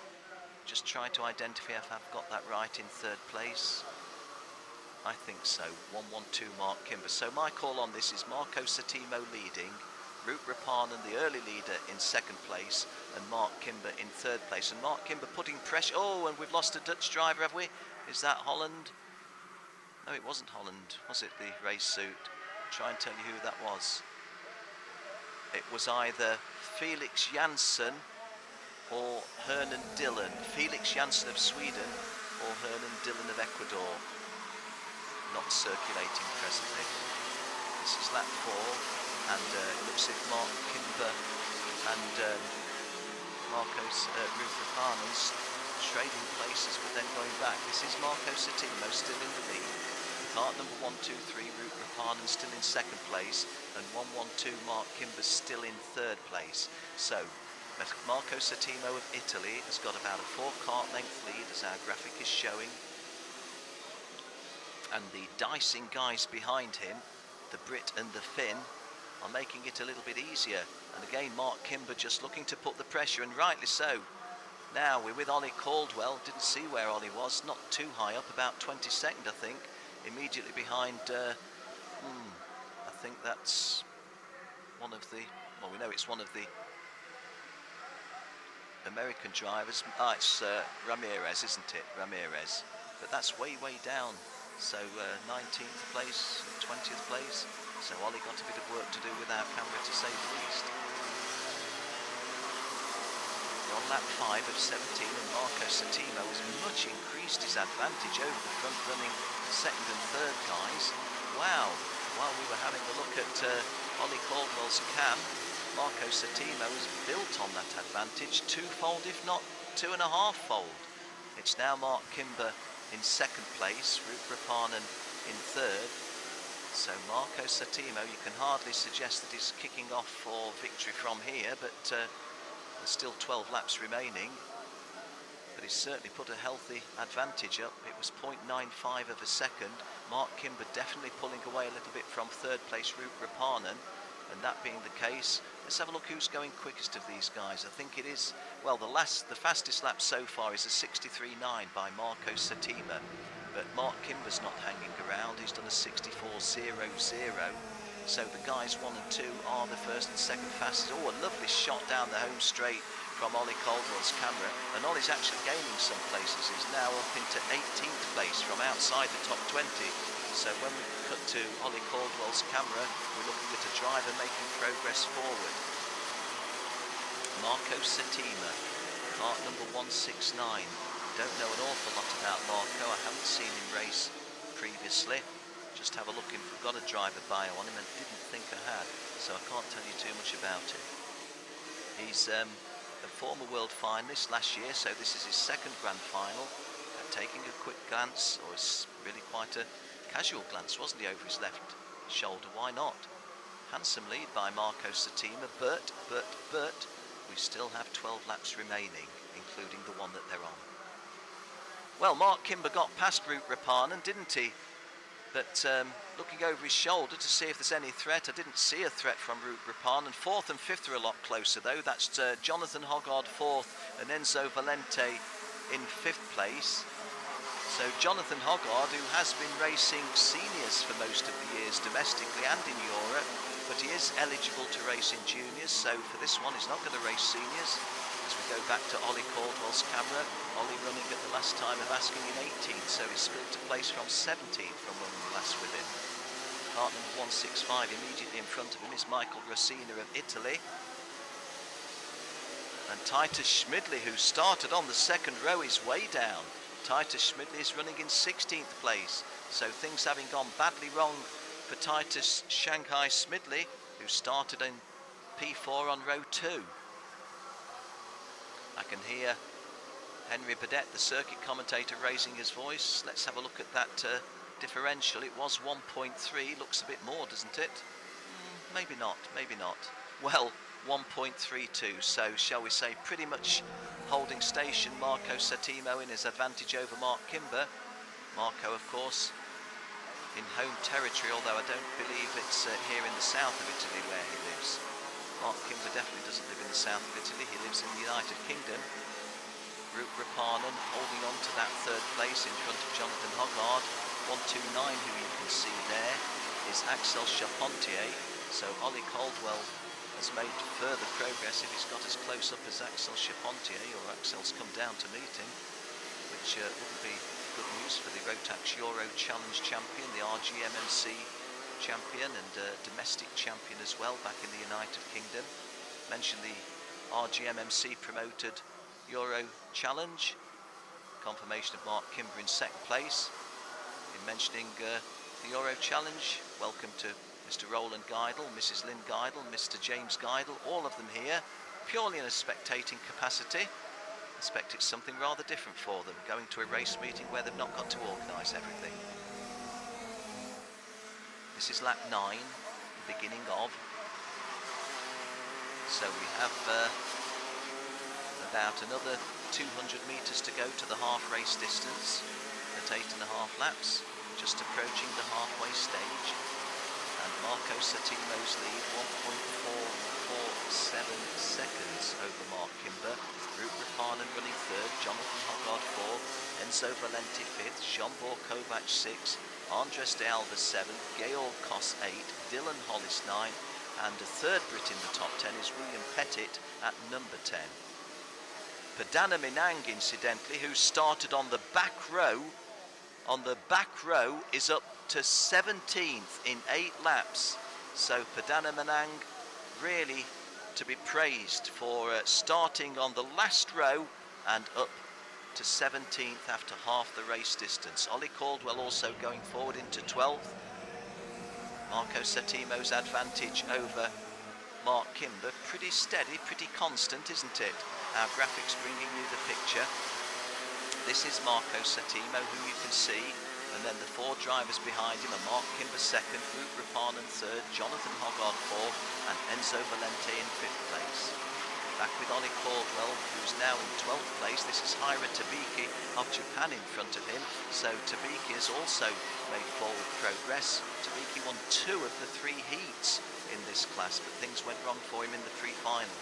A lot of people caught out in the pre-final when we had torrential downpours, and 1 or 2 people aren't overly fond of wet racing. This wasn't wet racing, this was almost river racing. But there we are, all part of the game. We're on lap 10, as you can see, so we're certainly into the second half of the race now. This is the junior final, led by Marco Settimo, and he's just done the fastest lap, I think, 63.36. Oh no, it's not as fast as Mark Kimber, who's just done a 63.20. So Mark Kimber is getting quicker and in theory is reeling in Marco Settimo. But our pictures don't suggest that Mark Kimber is getting closer. Mark Kimber, of course, having to be a little careful. Root Rapanen, the Finnish driver behind him. If Mark was to make a silly move, Root is handily placed in 3rd place to punish it. Onto the paddock straight, the shorter of the 2 straights here at Sarno, into the technical complex. There is the paddock, the big awning that took 360 carts, drivers, mechanics and officials. Also got very wet in the Latvian area when the downpour actually drilled almost a hole. Driving standards flag is to Ollie Caldwell. So the driver carrying our kart cam, Ollie Caldwell, who's got himself up to 12th, has also got himself a driving standards flag. Well, at the half race, not the half race distance, at 11 laps, Marco Settimo had a full second on Mark Kimber, but a narrowing advantage. Root Rapanen 3rd, Jonathan Hoggard 4th, Enzo Valente 5th, Jean-Paul Kovac 6th, and 4th moving up to 3rd is Jonathan Hoggard. So Jonathan Hoggard has gone past Root Rapanen. As you can see, those blue race suits of the British drivers now in 2nd and 3rd positions.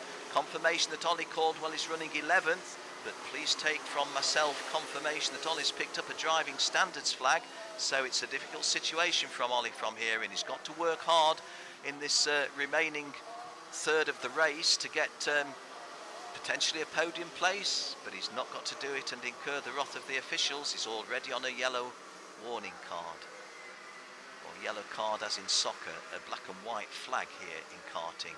Marco Settimo's lead is 1.0 seconds, so Marco Settimo is getting caught by Mark Kimber and Root Rapanen going back on Jonathan Hoggard. No, it's Enzo Valente. It's Enzo Valente, and Jonathan Hoggard, who worked hard to get himself into 3rd place, looks to me as if he's lost that 3rd place. 1, 2, 3, 4, yes he has. So Jonathan Hoggard now got some more work to do. Well, he's doing it now and going back into 3rd place. Confirmation that Jonathan Hoggard is back into 3rd place, but there's now a bigger distance between him and 2nd place Mark Kimber, and an even bigger distance between him and race leader Marco Settimo. We're on lap 13, so 5 remaining, including the one we're on. Still a full second advantage for Marco Settimo, but the visual suggests that Mark Kimber is getting closer. Mark Kimber in kart number 10, Mark Kimber kart 112. Well, are we in for a grandstand finish? It's certainly close for the final podium place if you assume that Marco Settimo and Mark Kimber have got 1 and 2 buttoned up, and I make the point that they haven't, because anything can happen in karting. But you've got 4 drivers in shot here that are pitching for at least 3rd place. They are Jonathan Hoggard 3rd, Enzo Valente 4th, Root Rapanen 5th, and Jean-Paul Kovac not so far off in 6th place. And the Hungarian Kovac goes 5th. Jean-Paul Kovac moving up into 5th place on the technical infield on lap 14 of 17, and so the close running four has now just been spread out a little bit. A reminder that they are 6th, 5th, 4th and 3rd, behind second place Mark Kimber and race leader Marco Settimo. 3 laps to go, 3 to go, and the margin is 0.85 of a second. So from every one of the last 4 laps, 5 laps even, Mark Kimber has gone faster than Marco Settimo. But he's got to catch him in the next 2.5 laps, and not just catch him but pass him. We could be in for a blanket finish, couldn't we? These are the juniors racing for the final podium place or for victory if Marco Settimo and Mark Kimber do anything crazy in front of them. 155 is Jonathan Hoggard. I remind you that he's been racing senior racing this year, so really ought to have... and about to lose that 3rd place is Jonathan Hoggard. Yes, he is, because that's Enzo Valente who's gone past again, or Valente. Enzo Valente is kart number 119, and he's now in 3rd place. Confirmation on our graphics that Marco Settimo's lead was 0.85. It's less than that now. It's 0.76. 2 laps to go, 2 to go. And although we've got a good race for 3rd, 4th, 5th and 6th, are we in for a grandstand finish at 1 and 2? Marco Settimo leads, Mark Kimber is 2nd. And now for the guys, well, that looks like Jonathan Hoggard back in 3rd. It is, Jonathan Hoggard is back in 3rd. And Jean-Paul Kovacs and Rup Rapanen scrapping for 5th and 6th. And the one I've not mentioned in between them would be Enzo Valente. So Valente drops there to 6th, doesn't he? And Jonathan Hoggard is getting a real roasting from, that will be Jean-Paul Kovacs behind him, I do believe. Jonathan Hoggard holding on to this final podium place, it would seem. Only 1.5 laps remaining. We're on the infield complex for the 16th and penultimate time. Here are the race leaders then, coming round to start the last lap. So the margin, it's 0.5 of a second. Can Mark Kimber, now we've got this look over your shoulder game being played. Well, Marco Settimo, wouldn't you be best to kick on, Marco? Because if you're looking round, you're giving the message to Mark Kimber, hey, he's got his doubts. And Mark Kimber in 2nd place would very much have in mind being Mark Kimber in 1st place.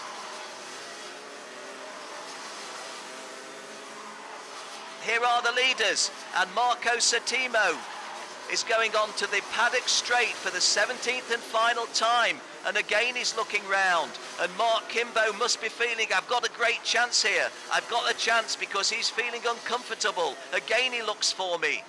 I've got about a kart length to clear Marco Settimo. I don't know if the kart's not handling right, or if he thinks, no, I'll just play the angles. Onto the home straight, the Italian's going to have a home victory, and he does. Marco Settimo of Italy wins it. Mark Kimber of the United Kingdom is in 2nd place.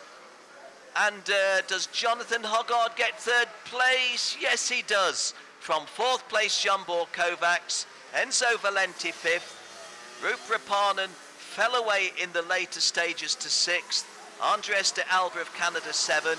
William Pettit makes it 8th place. Ollie Caldwell carrying our camera is 9th, making 4 Brits in the top 9, and Dylan Hollis of Australia completed the top 10 in 10th place.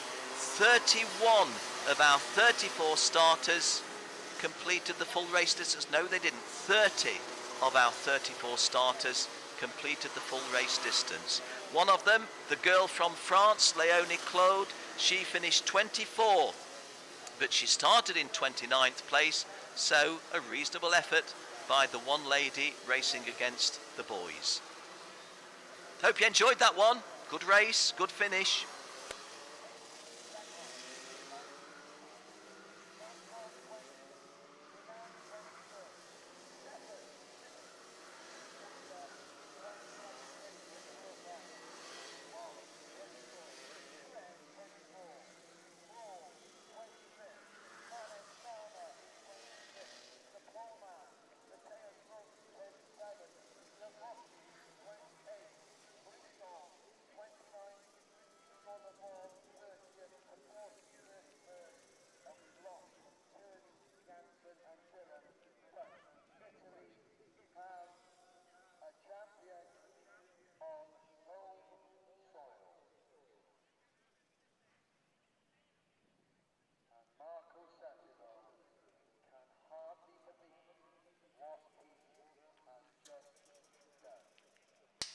Yes, let's have a look at Marco Settimo, the Italian driver, winning this world title for Italy, in Italy.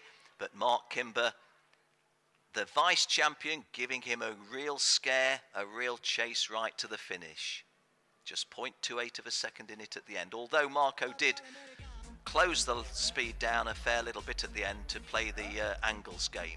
Confirmation of Marco Settimo's victory. He's the champion. Mark Kimber, the vice champion, and Jonathan Hoggard making it 2 Brits on the podium in 3rd place. Zsombor Kovacs, a good drive, and he's had a good finish to this competition, the Hungarian, in 4th place. Enzo Valenti drove a spirited race in 5th. Ruut Rapanen, well, he looked almost a certain podium finisher, but eventually finished 6th. Andres de Alba of Canada 7th. William Pettit 8th. Ollie Caldwell, with our camera on board, 9th. And Dylan Hollis of Australia completing the top 10. Axel Charpentier, who was a pretty strong favourite in the pre-betting, if you will, only finishing 15th. Titus Shanghai Schmidli started on the front row but finished 19th. Matthias Lund started on pole position and finished 27th. So the 2 front row starters having a very sad final. Pavel Taborski did complete 17 full race distance laps in 31st place, so only 3 drivers failed to complete the full 17 lap distance. And at the end of 17 laps, Marco Settimo of Italy, our champion.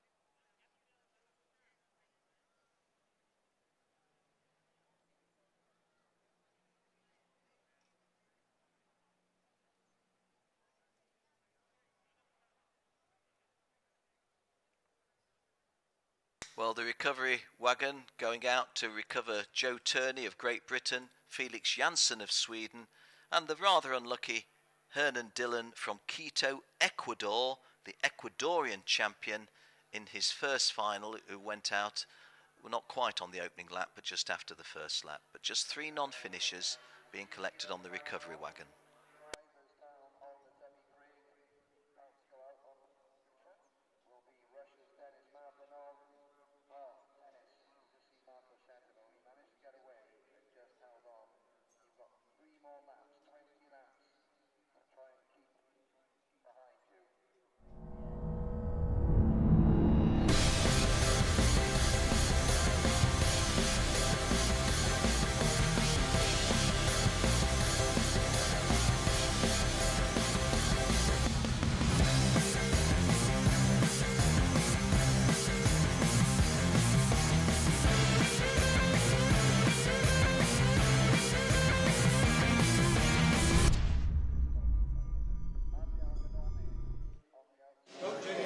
Mark, now what a great race it was. It was so close, and this is not official, but at this stage it looks like he may have taken the Junior Max title. We have to wait for the officials, but what do you think about the racing? Obviously, I'm really happy.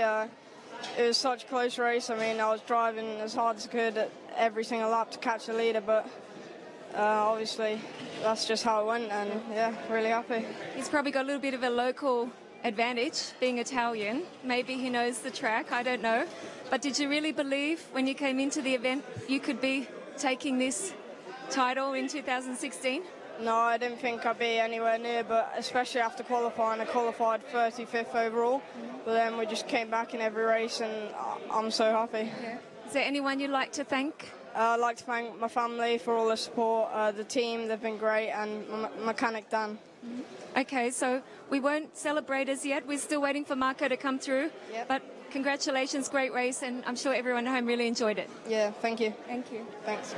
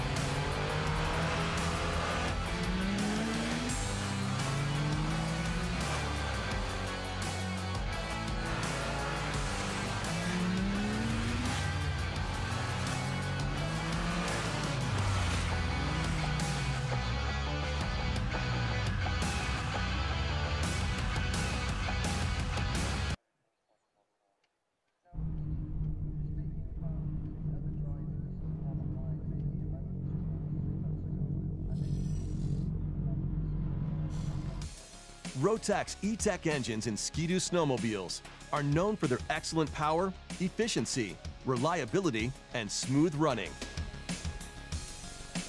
At BRP, we never stop pushing to develop what's next, which led us to the Rotax 850 E-Tech engine, the most powerful, responsive, and efficient Rotax snowmobile two-stroke. To start, there's 10 more horsepower from a 49cc increase in displacement and freer intake and exhaust. The heart of E-Tech is its direct injection system, where fuel is injected directly into the cylinder by voice coil injectors unique to BRP. For the new 850 E-Tech, the injection system was redesigned, made lighter, and more responsive. The engine's spectacular dynamic response is what riders will notice the most. The 850 E-Tech is 30% quicker responding. Power is instant, and you'll feel it every time you squeeze the throttle. To accomplish this, the throttle body is significantly closer to the cylinder, and there are now booster injectors at the intake. They only operate when the rider snaps the throttle in the mid and high RPM range to give the engine extra dynamic response. Our trademark E-Rave exhaust valves are also improved. Response is 3 times faster and more precise than previous versions. The entire power pack also responds more quickly thanks to a lighter forged crankshaft and P-drive clutch, proven on our race sleds. Performance is not only better, but so is efficiency. It delivers more power, more torque, and faster response than the previous engine with the same fuel efficiency. And you can now cover 40% more distance per liter of oil. Key to this incredible oil economy is a design that lubricates the crankshaft bearings directly. There are many aspects of the engine's design like this that come from proven 4-stroke and diesel engines for reliability. Like the new 4-stroke inspired forged crankshaft, it's just 2 light and strong pieces. Derived from diesel engines is a small cast iron insert in the aluminum piston surrounding the piston ring. This new piston ring carrier ensures a tight seal throughout the life of the piston. It also controls micro movements and resists pressure better than aluminum and matches the heat expansion of the steel cylinder coatings, which is sprayed on in a plasma coating process. The 850 E-Tech was designed along with the P-drive clutch. It uses friction-free rollers instead of sliders to transfer torque. The P-drive reacts very quickly and is amazingly consistent at holding RPM, keeping the engine at its peak power. Gen 4 rev-based Summit sleds come with adjustment clickers to easily adjust top RPM due to altitude changes. The P-drive was also designed for reliability. It has a shaft-on-shaft design, rollers with needle bearings that reduce wear, It is so reliable that it is maintenance-free. E-Tech engines have been the most popular two-strokes in snowmobiling. And with its improvements in power, responsiveness, efficiency, and durability, the Rotax 850 E-Tech will only add to its legend.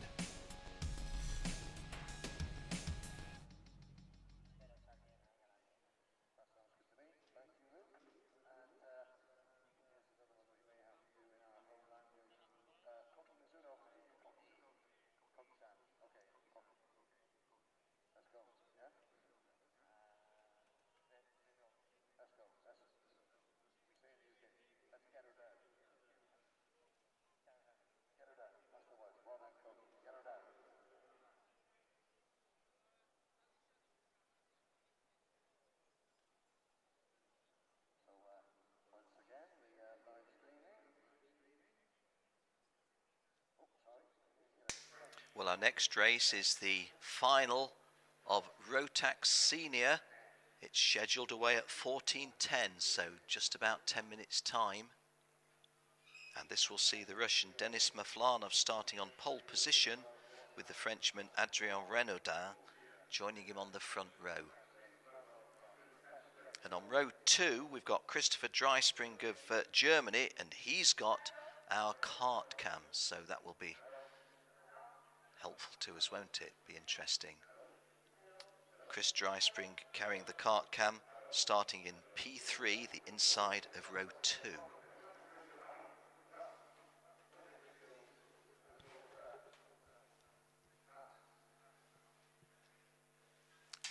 Two, you see there, the Frenchman to the right of your screen, Adrien Renaudin.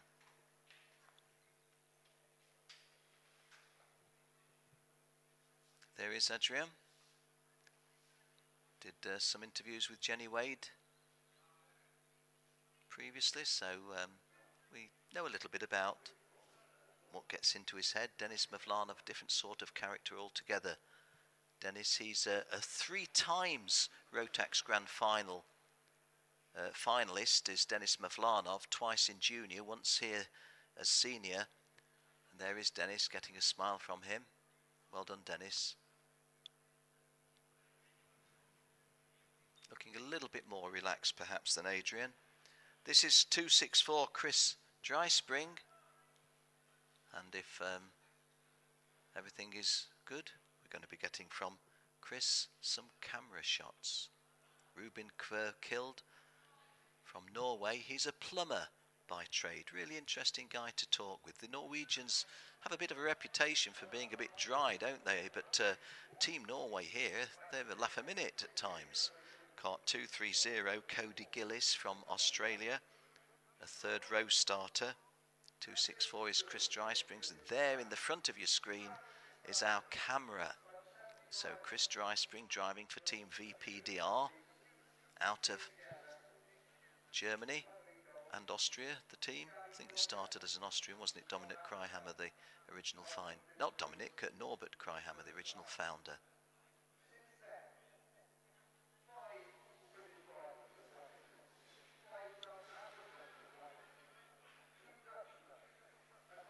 Cody Gillis here from Australia.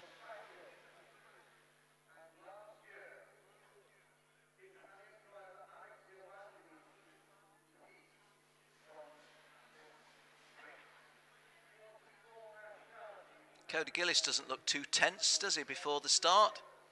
Kart 272 is Felix Warchet of Belgium. I didn't know much of Felix Warchet, I only saw him race for the first time a couple of weeks ago. That was in the RGMMC Rotax International Open, and that's where he got his ticket to race here, and how he's used that ticket, because he's qualified for the final on in P5 on the third row. Felix Warchet. Just a little bit concentrating, isn't he? 251 that you see there is Jack McCarthy from Great Britain. Jack McCarthy raced in the World Finals last year as a junior, racing as a senior this time. Kart 231 that we're looking at, well, our caption tells you already, Rasmus Tuominen from Finland. Rasmus is on row 4. 2-5-1, as we said previously, Jack McCarthy. One of several Strawberry Racing drivers.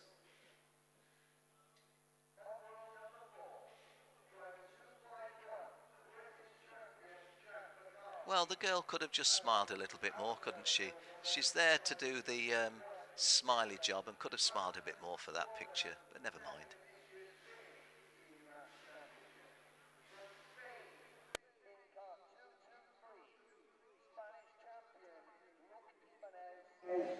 So, when we're ready, I just ask you how you feel about the final, okay? Okay, so I know you've been trying to escape. No speak English, but you do. How are you feeling about the final? ファイナルどう思う？まあ厳しい戦いになると思うんですけど、まあ頑張っていきたいと思います。What did he say? He said he will aim for podium. Okay, he's going to be on the podium. And have you enjoyed the racing here in Italy? It's good? Yes, yes. Yes. I knew he spoke English. Okay, so do you think podium from this position, it's okay? Fast. Yes, he's very fast, quite fast. Good. Good luck, and yeah, we'll be watching. Thank you. Thank you.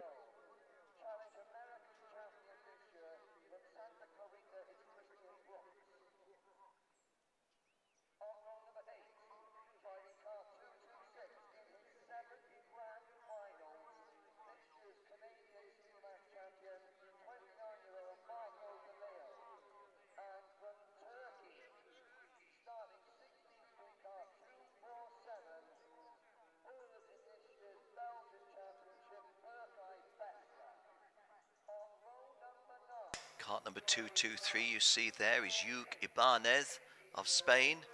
Hugh Ibanez of Spain is on row 5 in P9.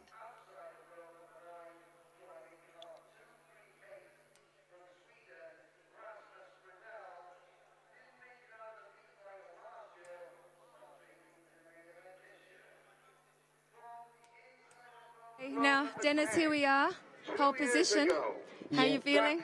I'm fine, I'm ready to fight. I hope I save my place. I just try to do some gap, and the race will be nice, I hope.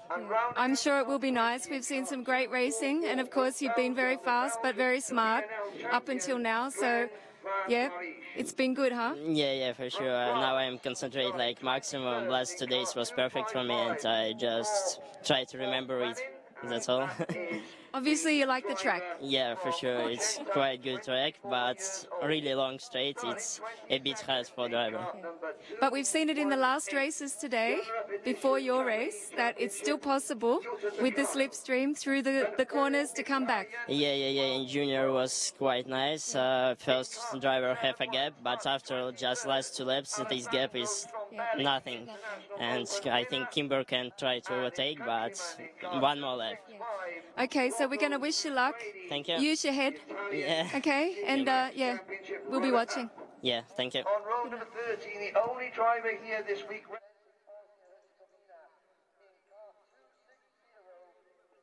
João Rosati of Brazil starts in P11 on row 6.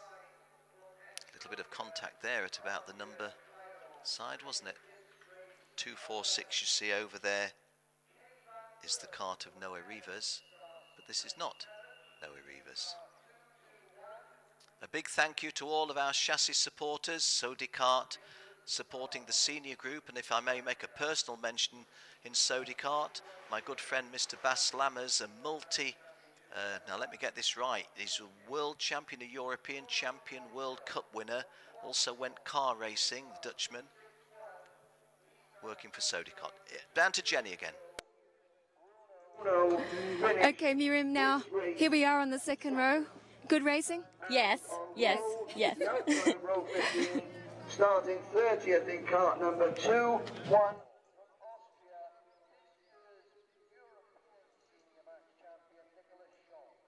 But the boys will appreciate that watching back home. They will say that was worth it.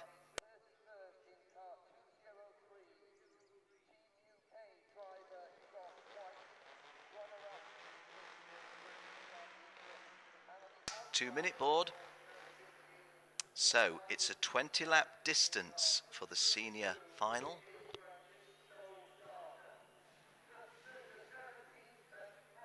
As these grid girls make their way off, as I said moments ago, the boys back home appreciating the grid girls, I think, as much, if not more, than the drivers down there.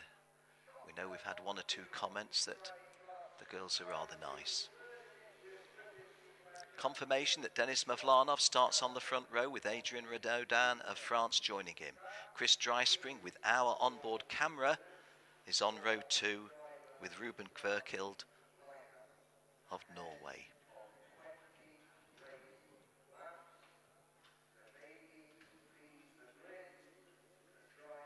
Koki Mizuno recovered from a leg injury that the doctor wouldn't let him continue in the International Open 2 weeks ago, but perfectly fit now.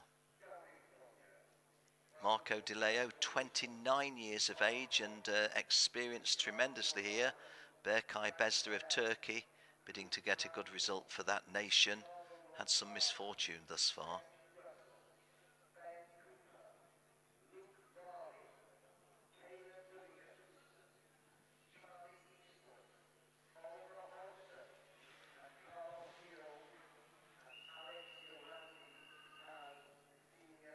Alessandro Trombelli only got his ticket to come here a couple of weeks ago, initially coming second and subsequently being declared the winner in the International Open.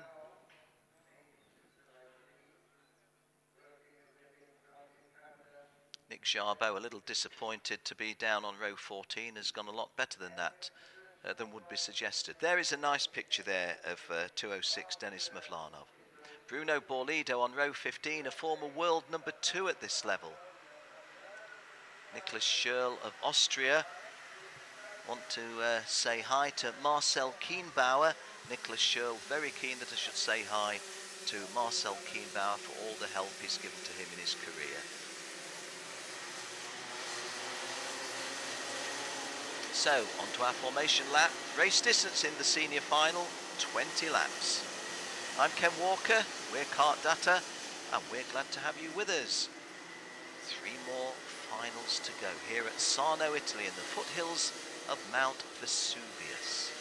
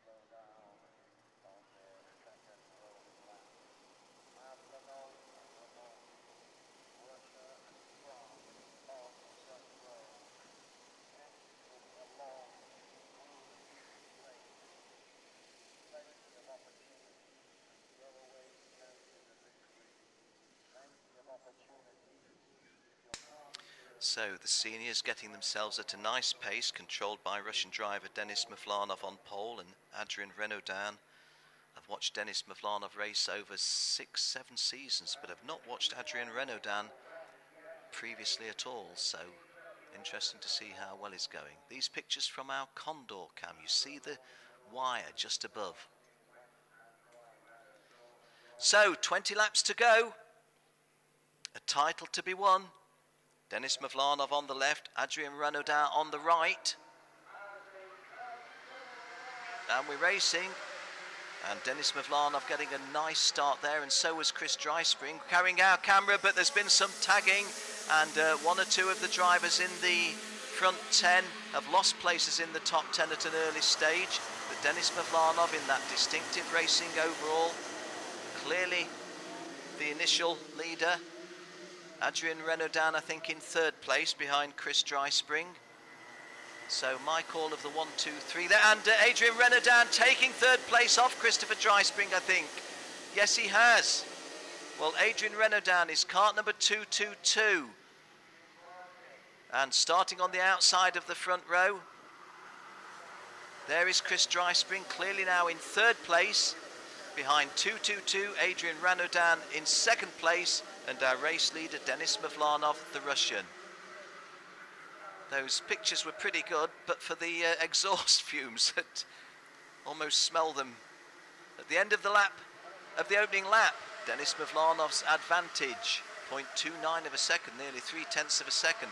I'm trying to see who fell out. It was Koki Mizuno, who was the Japanese driver who fell onto the grass and lost places as a result, I think.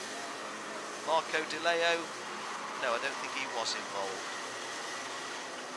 So, going back, and as I'm looking away, the lead has changed, because that's definitely Adrien Renaudin in the lead. Denis Mavlanov now still running second.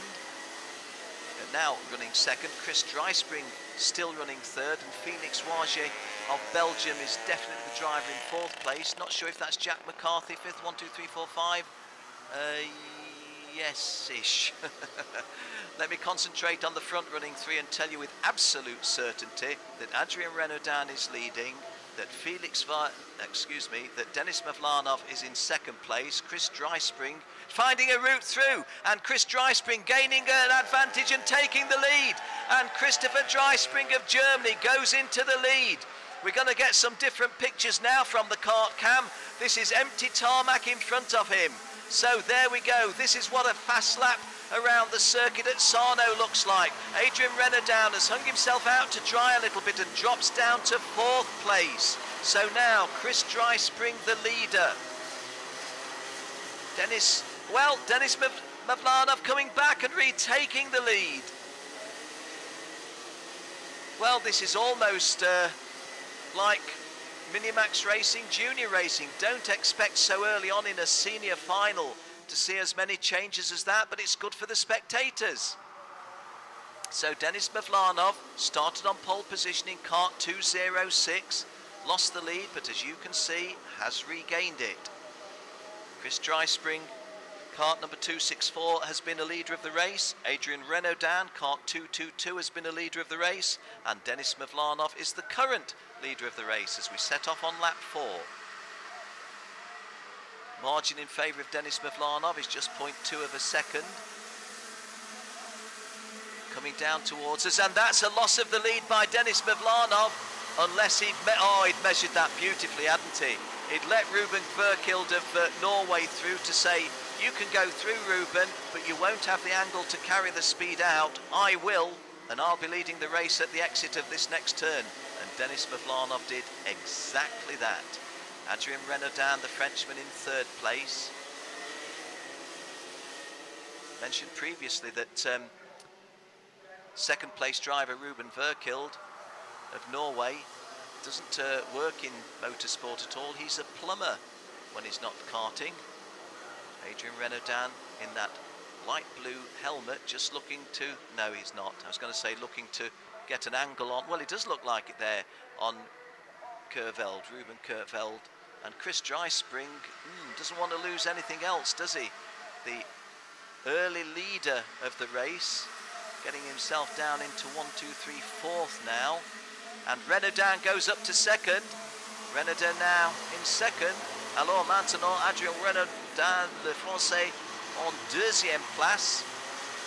C'est le cinquième tour. And Chris Dryspring there immediately hard behind kart number 234, which is Ruben Kerveld, which tells us that Adrien Renaud, having gone past him, makes that the 4th place at the moment for Chris Dryspring. Long race this, 20 laps of a 1,547 metre track, So plenty of racing still to come. Denis Mavlanov just kicking out a little bit in front of Adrien Renaudin now. Renaudin has shown us previously in heats and in the pre-final that he's capable of getting detached but suddenly closing the gap and retaking a lead. We're at the 1/4 race distance, 5 laps gone, 15 to go. Denis Mavlanov dips his head, got about a 1 kart length lead. No, he hasn't, not a 1 kart length lead, it's less than. Adrien Renaudin not going to get sucked into a sucker move there because Mavlanov's tactic at that particular turn is now known. I'll show you a big wide gap, as big as a barn door, but if you sweep into it, you won't have the angle to bring the speed out with you on the exit. And there is 254, that was it Peter Betzel getting in front of Chris Dreispring, I do believe, momentarily, if not permanently. And that is Peter Betzel taking third now and putting, well, Chris Dreispring rather wide, shall we say that. Peter Betzel, though, I would now say, has gone into 4th place. Once again, this is our race leader, Denis Mavlanov, leading by a margin of 0.2 of a second from Adrien Renaudin, and those front two well clear of 3rd place Peter Betzel. Not surprising because there were several little jockeys for position, but although there's only 2 of them at the front, it's a really fascinating scrap, isn't it? And we know what they're both capable of. Denis Mavlanov, the Russian, who's been here, well, not here at Sarno, but been to the world final of Rotax, kart number 206, on 2 previous occasions, so this is his 3rd world final, whereas Adrien Renaudin is making his Rotax world final debut. Well, Denis Mavlanov looks very set, doesn't he? I'm not looking over my shoulder, I'm not going to try and see where you are, I just know where I'm going. I know where the fastest line is. He's done a fast lap of 62.68, although Adrien Renaudin has done a fast lap of 62.45. So the Frenchman does have a little bit more speed than the Russian. 3rd place, I think, is still with Peter Betzel. Yes, that does look like Peter Betzel on that long forward shot. Denis Mavlanov getting just a little bit less comfortable there. You saw the body inclination to the left. Same again. This time, of course, it was measured. The previous time, I think it was a little bit of a, not so much a snatch as slightly unexpected. But Adrien Renaudin close to, but not in a position to make a, well, possibly in a position, but not likely challenge at this point. But close enough to try to wear down the Russian. We're on lap 8. Peter Betzel in 3rd place, just pulling away a little bit from 4th place Christopher Dreispring. Chris Dreispring in 4th, Cody Gillis 5th, Ruben Kverkil dropped back to 6th, having featured in the front 3 initially. Joao Rosate of Brazil 7th, Felix Wozje, first of 2 Belgians, 8th, Glenn Van Paris 9th, and Berkay Besler has just gone past Glenn Van Paris and, well, I'm not sure who else, probably just Glenn Van Paris into 9th place. And Jack McCarthy is the best of the Brits in 10th place. Well, Adrien Renaudin and Denis Mavlanov, while I took my eye off the ball, there they go. Peter Betzel in 3rd place. Denis Mavlanov still got this narrow advantage on Adrien Renaudin.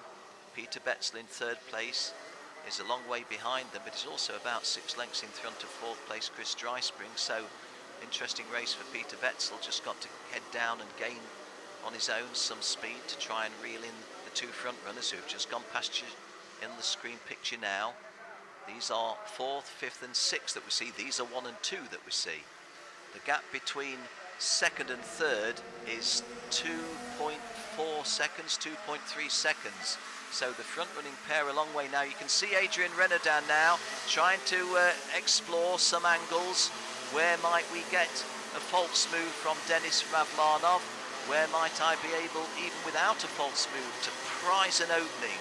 You can almost climb into the head of Adrien Renaudin by looking at these pictures. Just see exactly how the thinking goes. Denis Mavlanov looking very relaxed in, what shall we say, general context of a race, i.e. a world final, a world title at stake, but Denis Mavlanov looking very unflurried, put it that way, if not quite relaxed. Got about a quarter of a cart length's lead on Adrien Renaudin. Coming round then to complete the half race distance. 10 laps gone, 10 to go. Denis Mavlanov's lead was just millimetres, or a little bit more than that, feet. A margin of 0.25 of a second, 4 of a second, but 2.5 seconds in front of Peter Betzel in third place, those guys. Cody Gillis fourth, Chris Dreispring going back a little bit, briefly led in fifth place, and Ruben Kverkil, the Norwegian, also going back, dropping to sixth now. Felix Vargier of Belgium 7th, Berkay Besler of Turkey 8th, Joao Rosati, and have got to move in 4th place. Oh no, it's the fastest lap. Cody Gillis has done 62.12 in 4th place, so maybe catching Peter Besler. Peter Betzel. Josh White, the second of the Brits, is now in 11th place. Jack McCarthy. No, he's gone past. The best of the Brits is now Josh White. So Jack McCarthy has not come round. Jack McCarthy has not come round. The best running of the Brits, the highest starting of the Brits, has not completed lap 10 and is out of the race. Christopher Dreispring trying to put a pass here on cart number 2, 3, 4, which is Ruben Kverkild, the Norwegian teenager. Lap 12. Denis Mavlanov's lead on Adrien Renaudin is just a little bit more than when we last visited them, possibly. But Adrien Renaudin, let's use the expression, still well in touch. But Denis Mavlanov driving like a man who, driving like a racer who doesn't feel that he's under immediate threat. Well, 2.45 between second and third. Let's have a look what it is now. Getting closer, aren't they? Peter Betzel, 1.98 behind Adrien Renaudin. The good news for Peter Betzel is he's getting a little bit closer to the second place man. The bad news for Peter Betzel is that Cody Gillis in fourth place is getting a lot nearer to him. Even assuming these two in shot, Denis Mavlanov and Adrien Renaudin, were first and second, there's a podium place for third and fourth just behind, so 2 good scraps for 1 and 2, and for 3 and 4. Peter Betzel holding a narrow advantage here in third place over Cody Gillis of Australia, who's just set a fastest lap in the race. Denis Mavlanov has certainly not shaken off the challenge of Adrien Renaudin, and in fact the Frenchman, I think, getting a little bit closer. It was 0.29 of a second previously. Let's have a look at it now. 0.29 of a second before. This time 0.22 of a second. And Peter Betzel looking over his shoulder, as well he might, and looks over again at the Cody Gillis cart, getting closer to him. So 7 laps remaining, including the one that we're on. The senior title still to be won and lost. Denis Mavlanov and Adrien Renaudin look to be well, they are the principal contenders at the moment, but a lot can happen in 6.5 karting laps. So by no means are they guaranteed a position of 1 and 2, and if they were guaranteed a position of 1 and 2, in whose favour? Because Denis, with the advantage at the moment, is being hotly pursued by Adrien. Adrien Renaudin looks to have a good temperament, does Adrien, but then so does Denis. You heard Denis when he had the interview with Jenny Wade at the start. Felt very relaxed, it seemed. Also, almost too relaxed, but sometimes that's a different way that people deal with the tensions that build up. Peter Betzel holding off the challenge of Cody Gillis. Incidentally, behind them, the 5th place driver is Felix Vargier of Belgium. but we've got two good races of two drivers for 1 and 2, and positions 3 and 4 as well. This is the one that catches the imagination, doesn't it? Well, both of them do, but 1 and 2 is for the potential championship. Dennis McLaren holding similar advantage over Adrien Renaudin as he has done for, in total, about a dozen laps. Adrien Renaudin started on the outside of the front row. Denis Mavlanov started on pole. There was a point when neither of them were leaving, when Chris Dryspring led. In fact, we're with Chris Dryspring now. He's just behind cart number 249, which is 246, which is Noah Rouvers, the Belgian. Noah Rouvers is running 9th, but he's the third best Belgian, because Glenn Van Paris is 8th and Felix Warchet is 5th. So 3 Belgians in the top 9. Good effort by the Belgian karting nation. We're at the 3/4 race distance, moving into the final quarter, but you get the impression that there's still mileage in this one, kilometrage. Is there a sting in the tail awaiting us, and what form will it take? Is it a certainty that these two are going to be 1 and 2, and that those two are going to be 3 and 4? 5 kart lengths remaining, 5 laps remaining, including the one that we're on. What would you say about Adrien Renaudin? My view is that he's got a game plan in his head as where he might attack Denis Mavlanov, but Denis Mavlanov seems to be giving nothing away. You need something of a mistake or an opening to be worked. And Denis Mavlanov, if he doesn't put a wheel wrong, let me look at the times. The last lap, 61.9 for Denis, 62.0 for Adrien, so Denis is marginally quicker at the front. I know when you're going at those minuscule numbers, it's a little bit irrelevant, it's how you race on track, but it's not like the telltale situation where a driver in second place is going quicker than the guy in front and you feel there's an air of inevitability about a passing move. Denis Mavlanov not looked round to my awareness more than once. Certainly he knows that Adrian's there. Adrien. Denis Mavlanov is a Russian. Adrien Renaudin is a Frenchman. In 3rd place, Peter Betzel is from the Czech Republic. 4th place, Cody Gillis is from Australia. And we've got 3 laps to go, 3 to go. Now, is that a figment of my imagination, or is it the cameras being foreshortened, or is that a wider gap between Denis Mavlanov and Adrien Renaudin? No, it is not. The Frenchman very much on the case still. In fact, the Frenchman looking more threatening than at any stage for some time. And just to add an extra ingredient to the battle for the victory, 3rd and 4th getting a bit closer to them. They're not 2.5 seconds behind now. So, Denis Mavlanov leading onto the paddock straight, the shorter of the 2 straights here at Sarno in Italy. About an hour's drive, or less than an hour's drive south of Napoli.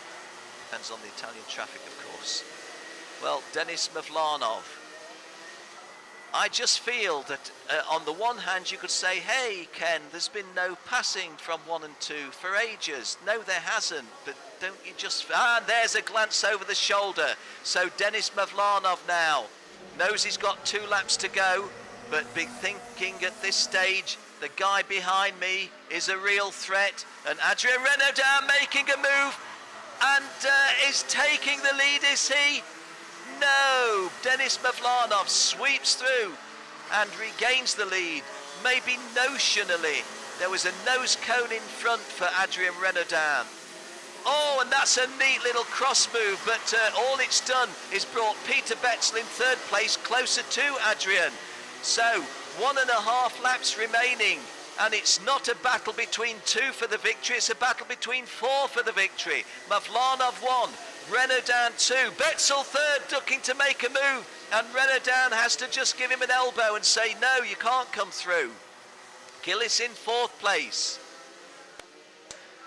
So, a blanket finish between these 4. There's 1 lap to go, 1 to go. Oh, and there's definitely a little bit of, you know, Let's have a little touch, shall we? And of course that's played into the hands of Denis Mavlanov, has now got a lead of 3/4 of a second, and you would think that the Russian has got it won from here. Peter Betzel goes into second, Denis Mavlanov dropping to fourth but trying to come back to third.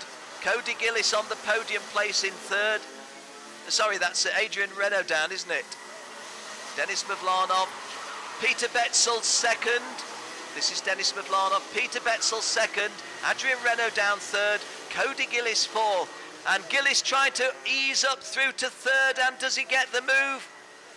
Yes he does, yes he does. And Adrian Renaudin, who has worked so hard to try and find a route past Denis Mavlanov, may well end up off the podium. Oh guys, motor racing is dangerous, let's make it more dangerous than it need be. But a very deserved victory. The Russian wins it, Denis Mavlanov wins. Peter Betzel comes home in second place. And this fight for third place has gone not to any of the, what shall we say, contenders. Cody Gillis has fallen down into 13th, and Berkay Besler of Turkey goes third. Felix Warchet of Belgium fourth, Ruben Kverkild of Norway fifth, Adrian Renaudin gives such a good fight in second place, finishes sixth.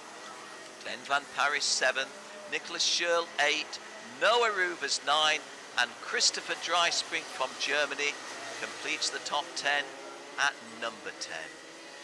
Well, congratulations to Denis Mavlanov. I don't think any of us, driver or spectator, can say he didn't deserve that one from the way that he drove. But my, what looked to be just a two-horse race for a long time did have a sting in the tail, didn't it? When I said that, I hadn't envisaged a finish quite like it was. But there you go. Denis Mavlanov wins it, and his close adversary, Adrian Renaudin, finishes sixth. Peter Betzel is the vice-champion, and Berkay Besler, who had misfortune earlier on, had a bit of good fortune at the end of that one, and is on the podium in third place. Hope you enjoyed that. I'm Ken Walker for KART-DATA, bringing you the commentary from here at Sarno. I'm glad to know that you're with us.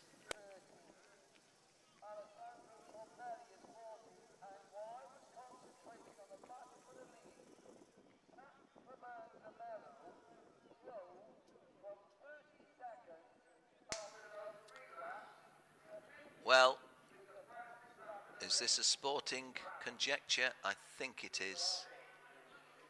Well done, guys. Well done. Well done. Peter Betzel and Denis Mavlanov. Confirmation then. Victory going to the Russian, Denis Mavlanov. He's the champion. Peter Betzel of the Czech Republic second. Berkay Besler of Turkey third. First of three Belgians in the top 10. Felix Warchet fourth. Ruben Verkild of Norway. A good result for Norway in Rotax Senior. One of the best results for some time. Fifth. Adrian Renaudin gave us a great race, did Adrian. Gonna have to be satisfied with 6. Second of the Belgians was Glenn Van Paris. 7th, Nicholas Schürl of Austria was 8th. Noah Ruvers was the third Belgian in the top 10. He was 9th. And Christopher Dreispring of Germany completed the top 10 at number 10. Bruno Borlido of Portugal was the world number 2 years ago. I'm afraid is the world number 26 now. Gone down a little bit. 30 drivers completing the full 20-lap race distance. We lost Rasmus Friedel, Jack McCarthy. Jack McCarthy we lost when well placed. And early on, Pierre Runic from Bosnia. Oh, and Kivi Cairo at about the 1/4 race distance. Commiserations to them.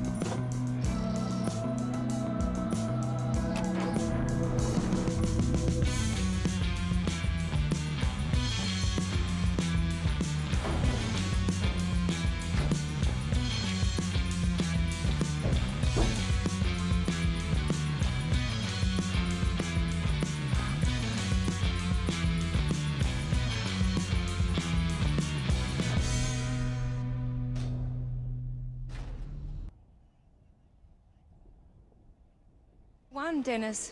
You're Yeah. the new Senior Max champion for Rotax 2016. Yeah, I'm really happy. Thank you to Peter, my mechanic. Thank you, my family, my brother, all Russian teams. I want to say thank you, my old mechanic, Gabara Fedor, for all season. Thank you. And of course, without my team, I can't do this. Final was really hard, a lot of pressure off the back, but I tried to control no emotions and concentrate on the road. And I just, last 2 laps, I tried to block him a bit. Not block, but don't, yeah. And I win, thanks. Yeah, it was really fantastic race. And of course, as soon as they started fighting behind you, it was all over. Yeah. You've got to chase your car. Yeah. Okay. Okay. Did you know what was going on? Did you look at all? Yeah, look, I just, I think that, of course, behind me will be fight, and when guys behind me try to catch me a bit, I understand that he want to drive like me, and I don't block him, I just going, we go front, but last 2 laps, it was, I see that guys was too close, need to close, and it was good. Yeah, it was fantastic. Tonight you can really celebrate. Yeah. Russia is #1. Yeah, for sure. This year was really hard for me. Euromax was very bad for me because I hope that I can fight for the European champion, but it was a bit hard. I have some problems, but here in Grand Final all will be fine, and now we're on the top. You're on the top, and we're going to look forward to the presentation this afternoon and the party tonight. Yeah, for sure. Thank you. Congratulations. Thank you.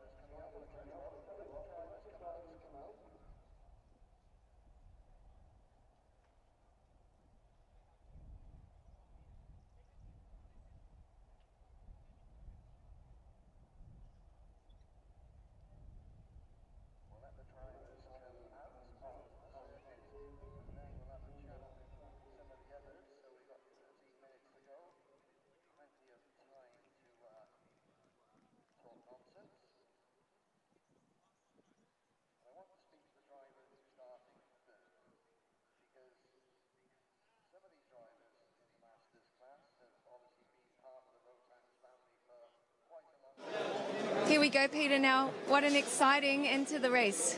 Yes, I'm very happy. I started at about 10, I think, and then I go through, and I have also a big lucky. What did you think then when you caught, obviously, Adrian, and there's Dennis in front, but you've also got, everyone chasing you. What was going through your head? I believe that we can go to them, and when the guy behind me pushing me, it will be good. I believe it. Of course, did you hear everyone cheering when you overtook and you were in second place? No. Yeah, I think it's going to be a great party tonight, but also it's really been a great race. So you've enjoyed it the whole week, I guess. Yes, I enjoy the weekend. I'm very happy now. How many grand finals for you now? This is a 6. 6, okay. Maybe you should give someone else a go. Congratulations. Thank you. Thank you. Thank you.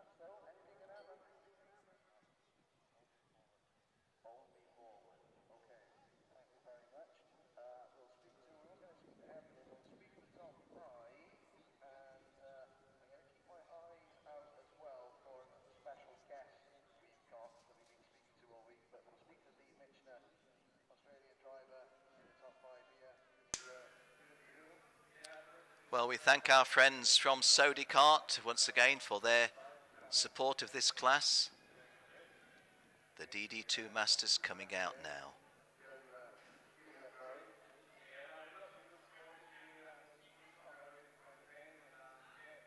This will be a 20-lap race, for the DD2 Masters final, or for the Masters Championship, for the world title.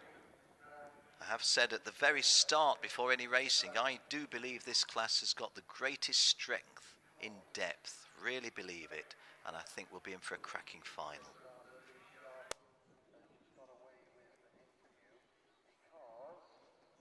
Well, Jenny Wade hovering down there, so we may well get a little chat with one or two drivers, but let's see now on the little paddock walkabout, or the grid walkabout, and see who we feature.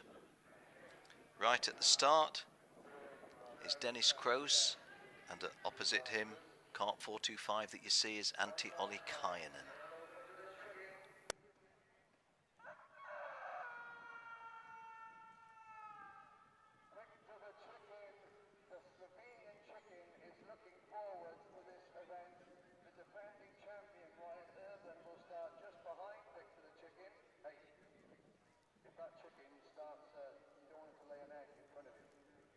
Okay, Michael and Robert, how are you guys feeling before this long race? Have you had a bit of an afternoon sleep, or? I'm a little bit nervous, but yeah, it's okay. Yeah, I'm relaxed. I hope he will win. I'm also nervous, but more nervous that I can't make the laps. Well, you did say yesterday you have to really work up for this, so... Yeah, I hope it will work, but I'm not sure if the... Let's say the preparation was good enough to make it, but I'm happy. Yesterday the racing was quite good though? It was really cool because it was a short, 15 laps and it was rain, and I like rain, so my highlight is done. Now his hour will come. Comes my highlight, yeah. And how's the preparation been for you for this event? I don't know. It's the first year in DD2, so I don't know how is the event. So, yeah, I'm happy to be here, and it's okay for me. Yeah. He's always making understatements. He was driving in the CE, and he was always, not always, but many times kicking the S. So English is very difficult. Yes. Kicking the asses. Okay, kicking the asses of the others. Normal DD2 drivers, and I was sure when I saw he was qualified that he will be in the front, and I don't want to make pressure on him. No. But I think win. I think Robert, really, and Michael, it's been some great racing, but we believe you are the underdog. Yeah, I'm the underdog. Yeah, that is. Yeah, and we're going to look forward to this. Huh? But what? But. Nothing. I had nothing. That's why I'm now 9th. That's the only reason to watch it. Okay, so we'll be watching. Yes, we'll be watching, see what you guys can do. And look out in the front, we've got a couple of the Grand Finals winners from the past. Thank you, good luck. Thank you.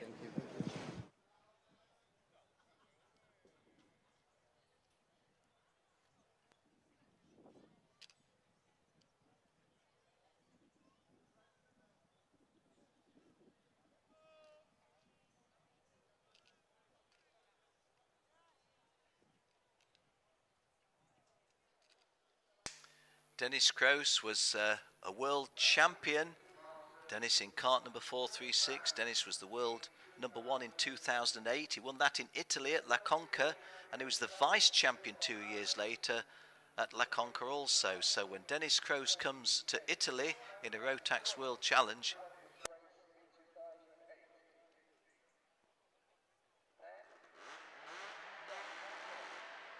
okay, kart number 435, Dennis Kroos, Charlie Hip is it, 435, with Jenny. Hey, it's very calm here, Charlie. How are you feeling? Feeling is good. I'm ready to start. Yes.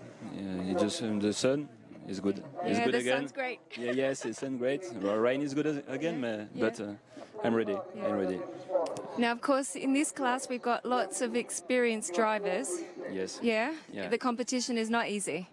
No easy, because we are old. Donc, 20 years of karting for all. Donc, mais it's better. It's hard, fair and respect. It's good. But I think it's been some of the best racing so far. Yes. Yeah. Apart from Micromax. Yes. We wish you luck and we look forward to seeing the race. Okay, thank you. Thank you very much. The Finnish T2 champion, Scott.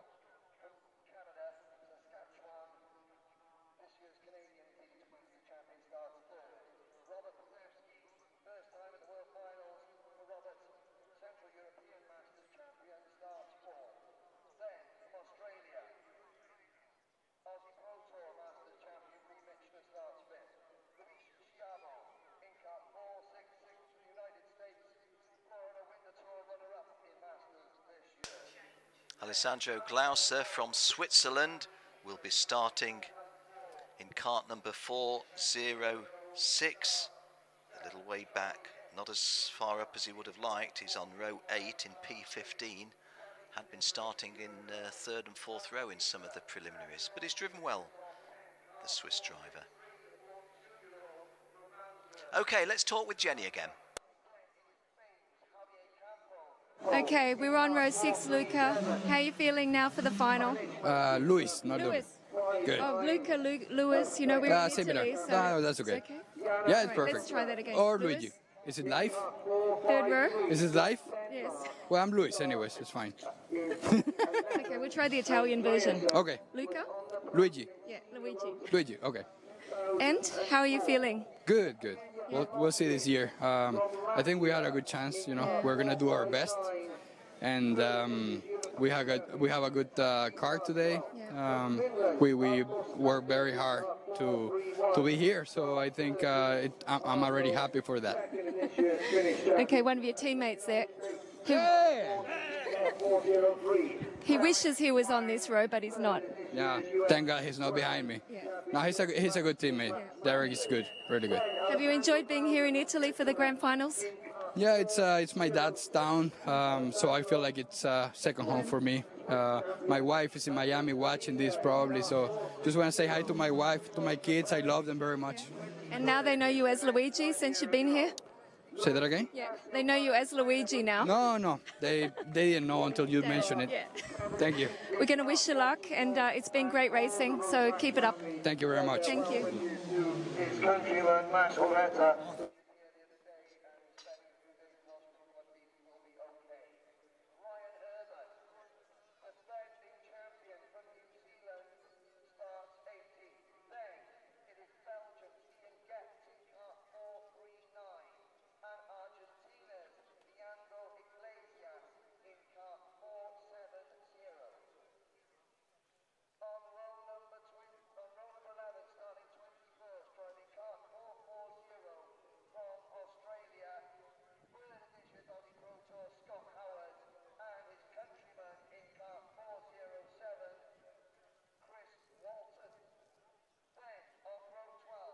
So, our next final, DD2 Masters, Dennis Kroos, a former world champion, starting on the front row, an all-European front row, a little surprise that, Antti Ollikainen, the Finn, joining him. The evergreen from Canada, Scott Campbell, a former world champion, and the revelation, Robert Pasewski from Poland, on row 2. Lee Michner been tremendously impressive here, and of course so has Luis Schiavo for the United States via Venezuela. Rafael Morrow and Charlie Hipp, row 4.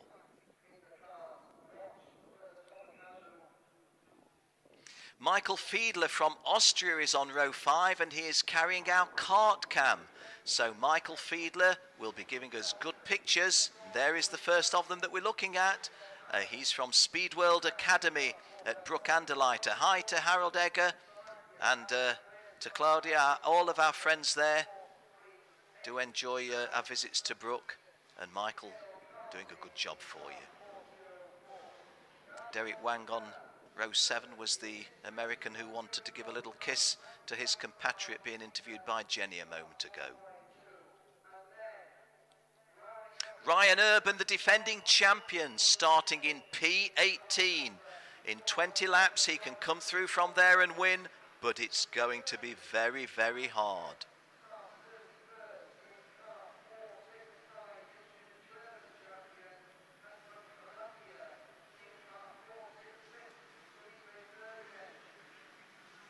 Christoph Adams, twice a world champion. Not in the best of form this year. He fell off a roof at work earlier in the year, and you can imagine what sort of injuries that prevailed. But he's qualified for this final. Gabriel Zugella, the world number 3 at this level. He came third in Portimao last year, starts on row 15. Ruben Marcus, lovely gentleman from Brazil, joining him in the top 30. Tiffany Chittenden, well, an unlucky lady, a lucky lady. She was a little unlucky in the heats, but yesterday she finished out of the qualifying position, but found that drivers ahead of her picked up penalties, and so she gets a back row start. And even luckier still, Yuji Sato of Japan is in the 34th and final place. Tiffany Chittenden had a very, very good Rotax World Finals at Valencia, Spain 2 years ago, until the rains came. Michael Fiedler in his onboard camera is on row 5 in P9. Once again, 20 laps is the race distance, and we're having 2 formation laps, even though that means just over 3,000 meters being driven purely for formation purposes. Looking forward to this one immensely. There's some great drivers, some great Rotax drivers in this one. One of them, though, I would have put money on as being a podium finisher, and that was Fernando Guzzi from Argentina. Very impressive in all of the races, except his pre-final yesterday in the torrential rain. Didn't get to handle it, and didn't even make the final.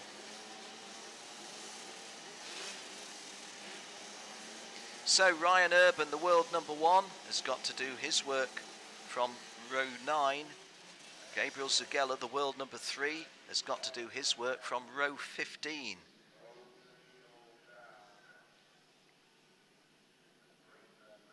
The guy between them last year, Jimmy Ringelbird of Netherlands, the vice champion, hadn't entered this event. Well, who's your money on? Do you see a clear winner here? Am I talking nonsense when I think it's going to be a really close fought battle? Remains to be seen. Part of the beauty. Oh, look there. 4-8 is Yuji Sato of Japan waving to his fans. He's starting last and just touring round at the back and waving to his fans. Why not? Why not, Yuji? Good for you, mate. Good for you. Have a good one.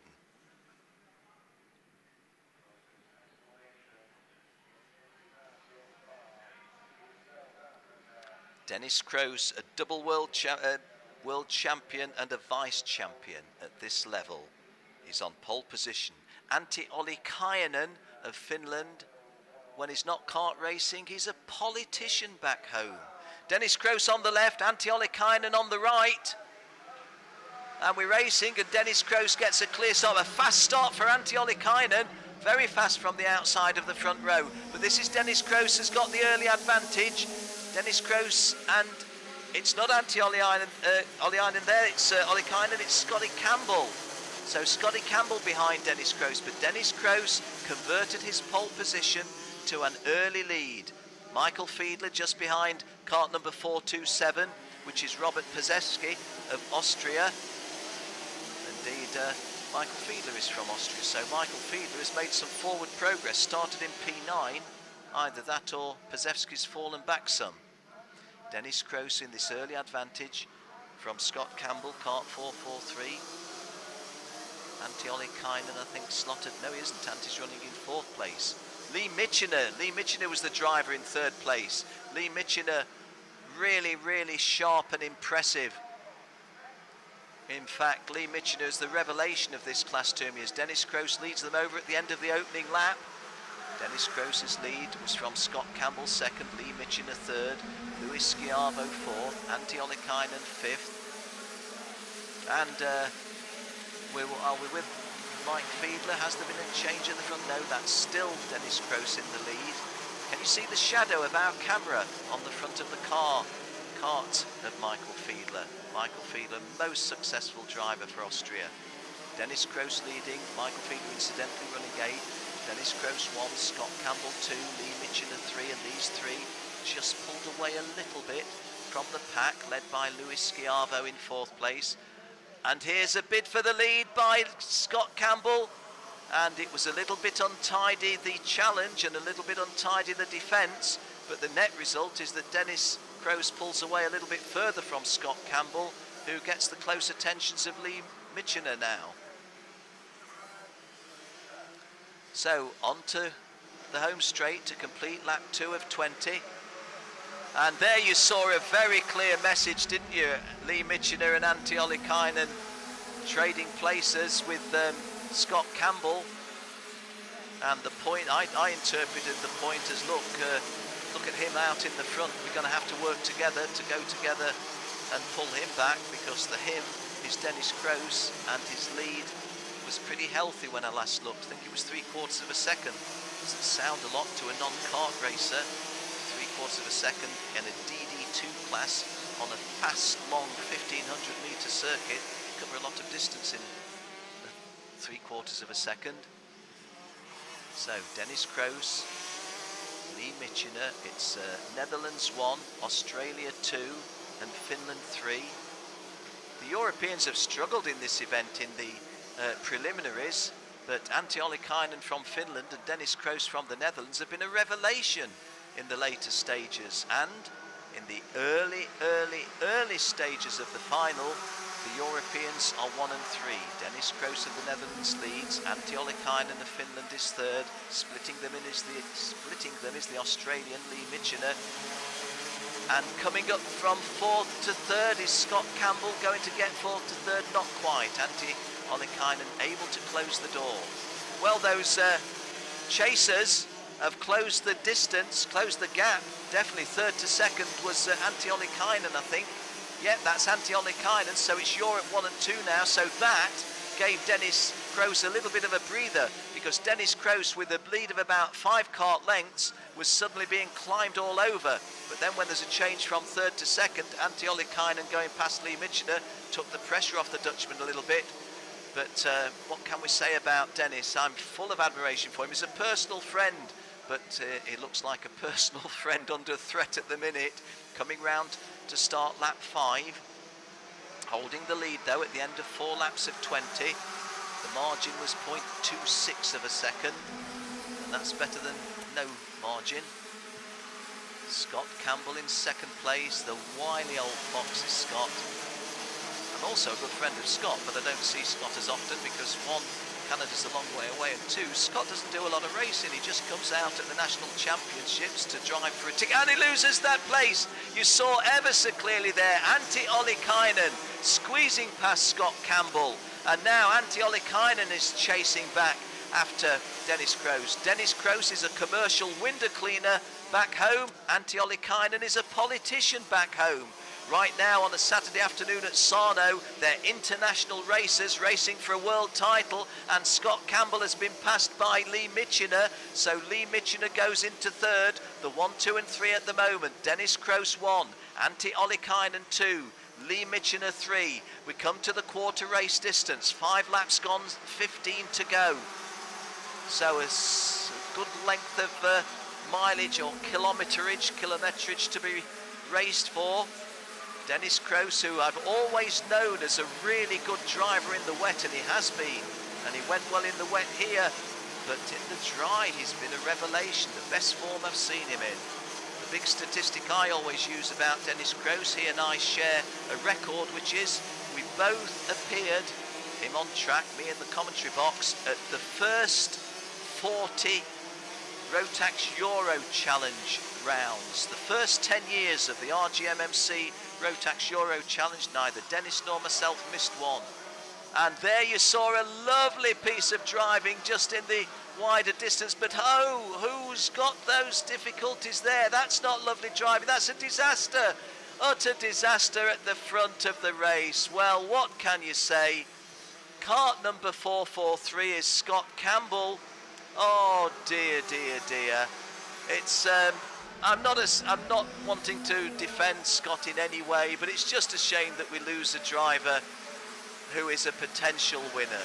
Dennis Kroos 1, Antti Ollikainen 2, Lee Michener 3, but Scott Campbell, early on lap 7, goes effectively out of the final. It may be actually out of the final. I don't see it's come round. Yeah, I think he's still... We've also lost Luis Schiavo, who was one of the top drivers, and Antti Ollikainen now looking very much like he wants to get the pressure on Dennis Kroos. Well, he's got the pressure on, looks very much like he could make a challenge. Third place, Lee Michener. Now, we've seen earlier in this event, Lee Michener sitting a little bit off the front running 2 and suddenly making a pounce late on. And there's the move by Antti Ollikainen, and there's the rather aggressive defence that was anticipated, and Antti Ollikainen looks over to Dennis Kroos and says, hey, that was a bit hairy, mate. But Lee Michener, as I said moments ago, as a result of that move, now closes up on them, and instead of a front-running 2, it's a front-running 3, and Michener going for a wide outside sweep. Wow, that was ambitious. Dennis Kroos closed the door, and Antti Ollikainen pulling away a little bit further. We have had a Finnish world champion in this class previously in the shape of Mikko Line, although that was perhaps a more controversial victory than a more acclaimed victory. Dennis Kroos, who I thought moments ago was going to get a little bit detached by Antti. Antti looks over his right shoulder. He's not pulled away, but he has put a kart length between himself and Dennis Kroos second, and Lee Michener still in third.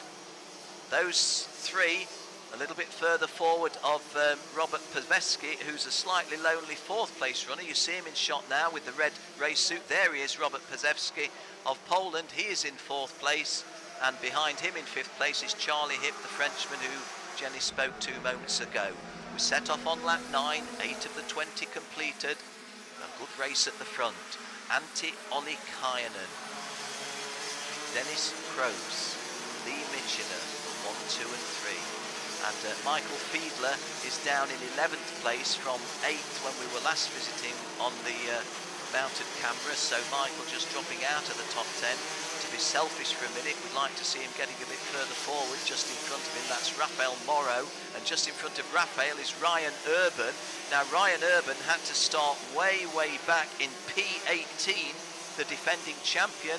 But Ryan Urban has got himself into 9th place before the half race distance. So if Ryan Urban can launch an attack from here, there's enough time left and enough laps left. Antti Ollikainen though building on this lead, not just leading. Excuse me, that was a misread by me. Antti Ollikainen's lead is only 0.2 of a second.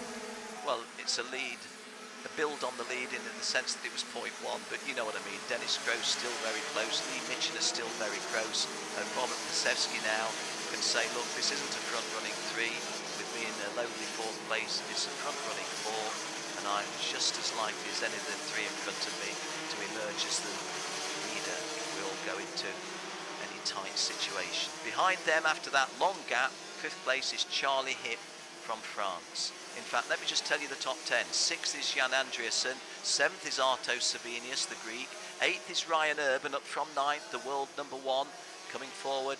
Luis Valenzuela is 9th from Chile, and Rafael Mora of Argentina is 10th. Now, while I was reading you that, has Lee Michener gone past Dennis Kroos? Yes, he has. Yes, he has. So, this at the half race distance, Antti Ollikainen leads. Let's have a look at that passing move.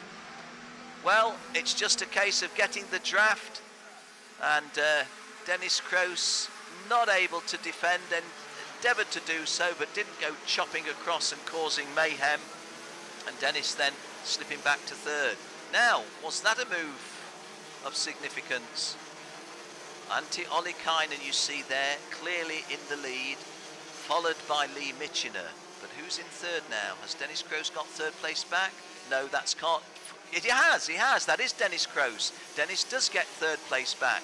And we'll see how it's done. There is Dennis just at the end of the exercise, is it? The challenge by Robert Pazewski. And what happens here? So how does Dennis emerge in front? Robert getting himself a little bit tight, and Dennis has got the power on a little bit earlier on inside. And that's how Dennis Kroos recovered third position. Well, what's a little love tap between friends when you've been friends for years? This is lap 12 of 20. Antti Ollikainen's lead is 0.4 of a second virtually. Here are the standings. 0.4 of a second virtually in front of Lee Michener second. Dennis Kroos back to third. Robert Pesevsky, I've been very impressed with this weekend. I've not seen him race a lot because I've not been to a lot of races this year. Charlie Hipp fifth. Jan Andreasen, another of the Grand Old Man category, the Grand Old Man of Denmark, if you will, running sixth. Behind the top six, Savinius of Greece is going well. Ryan Urban, the defending champion, wants to retain this title, running eighth. Morrow of Argentina ninth, and Valenzuela of Chile completing the top 10.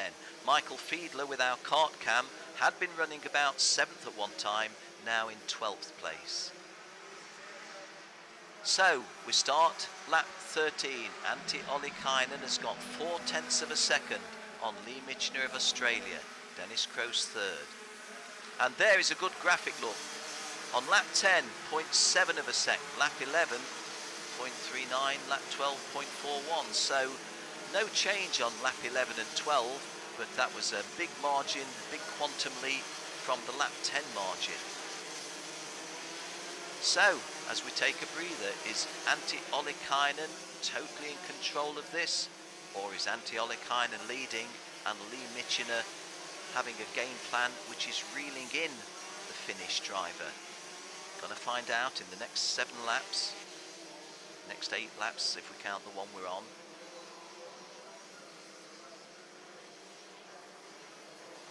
Antti Ollikainen is kart number 425 in the blue and white race suit, and he's coming round to start lap 14.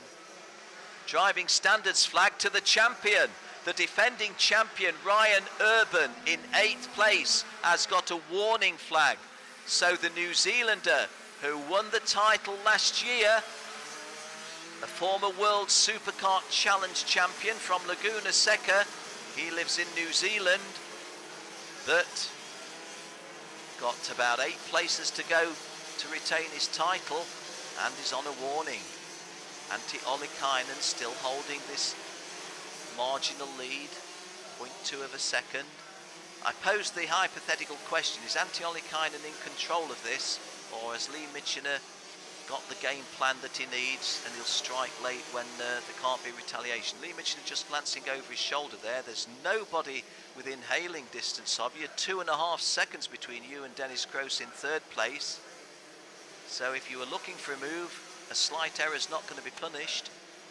It was 0.2 of a second. It's now 0.34 of a second.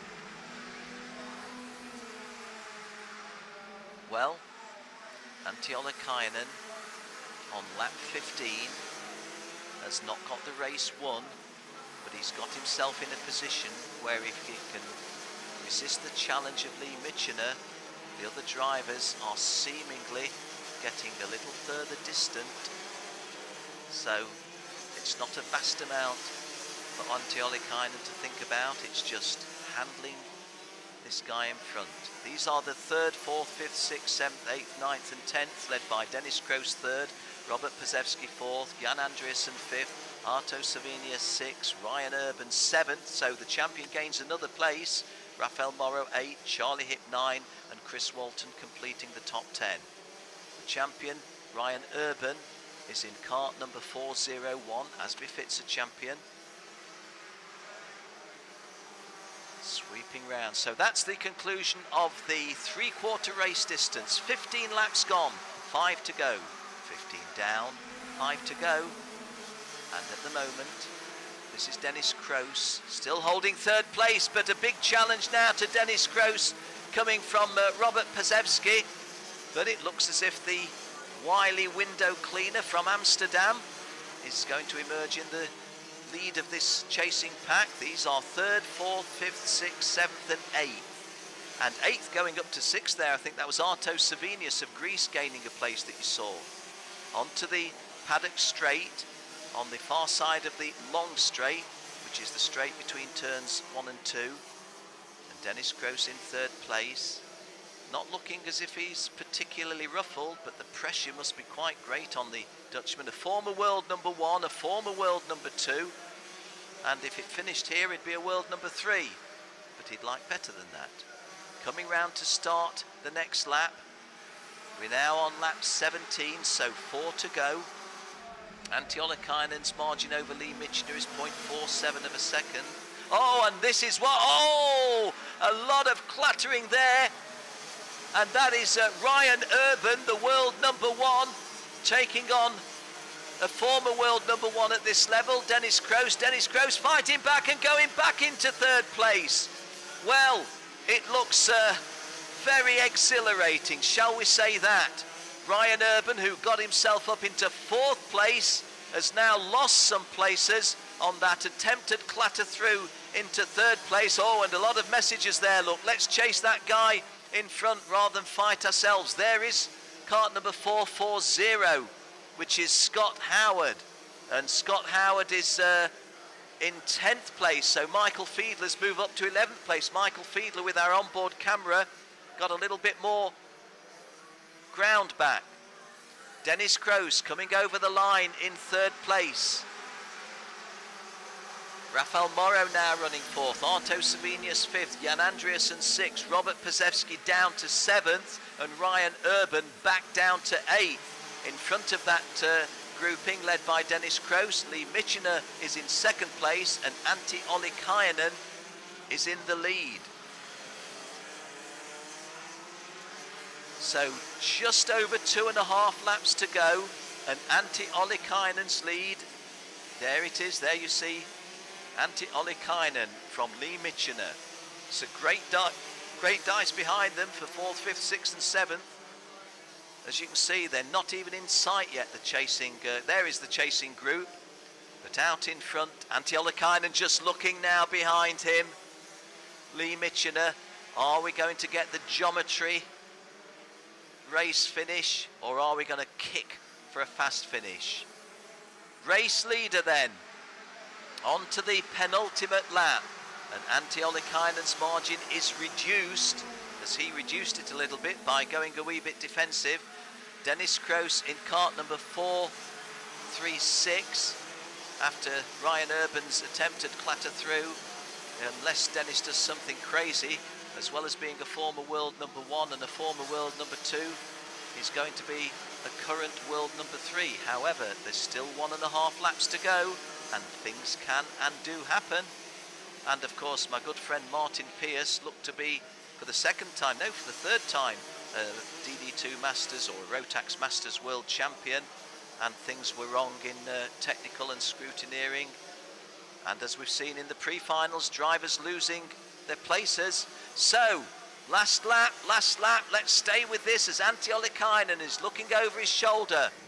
Lee Michener behind him. Lee Michener's not going to be saying, I would be quite happy to be the vice champion. Lee Michener wants to be the leader, and a big wide sweep on the outside puts him into the lead. And a wide sweep on the outside gives the Aussie virtually the seminal moment in the race. He's taken the lead, he's slowed down Antti Ollikainen, and it's going to be hard for the Finn to come back from here, not because he's not capable, but because there's not enough left. 3/4 of a lap, 2/3 of a lap remaining, and that big wide outside sweep by Lee Michener looks to have won him the title in DD2 Masters. Half a lap remaining. Lee Michener from Australia on his debut in the Rotax World Final. Antti Ollikainen for the 3rd time at a Grand Finals. Oh, you can feel the exhilaration as Lee Michener says, yes, I've done it. Antti Ollikainen, oh, how did I let that go away, says Antti.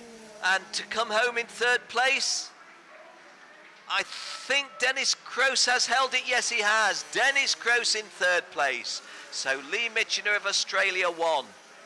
Antti Ollikainen of Finland 2. Dennis Kroos of the Netherlands 3. A great finish to a great race. Well done, guys. Well done, one and all. And we lost some of our best drivers. Fernando Guzzi, who didn't qualify for the final. Luis Schiavo, who went out at the quarter race distance. And late on, Scott Campbell going out. Let's see, Scott did continue and has finished in 31st place.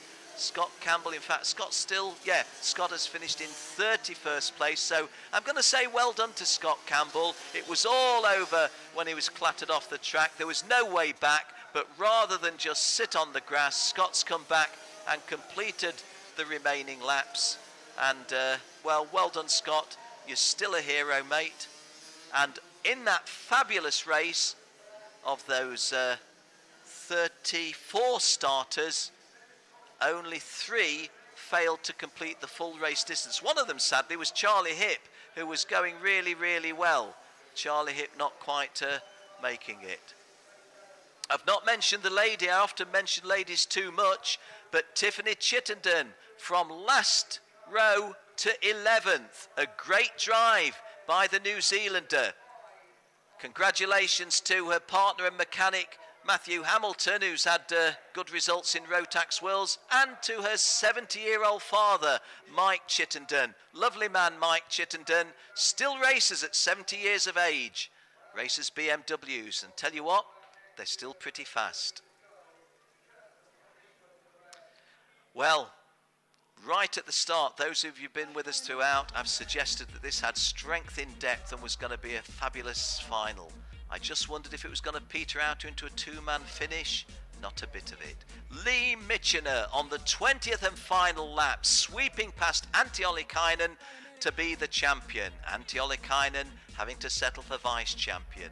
Dennis Kroes, the world number 3 now. Robert Pasewski 4th, a great weekend's racing altogether by Robert for Austria. Chris Walton and Ryan Urban 5th and 6th. Chris Walton for Australia. Chris Walton for Australia. Ryan Urban for New Zealand 6th. The defending champion gave it a good scrap, did Ryan Urban, because he was way downfield, but got up to 6th. Jan Andreasen 7th. Alessandra Glauser 8, Scott Howard 9, and another Finnish driver, Jari Koivisto, completing the top 10 at number 10, and Tiffany Chittenden from 33rd on the grid, up from the back row to 11th. Well done, Tiff, the lady of the class, the classy lady, beating some good drivers, the likes of Derek Wang 12th, Gabriel Zugella 13th. Disappointment for Michael Fiedler. We're great fans of Michael Fiedler and all at Speed World Academy, but Michael, unfortunately, no higher up than 14th. Former world champion Chris Adams at 15th. Confirmation that Scott Campbell finished the race taking the checkered flag, albeit he was a lap down, but his chance had gone very early on when a little incidental contact took him off the circuit. Luis Schiavo likewise going out at the quarter race distance, one of our, well, short list of potential champions, if you will. Good race, good competition throughout. Hope you enjoyed that one. Don't go anywhere, because in not too long a time, in fact, scheduled away at 15:40, we've got another DD2 race. And there's quite a little story behind that one, but I'll tell you that one a little later on. Thank you from all of us at KART-DATA for being with us. Do stay with us for our final. I'm enjoying every bit of it so far. Visiting me in the booth. Thanks for popping down and seeing me in the booth. Tends to be a bit lonely up here, but I see all the action from these screens like you do, and I've got the timing screen, and we try to bring to you the best of the info so you can understand on. Let's go to Jenny.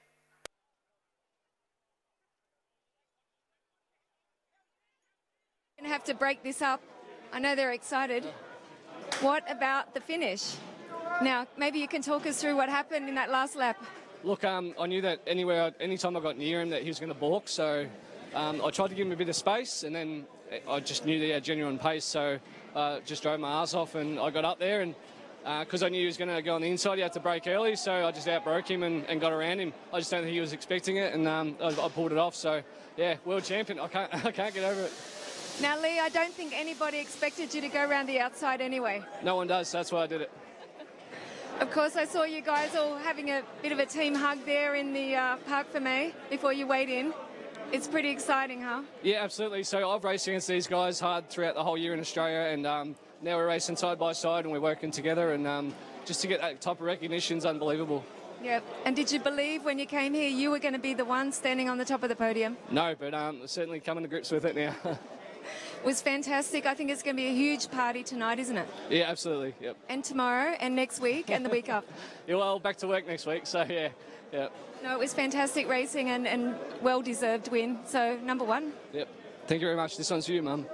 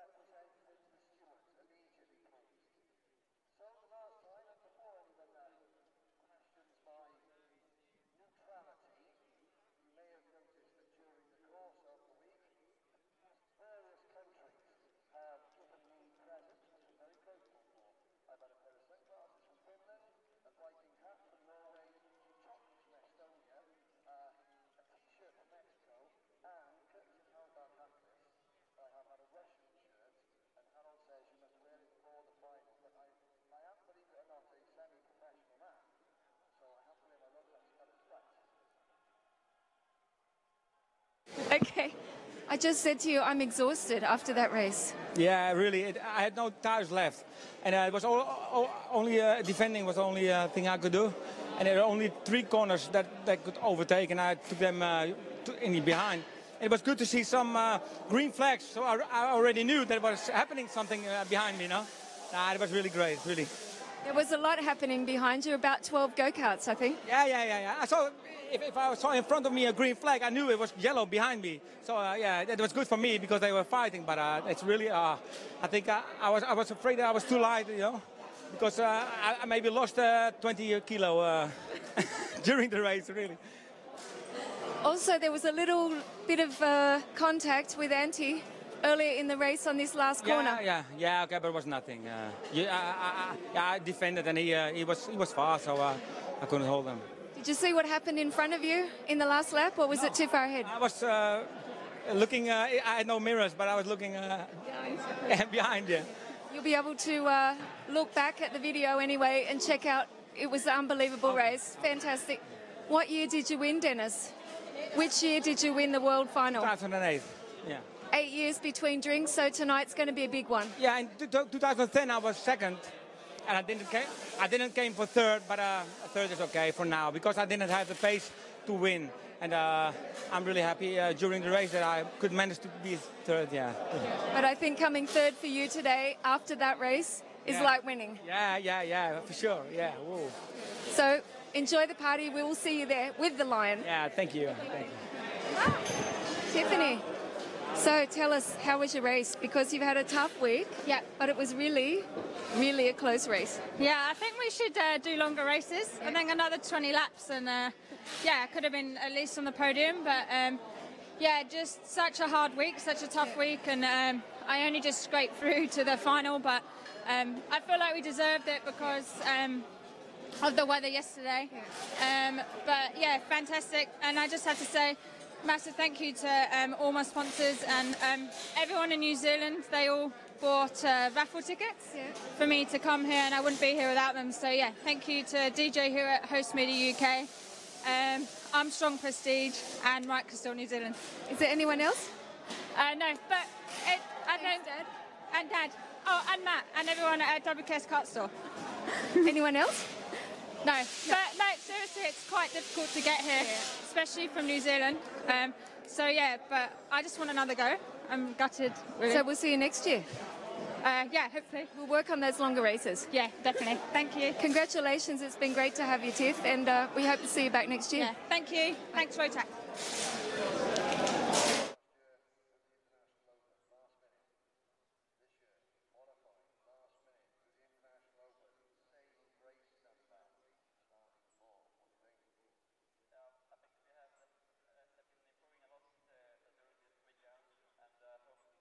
As ever, we thank our supporting chassis manufacturers, DD2 class, supported by Birel Art, We thank all our chassis manufacturers who've covered the whole of these 6 classes, Birel Art in DD2 here, and of course the other supporting manufacturers were Sodi KART and Praga. Everybody of course shod on Mojo tyres.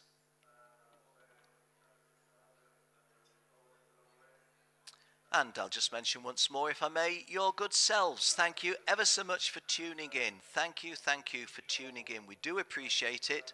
We know that you're there in your numbers. Thank you for the messages that we've had that we appreciate. On behalf of KART-DATA, we're hoping to increase your enjoyment of the finals here at Sarno. And that starts with you tuning in. So you've done your bit. It's now down to us to deliver, and we promise we'll do our best. KART 321 that you see there is Justin Allison of South Africa. Justin Allison will be starting back down the field in P30 on row 15. Sandor Hargitay taking some pictures. What's he taking pictures of? Is there any chance he's taking pictures of pretty Rotax girls in tight red pants? No, he's taking a picture of Ferenc Kankshar. Well done, Sandor. Wouldn't have wanted our friends to think you were just following the girls. You're following your best driver, Ferenc Kankshar. Said moments ago, I've got something to tell you about this. It's just one of those unlucky things. Ferenc Kankshar won the qualifying competition, won all of his heats, won the pre-final, but he's not on pole position. Why not? Because we had a pre-final A, a pre-final B, and the fastest winner takes pole position. One pre-final was on the dry.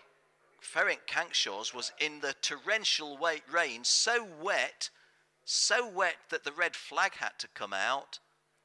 And then we completed the race some 45 minutes later. And of course, Ferenc's time was the slower of the two. And for winning all of his races so far and getting to the final, he has to start on in the off-pole position. Unlucky. Not been beaten in a championship drive in DD2 since November 2014, so very nearly a 2-year unbeaten run. I'm going to say no more. Commentators curse. You know the sort of thing.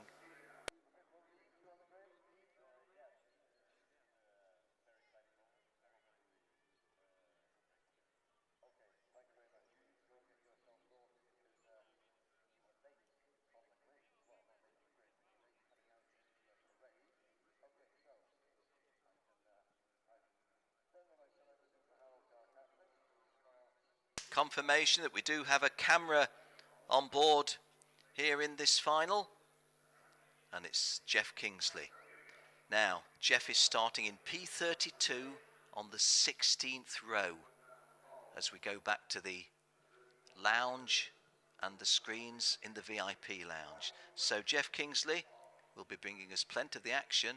Thanks for the wave. Thank you. Thank you, the lady from Canada. Thank you for the wave. Oh, it's Kim. It's the lovely Kim. Kim was in our commentary box yesterday when Ben was joining me in the commentary. Thanks for the smile, Kim. Thanks for the wave.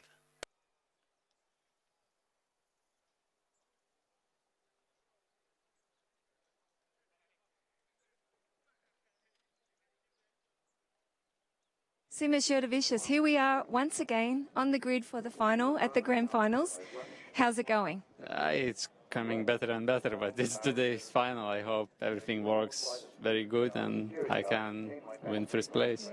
Just watching my minds, it's at first place, and that's all. Just want to go to the top. Now, of course, you are a very experienced driver. We've seen you here before. Sometimes you have the luck, sometimes you don't. Coming into the event, were you feeling confident for a podium?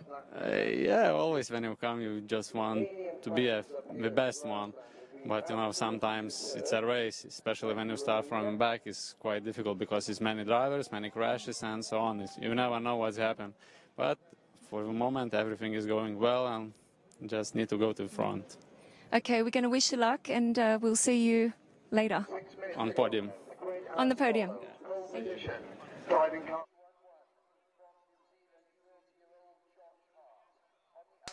Jeff Kingsley's kart there. You can see very clearly our camera mounted, and that's the result of what you see through the lens.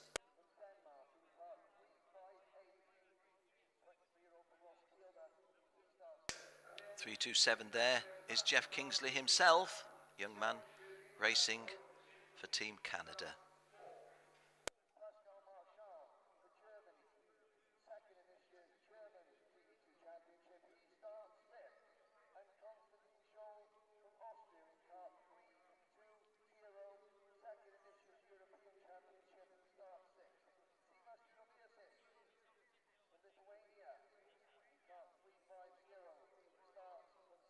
Okay, Kevin Ludi is with Jenny. Let's go and hear Jenny talking to Kevin.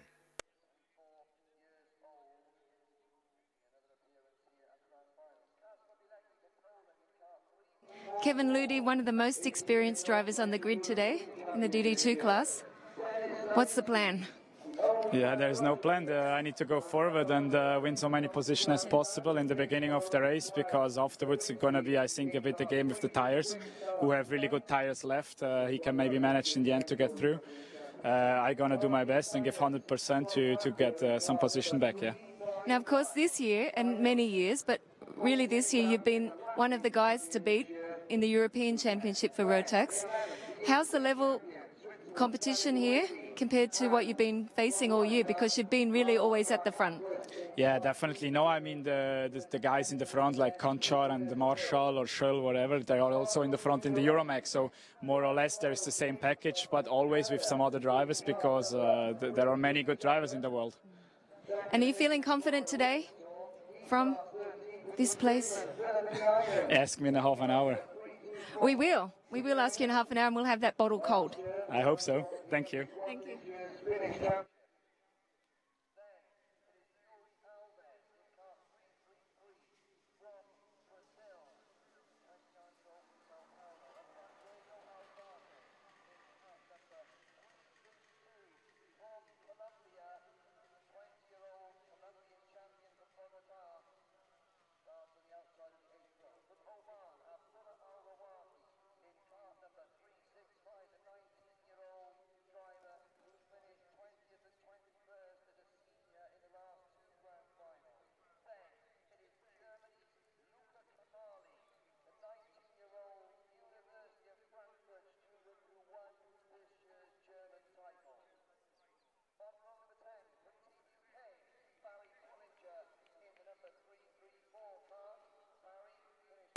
So we're moving forward now to the scheduled start time in about 2.5 minutes for our final, the Rotax Max Challenge Grand Finals 2016. The DD2 race will close the program, and it's a tremendous field that we've got here. Josh Hart from New Zealand on pole position. You see him there in kart 311. Well, the photographer, this lady who holds the board high, have to say she does her job very clearly, doesn't she? Some girls who bring the boards just sort of waft them and go, but she holds them at arm's length. Josh Hart on pole position, joined on the front row by the unbeaten Ferenc Kankshaw. The Scandinavian row 2, Christian Sorensen from Denmark, and the world number 3, Andreas Backman from Sweden. Ferenc Kankshaw, of course, the defending world number 1. Sorry, I think I said Andreas was world number 3, it's world number 2. Pascal Marshall and Konstantin Schürl, row 3. Seamus Judaversius and Kasper Bileski, row 4. Top 10 completed on row 5 by Denis Slavinsky and Martin Steinertz. Kevin Ludi just talking with Jenny on row 6 with Harold Skokaklis, racing for Russia now, not Latvia. Marco Signoretti and Vili Vilainen, row 7. Yuri Alves and Juan Diego Alzate are the South American row 8. Abdullah Al-Rawahi from the Middle East, from Oman. He's with Luca Kamali of Germany on row 9. And Barry Pullinger, the Brit, and Patricio Maggio of Argentine complete the top 20 on row 10. Eugene Brits of South Africa on row 12. Oriel Dalmau is a former world number 3 at this level. Cosimo Durante had some great races in the heats, coming through to finishes in the top 3. things went wrong in the pre-final for him, as it did for a lot. Okay, let's back to Jenny. Finals. Very good racing. I'm really surprised, and I really enjoyed the week. Even with the bad weather sometimes, it was really good. Of course, you've been here from the beginning, haven't you? From the first one.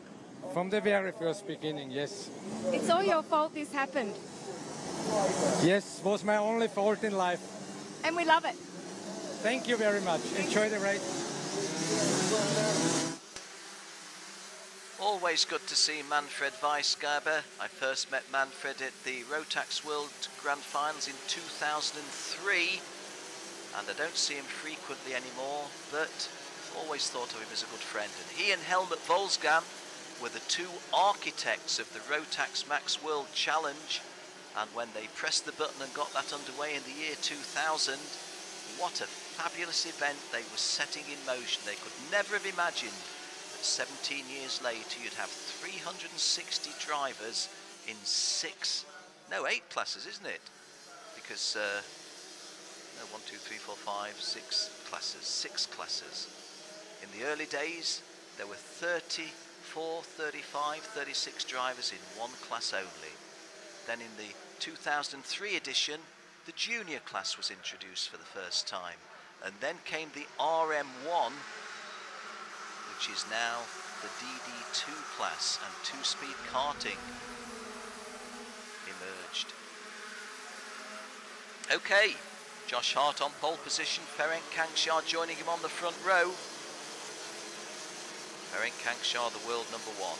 Christian Sorensen and Andreas Backman, the Scandinavian second row. Andreas Backman, the world #2.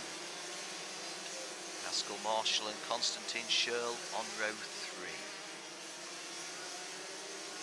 Seamus Udoversius and Kasper Bileski, row 4. Denis Slavinsky of Belarus, the best placing by a Belarusian driver ever in a World Finals, getting to P9. But having said that, there's not been very many Belarusian drivers. Denis Slavinsky, easily the best they've had.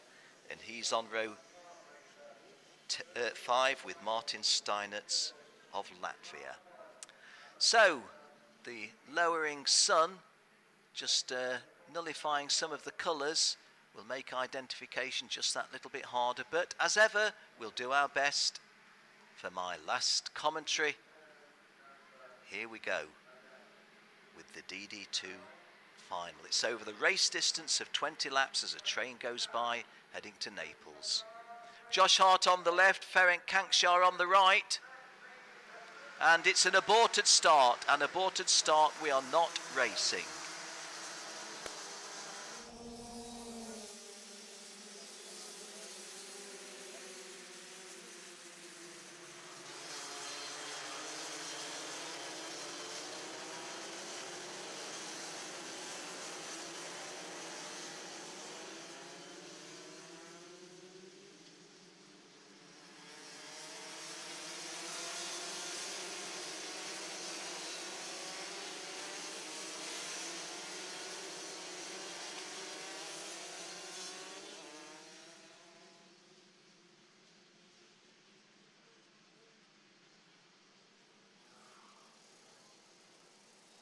Race director Nigel Edwards explaining to those front row starters, Josh Hart and Ferenc Kankshar, what's needed.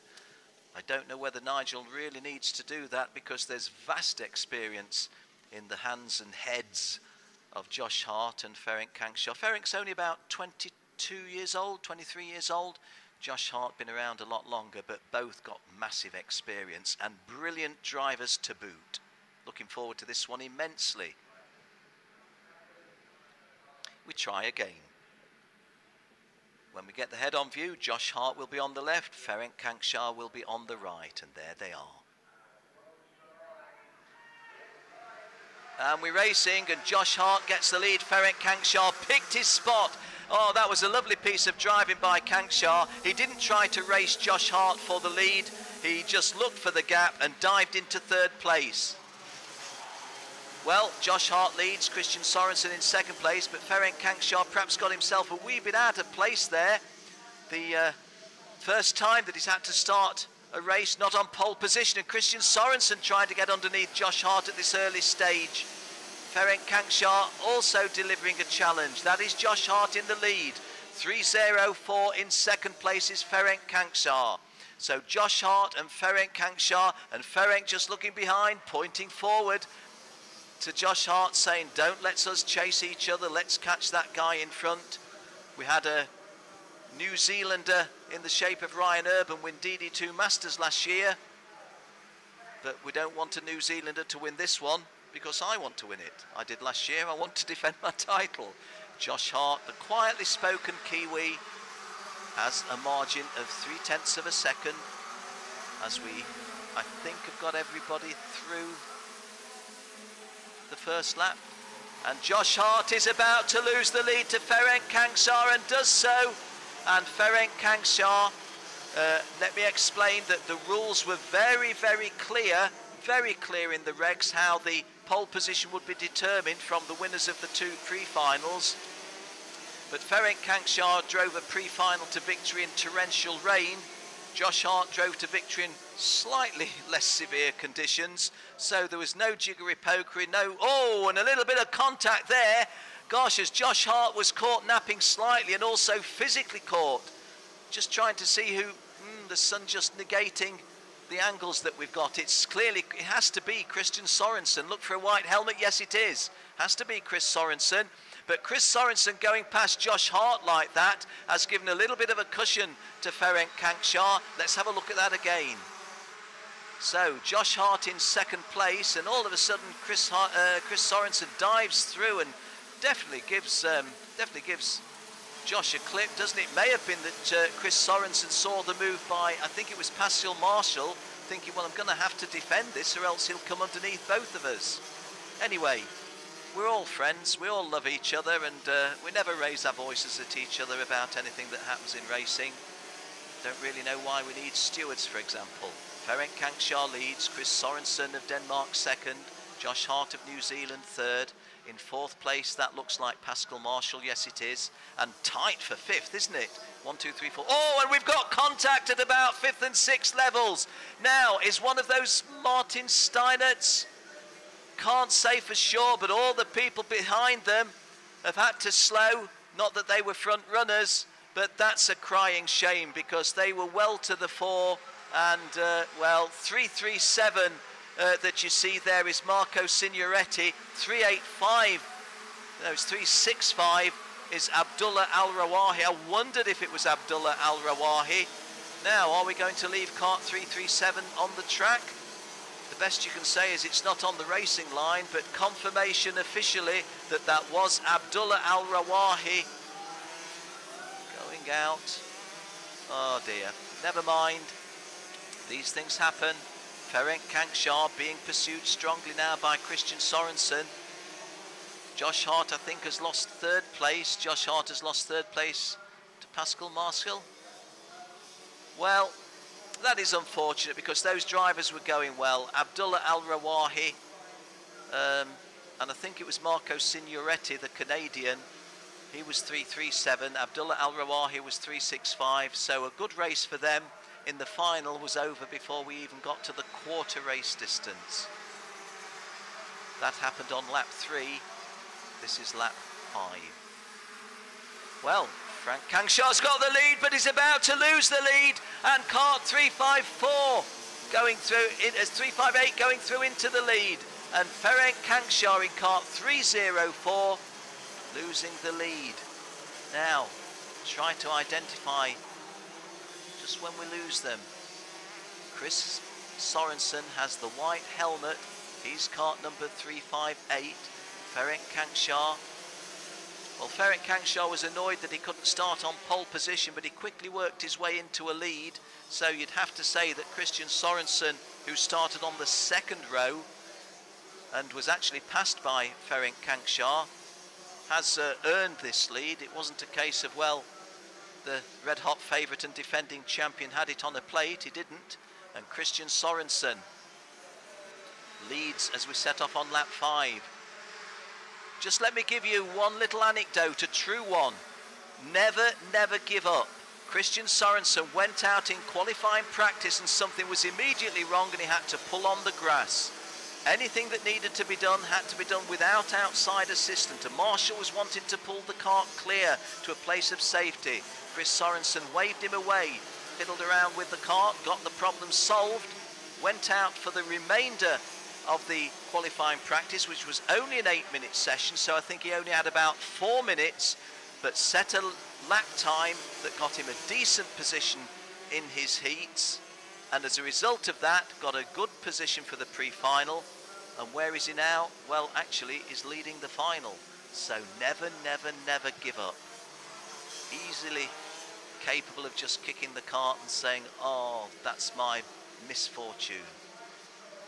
But Ferenc Kankshar, looking over his shoulder, knows that the gap between him and third place driver Pascal Marshall is big enough that if he wants to try a move on Chris Sorensen and it doesn't quite come off, no damage will be done, and no damage is done. Chris Sorensen trying to get through on the inside to retake the lead but can't get it done.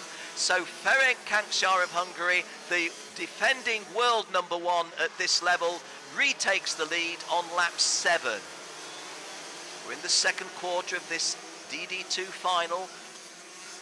You've heard me say it many times, I hesitate to take my eyes off the screen, but let me just bring you up to date. Pascal Marshall in third place, Josh Hart the pole sitter 4th, Seamus Udavicius 5th, Martin Stein at 6th, Harold Skokakli 7th, Jori Alves 8th, Luca Kamali 9th, and Finnish driver Ville Villainen completing the top 10 at number 10. Just outside the top 10, Kaimur Kerman Shashi of the United Arab Emirates. This is the start of lap 8.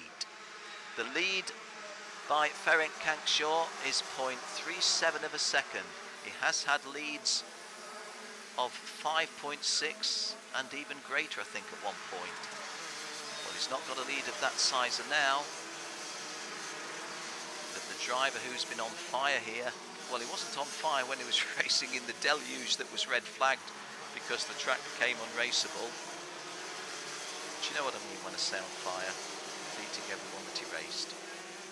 Christian Sorensen and Pascal Marshall has lost third place because that's Josh Hart back in third place. So the pole sitter, who looked to be going back swiftly, comes through, and 5th going to 4th is Seamus Udavicius.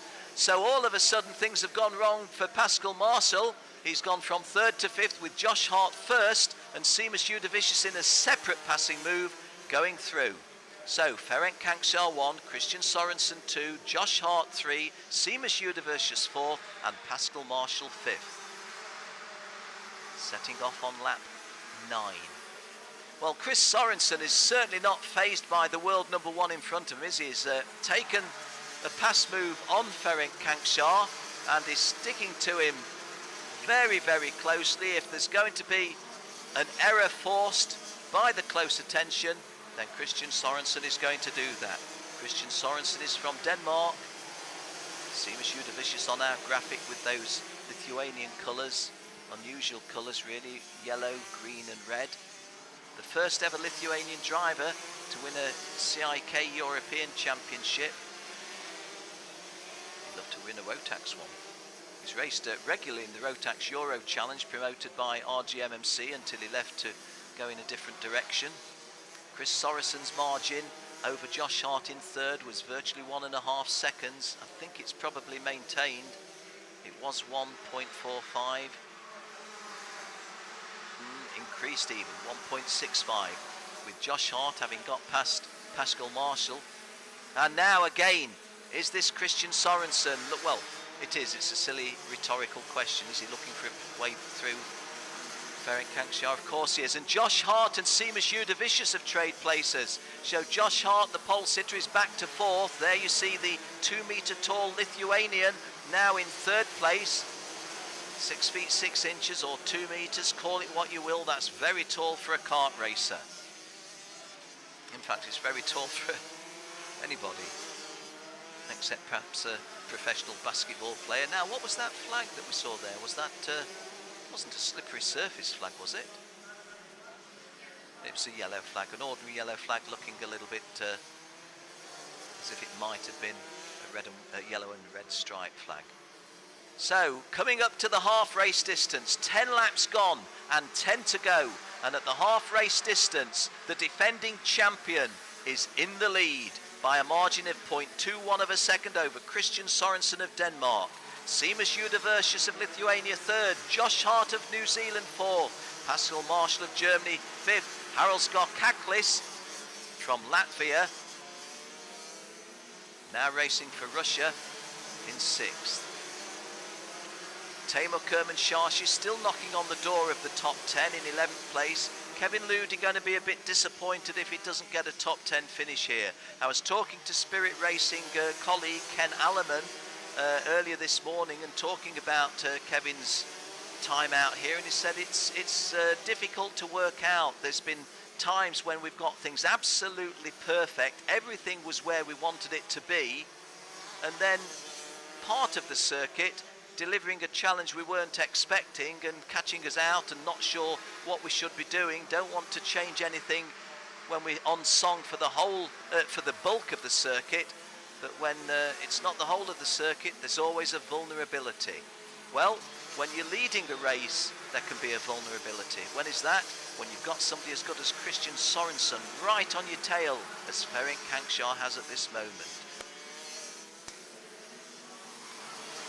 Ferenc Kankshaw, I'm sure I heard Henry Burdett, the circuit commentator, saying he was unbeaten in championship races since 8th November 2014.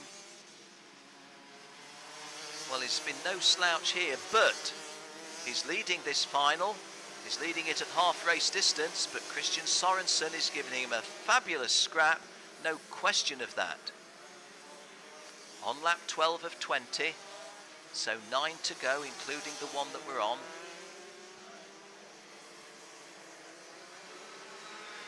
Setting off on lap 13.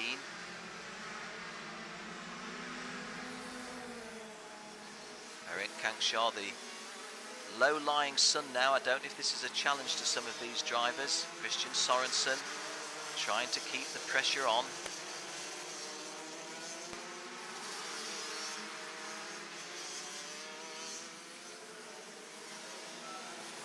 And I'm seeing a yellow flag again to the upper right of the upper left of the screen as the front two drivers coming round. Ferenc Kankshaw cannot shake off Chris Sorensen.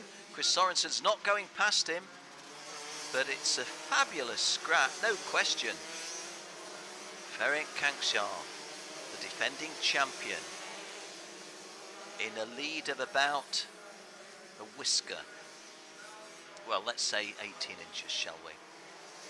Coming round to start lap 14. Oh, and momentarily I just thought that Christian Sorensen was looking about driving down on the inside, but he chooses not to. This is the long straight between turns 1 and 2, the longest straight on the circuit, fastest part of the circuit. In third and fourth place, as you see there, is Seamus Udeversius and Josh Hart, and Harold Skokaklis of, well, he's a Latvian who's racing on a Russian license now, running in 5th place. Was ever so good in the preliminaries, Harold Skokaklis, and I featured him as a potential podium finisher, but things went wrong at qualifying and in the heats, but he's fought back well in the pre-final and fought back well today. Harold Skokaklis, who started a little bit further back on P12 on row 6, now running in 5th place. But these two protagonists, these two racers, are Ferenc Kankshaw of Hungary, raced on an Austrian licence a few years back, based in Austria, coming round to start lap 15. Christian Sorensen, I have to say, is a driver I don't know an awful lot about. Christian Sorensen in kart number 358. Didn't produce a driver bio, so if he's not a driver I've seen race and I don't have my own notes, can't tell you an awful lot. Been watching Ferenc Kankshaw race for over 10 years, I think. It's good to see top drivers like this, isn't it? Ferenc Kankshaw driving what I call pure race. In other words, looking for his line, looking for his own line and executing it, and not just trying to block the guy behind, not glancing over his shoulder to play the I'll close the door on you, chum. Just pure, good, fast racing. And Christian Sorensen, okay, is not good enough to be leading right now, but he's good enough to have passed Ferenc Kankshaw during the race, and is good enough to be staying with him even as we reach the three-quarter race distance. So 15 laps gone, 5 to go, 15 down, 5 to go in the DD2 final. Does the defending champion retain his title, or does the Dane, the Great Dane, I mustn't keep saying Great Dane because I've used that quite often. The first Great Dane I used it for was Paul V. Pettersson on the Superkart circuits, but it's a great performance from Christian Sorensen. Ferenc Kankshaw doesn't look to be in a position where he can be challenged by Chris Sorensen. However, one false move by Ferenc Kankshaw and Sorensen is there to pounce on it. In fact, Chris Sorensen a little bit closer than they were previously. Let me just briefly take my eye up and see. Fastest lap by each of it's identical. They've both set the best laps at 1 minute 1.125. So nothing in it between these two guys in terms of speed. They've both done a 61.125. Now Kankshaw's done 61.071, and Chris Sorensen, fastest lap of the race, 61.051. So if you want to divide the numbers, Chris Sorensen is going faster than Ferenc Kankshaw. Fastest lap on lap 16, 61.05 as our graphic shows. Are we in for a blanket finish? The sub-question, will my voice hold up to it if they are? I'm sure it will. So Ferenc Kankshaw from Hungary, and Chris Sorensen looks over his right shoulder. Often a prelude to a potential move. If I make a move that fails, is anybody there close enough to pounce on me? The answer to that is no, they are not. Seamus Udavicius in third place is over 2 seconds behind. So at this point, you would think it is between these two. There are 3 laps to go, laps 18, 19 and 20. Ferenc Kankshaw actually increased his lead there to a full 0.2 of a second. He did a 61.131, Chris Sorensen 61.133, so there was just 2 1/1000ths of a second between them. It's going to be a strategic move or manoeuvre, not a speed thing, that's going to win this title. You might feel that Ferenc Kankshaw has been there before, so what the heck, it's not like winning it the first time. I promise you that Ferenc Kankshaw is stone cold, blinkered focused to win this title again. It's not good enough that he's won it once before, and vice champion this afternoon would be a bitter blow. Christian Sorensen, on the other hand, has never been a Rotax World #1 and would like to be, and has 2 laps to do something about it. So Kankshaw in the lead, Sorensen second. We'll stay with these front-running two for the simple reason that the race is not won and lost. And now Ferenc Kankshaw, for the first time, is not kicking ahead, but trying to do the closing up, and Christian Sorensen has punished it. Christian Sorensen has moved through, has he? No, he hasn't. No, he hasn't. Well, Ferenc Kankshaw now hasn't been looking around at all, but for the next 1 3/4 laps is definitely thinking, where do I place my cart so that you can't go past? We're onto the paddock straight, the shorter of the 2 straights, and Ferenc Kankshaw crossing Chris Sorensen so that Sorensen has to lose some momentum. It's going to be one of those cat and mouse finishes, a little bit like the start of some of those bicycle races where they set off at about 1/4 mile an hour. Sorensen whatever happens, I don't want them to come together and have an issue like that. 1 lap to go. Seamus Udavicius in third place, being chased by Josh Hart, but I think they're too far away to be able to catch up these front-running 2, who are now going much slower than they were, well over a second slower. Ferenc Kankshaw playing the angles. Chris Sorensen looking to prize an opening. What a fabulous finish to the 2016 Rotax World Challenge Grand Finals. You couldn't have wished for a better finish than this. The defending champion in front of the contender. Nothing between them bar the length of the cart, and Frank Kangshaw there making gestures, if you like, to Chris Sorensen, saying, I know where you're going and I'm going to close the door. You're not going to be able to get through because I'm going to close the door. We've got half a lap remaining. Udavicius and Hart in third and fourth place are getting closer and closer, but I don't think that they're going to get there before these two hit the hit the home straight. Sorensen, what can I do, he thinks, onto the home straight away. Ferenc Kangshaw has got the victory, and Christian Sorensen acknowledges that he's going to have to be satisfied with vice champion. Seamus Udavicius on the podium in third, Josh Hart fourth, Harold Skokaklis makes the top five after a very low patch in the mid-session of this competition. He finishes fifth, Pascal Marshall sixth, Luca Kamali seventh, Martin Steinert's eighth, Kevin Ludi, he gets a top 10 finish but will probably be disappointed at eighth. Teimur Kermanshahshi, a top 10 finish for the United Arab Emirates, he'll probably be very pleased. Ville Vilainen of Finland completing, no, he's just outside the top 10 in 11th. Well, we got finishers by everybody up to 30th place. And late in the race, Andreas Bachmann, the world number 2, who at that stage was not challenging for a place in the top 3, unfortunately loses his vice championship position. Christian Sorensen takes that. Just looking a bit further down, Jeff Kingsley, who had our camera on board, he started way down in P32, worked his way up to 19th place, so a decent drive by the Canadian teenager. But hey, the defending champion, Ferenc Kangshaw, the best in this class, or is he the best in this class?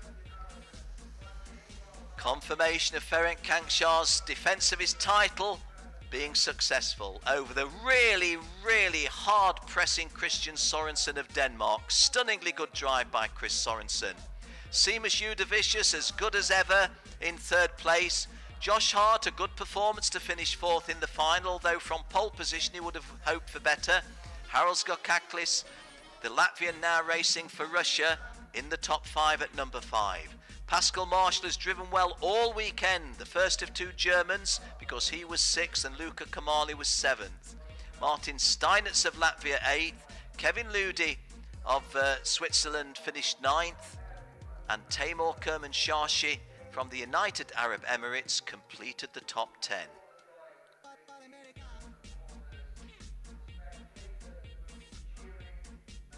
Barry Pullinger for Britain will be disappointed with 24th. Eugene Brits of South Africa will be disappointed with 26th, but everything was going wrong for Eugene at one point, and he was actually did extremely well to qualify for the finals.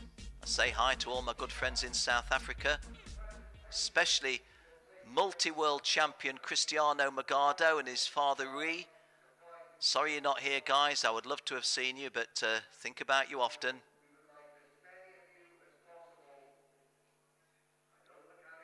Well, ladies and gentlemen, unless you have to go immediately, please stick around with us. We'll get the interviews with Jenny, and we are going to cover the podium ceremony too.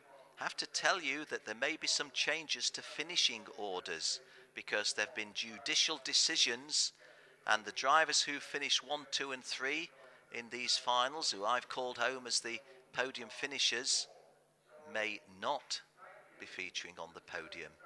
Nothing official yet, therefore I can't tell you anything, but I can tell you that there may be changes, and even I go as far as to say it's highly likely that there are changes. Okay, to the winner now with Jenny. Here I am in the land of the giants. Ferenc Kangshaw, you've successfully defended your world #1 title once again in 2016. What a race. Well, I'm really happy, but it was a really exhausting race, not like last year. Come on. My fans from the grid, Harold's the best. And yeah, I'm still not calmed down. Like I still don't believe that I could manage to stay in the front because Christian Sorensen battled me really hard. I was like I don't have any words.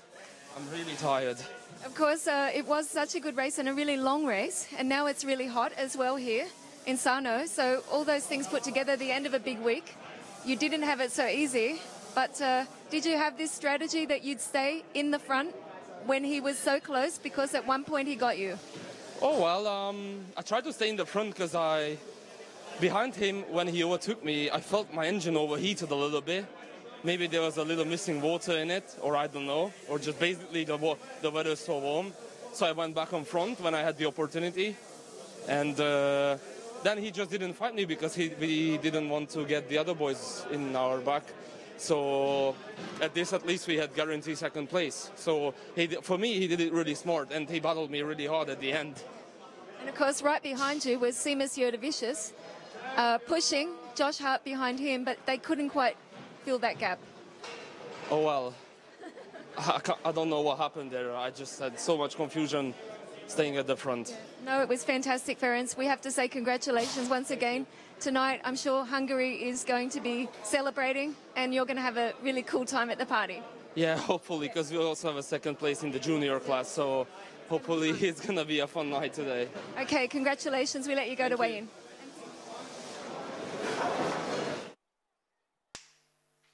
Well, you don't see Ferenc Kankshar break into a broad smile very often. When you do, it's special. Well, it is special. You know what they often say in sport? It's hard to be a champion, but it's even harder to retain your title. But Ferenc Kankshar's done it in DD2 and done it in style.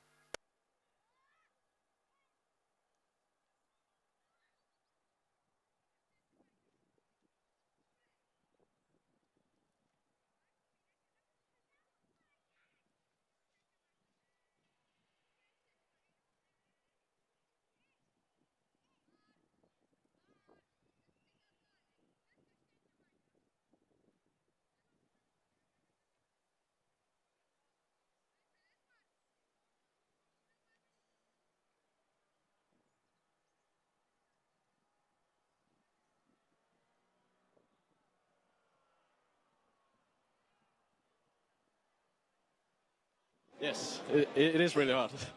Always look like that when I race. Okay, but the race was a little bit hot as well, huh? Yeah, 20 laps is a long distance. Yeah. So it was more endurance, and I wanted to race Kankshar in the end. But then in the last 3 laps, every time I was close to him, he was looking down to the right, to the left, to the right. So he actually switched lanes multiple times in the straight. So it wasn't really possible for me to make a move without risking everything. But of course, you know, Christian, he's a little bit of an expert at this kind of racing. Yeah, that's for sure. This is my second grand final. Last year was kind of a strategy because of the constant crashes. My qualifying wasn't so good. But this year I got a really good qualifying compared to last year. So I was avoiding all the crashes. Also, the nose cones have helped quite a lot with the first corner crashes. Of course, Ferenc told us right now you made him work really hard. So does that make you feel good? Yeah, of course. He is now the second number one, second time world champion. So I was happy that I could. I actually think I was faster than him quite the whole race, but I wanted to get away from the third and the fourth position just to make the racing more easier for the championship.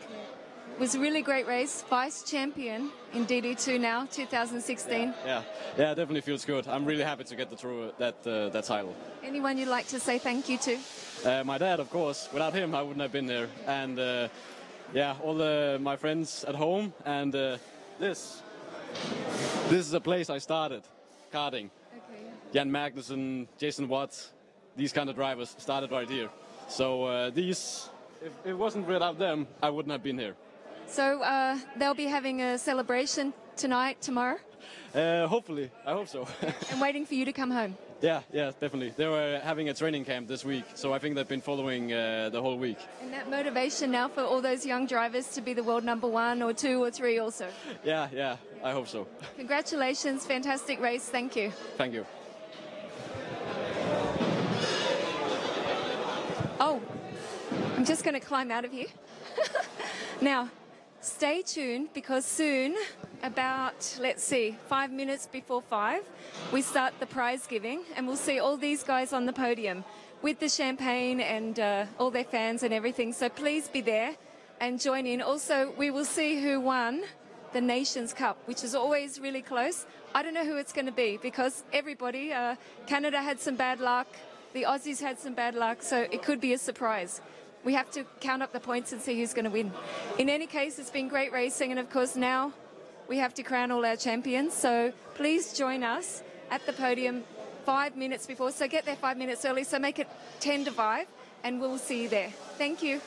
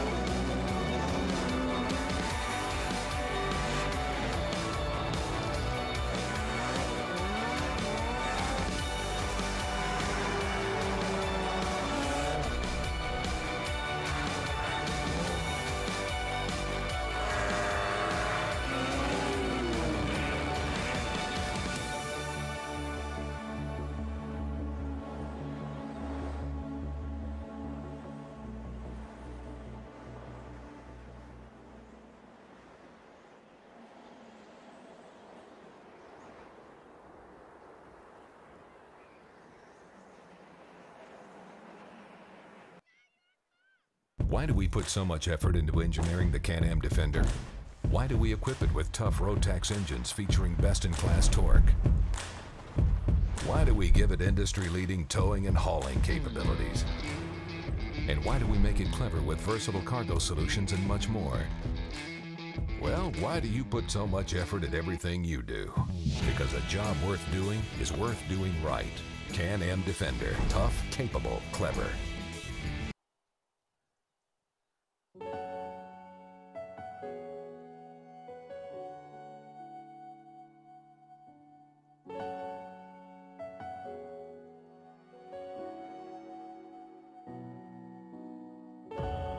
Welcome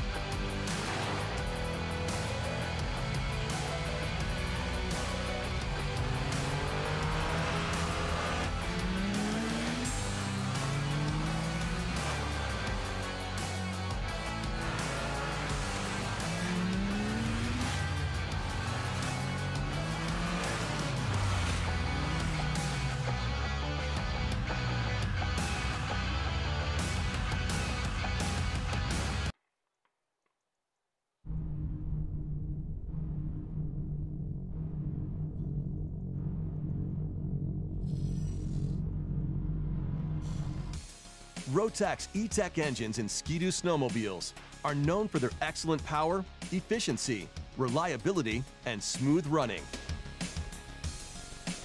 At BRP, we never stop pushing to develop what's next, which led us to the Rotax 850 E-Tech engine, the most powerful, responsive, and efficient Rotax snowmobile two-stroke. To start, there's 10 more horsepower from a 49cc increase in displacement and freer intake and exhaust. The heart of E-Tech is its direct injection system, where fuel is injected directly into the cylinder by voice coil injectors unique to BRP. For the new 850 E-Tech, the injection system was redesigned, made lighter, and more responsive. The engine's spectacular dynamic response is what riders will notice the most. The 850 E-Tech is 30% quicker responding. Power is instant, and you'll feel it every time you squeeze the throttle. To accomplish this, the throttle body is significantly closer to the cylinder, and there are now booster injectors at the intake. They only operate when the rider snaps the throttle in the mid and high RPM range to give the engine extra dynamic response. Our trademark E-Rave exhaust valves are also improved. Response is 3 times faster and more precise than previous versions. The entire power pack also responds more quickly thanks to a lighter forged crankshaft and P-drive clutch, proven on our race sleds. Performance is not only better, but so is efficiency. It delivers more power, more torque, and faster response than the previous engine with the same fuel efficiency. And you can now cover 40% more distance per liter of oil. Key to this incredible oil economy is a design that lubricates the crankshaft bearings directly. There are many aspects of the engine's design like this that come from proven 4-stroke and diesel engines for reliability. Like the new 4-stroke inspired forged crankshaft, it's just 2 light and strong pieces.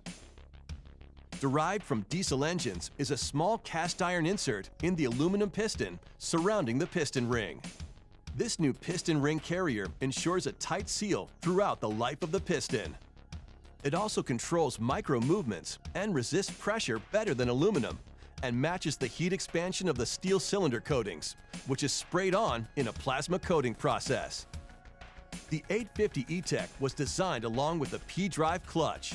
It uses friction-free rollers instead of sliders to transfer torque. The P-drive reacts very quickly and is amazingly consistent at holding RPM, keeping the engine at its peak power. Gen 4 rev-based Summit sleds come with adjustment clickers to easily adjust top RPM due to altitude changes. The P-drive was also designed for reliability.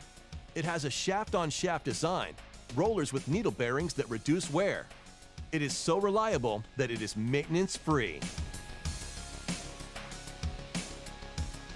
E-Tech engines have been the most popular two-strokes in snowmobiling, and with its improvements in power, responsiveness, efficiency, and durability, the Rotax 850 E-Tech will only add to its legend.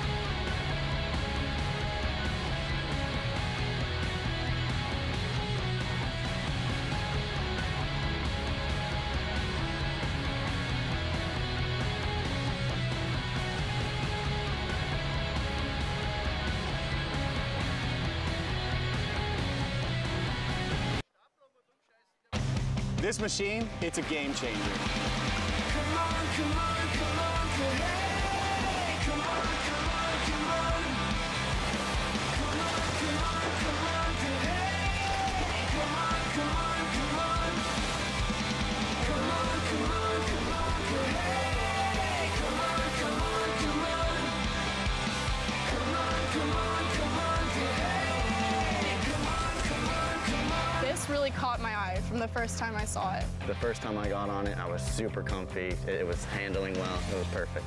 Felt like within 5 minutes, I was getting dialed into how nimble, how agile. The biggest thing, in my opinion, that starts with it all is the VTS. They've over-exaggerated it to where it's like in an up position now, and it just stands that nose up. The adjustable riser is used for the tricks, and you want it down for some of the tricks, and you take the adjustable riser up to do the other half of the tricks. You've got the new foot pegs with a little bit more foot surface. You find yourself a little bit more stable. This was my second time riding a watercraft, and I felt I had total control of it. It was incredible, and it was awesome. I think anyone can hop on this and pull the same tricks I'm doing today. Easy, affordable, and fun. I would definitely tell my friends, and they would get one in a heartbeat. It's super affordable. The Spark Tricks is so different from the rest of the lineup, and really it is all about having fun, right? Wow, I want to go again.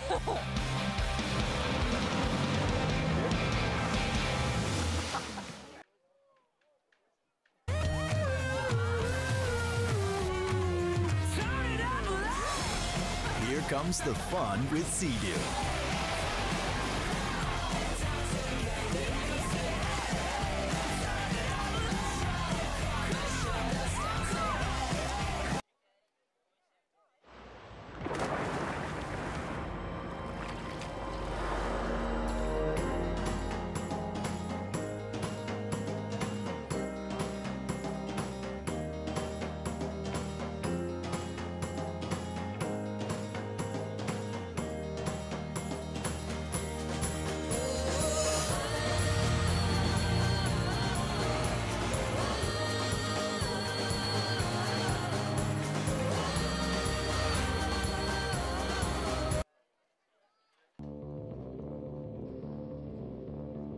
It takes a certain kind of rider to make this their playground. One who hungers for a vehicle powerful enough to push them right up to the edge. Coupled with the absolute precision to let them ride it all day long. And a defiant attitude ready to take on any challenge. This is Maverick territory. And the all-new Maverick X3 line redefines the limits of what a side-by-side can do. The Maverick X3 has undergone a complete performance-driven redesign with a focus on the driver position at its core. Its bold look and superior fit and finish visually transmit the adrenaline rush of its ride. While low seating positions and four-way adjustable race-inspired seats allow both driver and passenger to feel connected to the X3's every move. Its advanced cockpit places all controls within easy reach and features a flat-bottom steering wheel that tilts up to 25 degrees. Playing on terrain this intense requires an equally extreme suspension system that can compensate for everything you see coming and anything you don't. The X3 is more than up for the challenge, thanks to its all-new best-in-class TTX suspension, which offers up to an industry-leading 24 inches of suspension travel. This high-performance suspension features a trophy truck-like trailing arm, paired with 3 links to regulate the wheel toe during extra high wheel travel. The result is precise control and traction on any terrain. The X3 XRS also comes equipped with Fox 3.0 Podium RC2 bypass shocks, helping you nearly float over nasty whoops, rocky creek beds, and just about anything else you find yourself rolling through.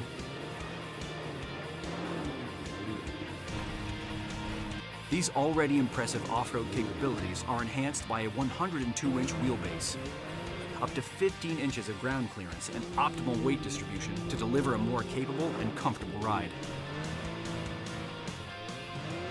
Driving the entire experience is an impressive 154 horsepower and 113 foot-pounds of torque.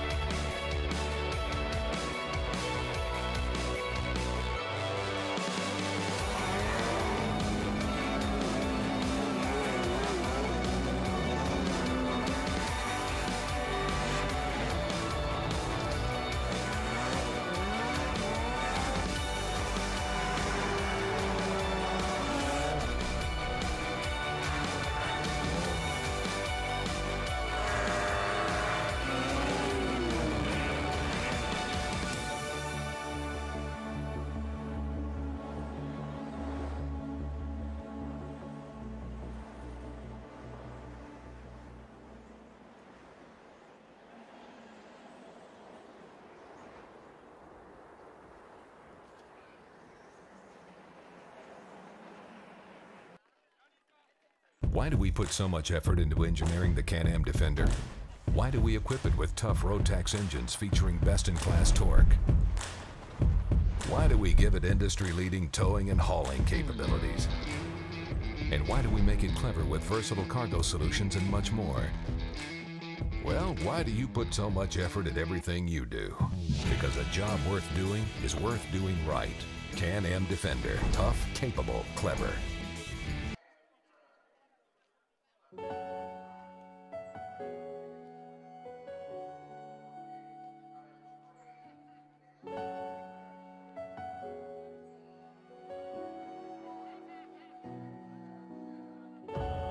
Welcome to the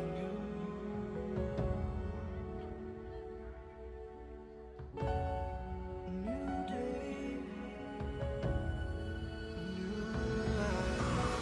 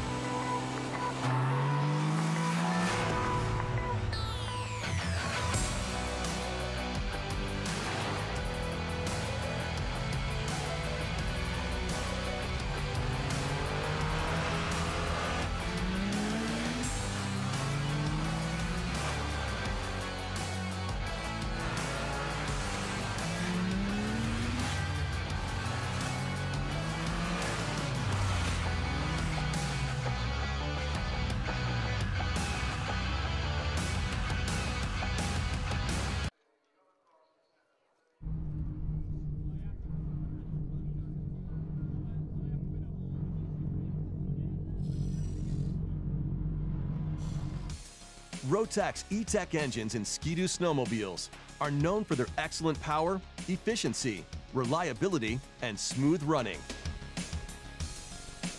At BRP, we never stop pushing to develop what's next, which led us to the Rotax 850 E-Tech engine, the most powerful, responsive, and efficient Rotax snowmobile two-stroke.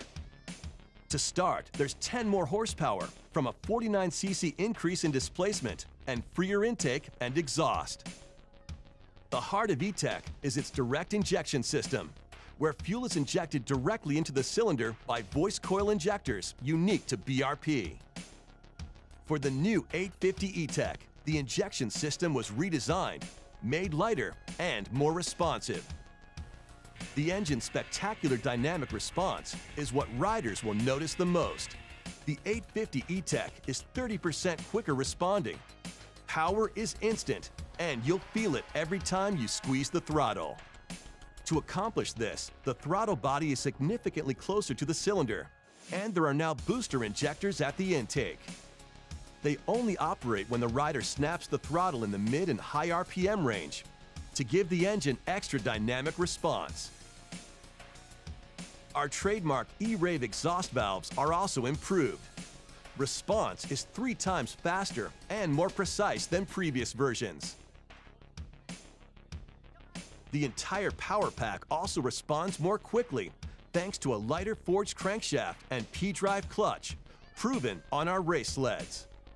Performance is not only better, but so is efficiency. It delivers more power, more torque, and faster response than the previous engine with the same fuel efficiency.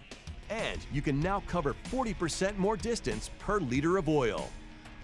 Key to this incredible oil economy is a design that lubricates the crankshaft bearings directly. There are many aspects of the engine's design like this that come from proven 4-stroke and diesel engines for reliability. Like the new 4-stroke inspired forged crankshaft, it's just 2 light and strong pieces. Derived from diesel engines is a small cast iron insert in the aluminum piston surrounding the piston ring. This new piston ring carrier ensures a tight seal throughout the life of the piston. It also controls micro movements and resists pressure better than aluminum and matches the heat expansion of the steel cylinder coatings, which is sprayed on in a plasma coating process. The 850 E-Tech was designed along with a P-drive clutch. It uses friction-free rollers instead of sliders to transfer torque. The P-drive reacts very quickly and is amazingly consistent at holding RPM, keeping the engine at its peak power. Gen 4 red-based Summit sleds come with adjustment clickers to easily adjust top RPM due to altitude changes. The P-drive was also designed for reliability.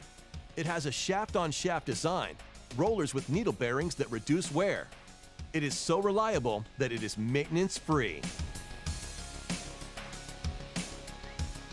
E-Tech engines have been the most popular two-strokes in snowmobiling, and with its improvements in power, responsiveness, efficiency, and durability, the Rotax 850 E-Tech will only add to its legend.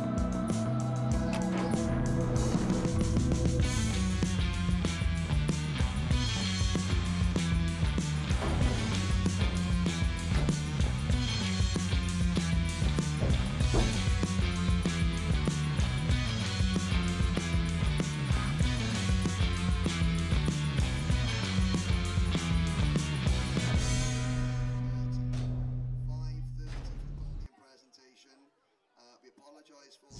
Obviously, we need to make sure that it's correct and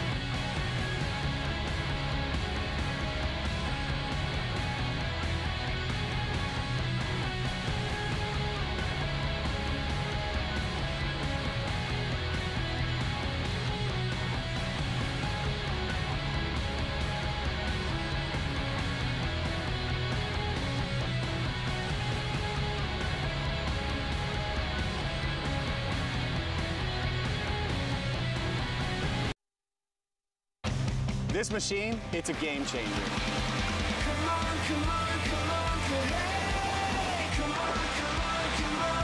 Come on, come on, come on, hey! Come on, come on, come on. Come on, come on, come on, hey! Come on, come on, come on. Come on, come on, come on, hey! Come on, come on, come on. This really caught my eye from the first time I saw it. The first time I got on it, I was super comfy. It was handling well. It was perfect. Felt like within 5 minutes, I was getting dialed into how nimble, how agile. The biggest thing, in my opinion, that starts with it all is the VTS. They've over-exaggerated it to where it's like in an up position now, and it just stands that nose up.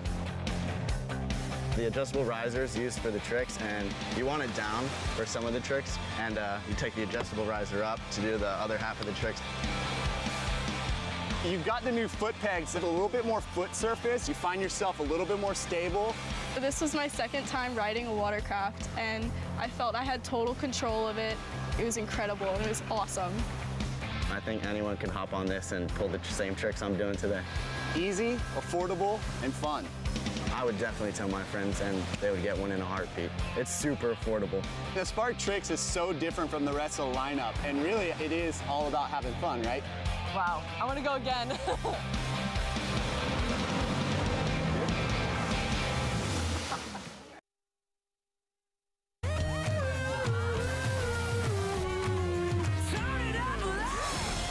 Here comes the fun with Sea-Doo.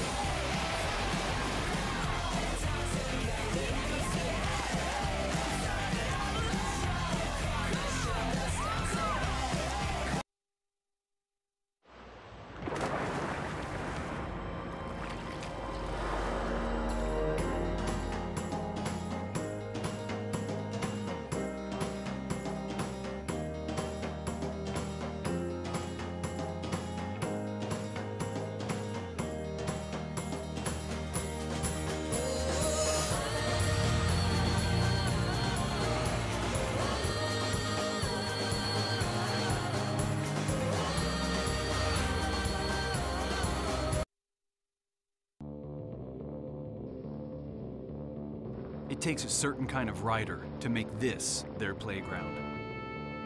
One who hungers for a vehicle powerful enough to push them right up to the edge. Coupled with the absolute precision to let them ride it all day long.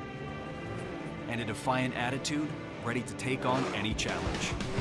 This is Maverick territory. And the all-new Maverick X3 line redefines the limits of what a side-by-side can do. The Maverick X3 has undergone a complete performance-driven redesign with a focus on the driver position at its core. Its bold look and superior fit and finish visually transmit the adrenaline rush of its ride. While low seating positions and four-way adjustable race-inspired seats allow both driver and passenger to feel connected to the X3's every move. Its advanced cockpit places all controls within easy reach and features a flat-bottom steering wheel that tilts up to 25 degrees. Playing on terrain this intense requires an equally extreme suspension system that can compensate for everything you see coming and anything you don't. The X3 is more than up for the challenge, thanks to its all-new best-in-class TTX suspension, which offers up to an industry-leading 24 inches of suspension travel. This high-performance suspension features a trophy truck-like trailing arm, paired with 3 links to regulate the wheel toe during extra-high wheel travel. The result is precise control and traction on any terrain. The X3 XRS also comes equipped with Fox 3.0 Podium RC2 bypass shocks, helping you nearly float over nasty whoops, rocky creek beds, and just about anything else you find yourself rolling through.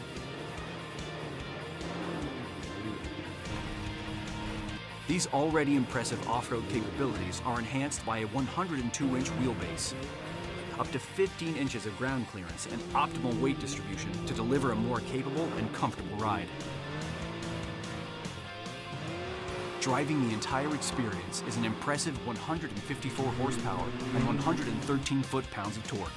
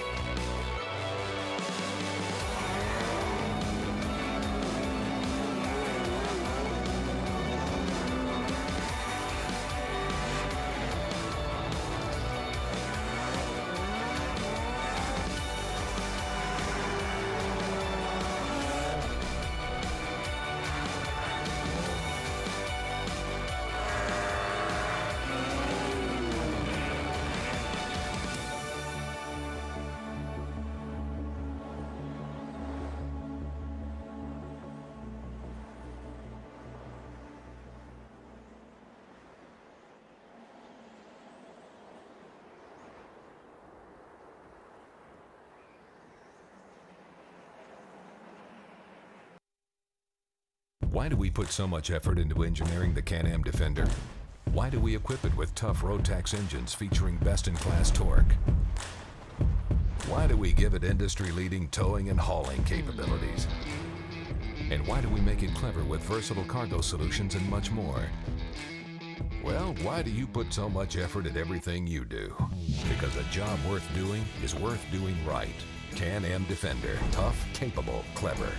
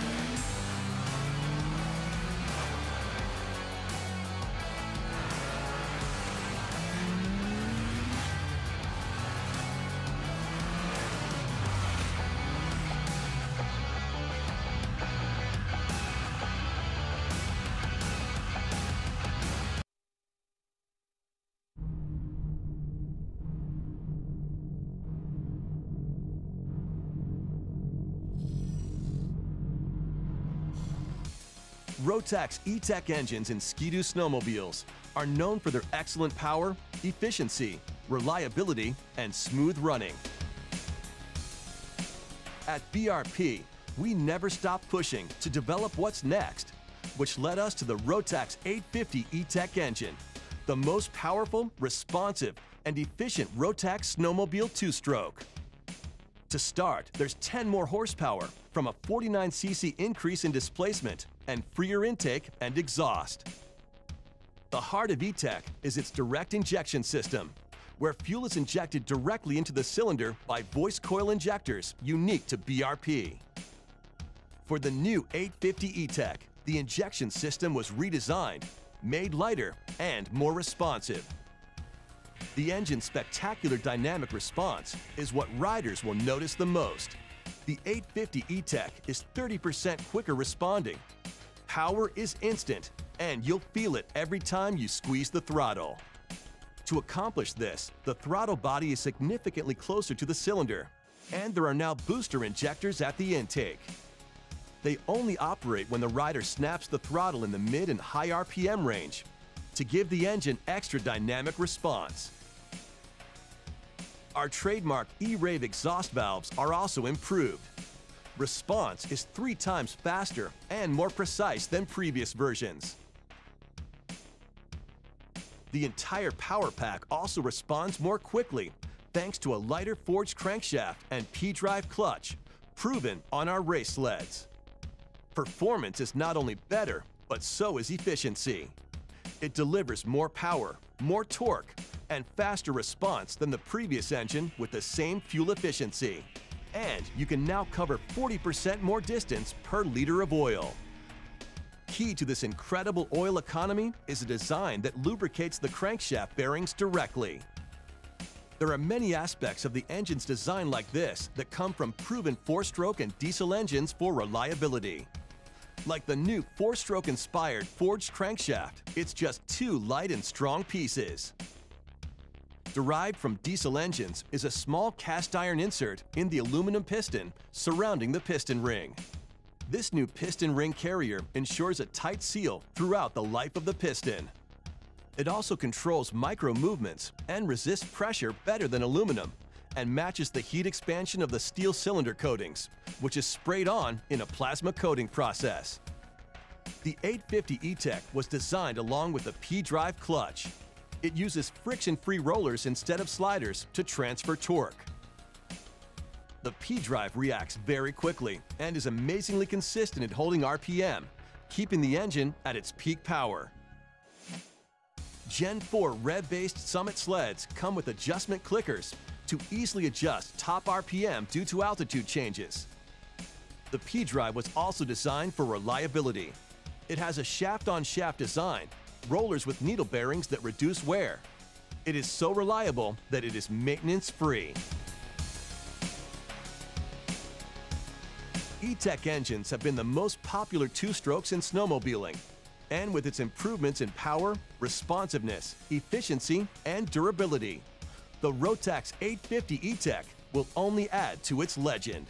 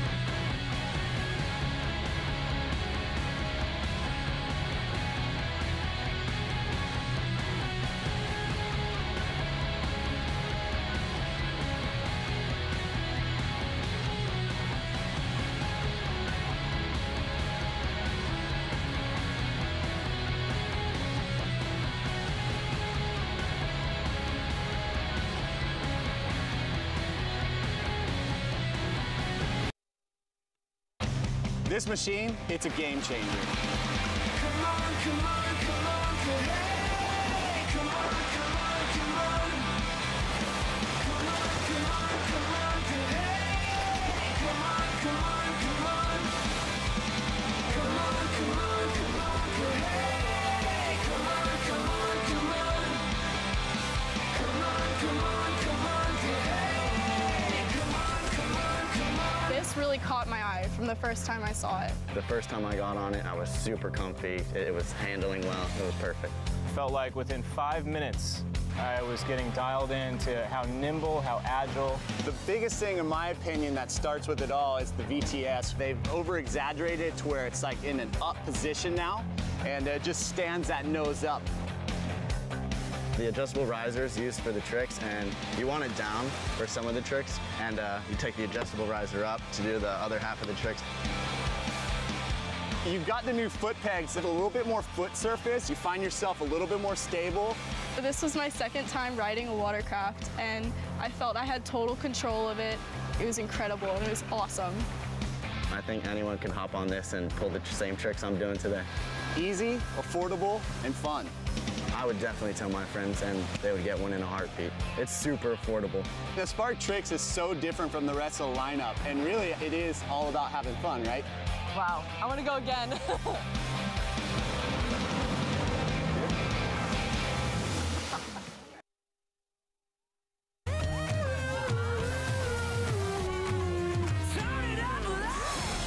Here comes the fun with Sea-Doo.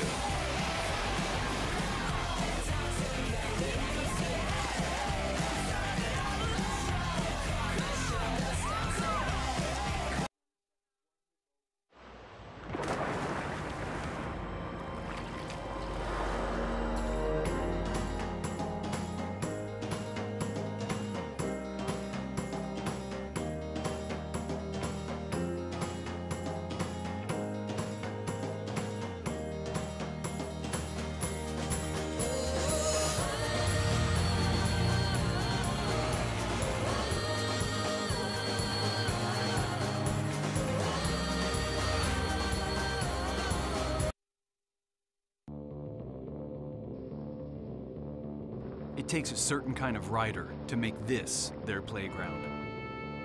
One who hungers for a vehicle powerful enough to push them right up to the edge. Coupled with the absolute precision to let them ride it all day long.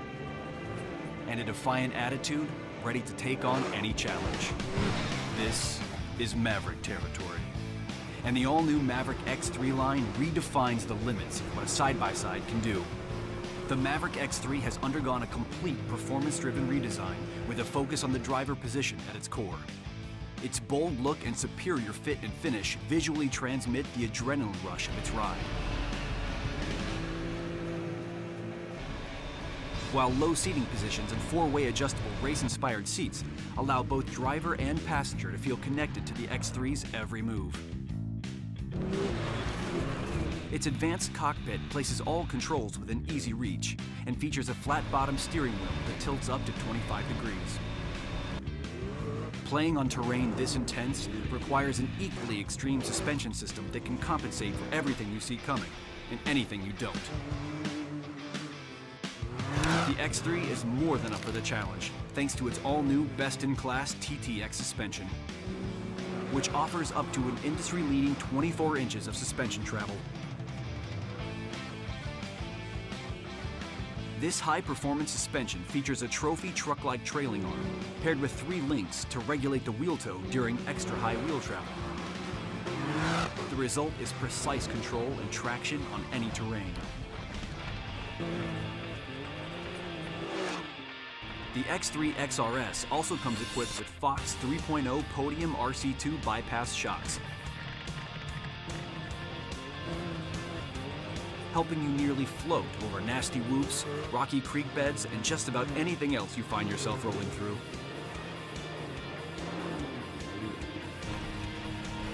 These already impressive off-road capabilities are enhanced by a 102-inch wheelbase, up to 15 inches of ground clearance and optimal weight distribution to deliver a more capable and comfortable ride.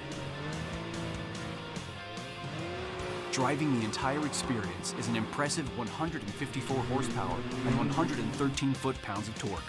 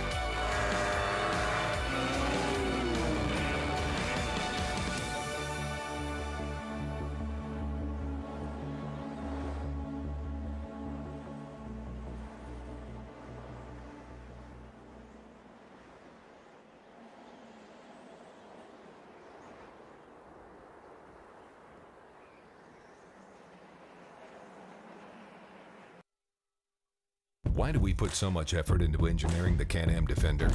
Why do we equip it with tough Rotax engines featuring best-in-class torque? Why do we give it industry-leading towing and hauling capabilities? And why do we make it clever with versatile cargo solutions and much more? Well, why do you put so much effort at everything you do? Because a job worth doing is worth doing right. Can-Am Defender. Tough, capable, clever.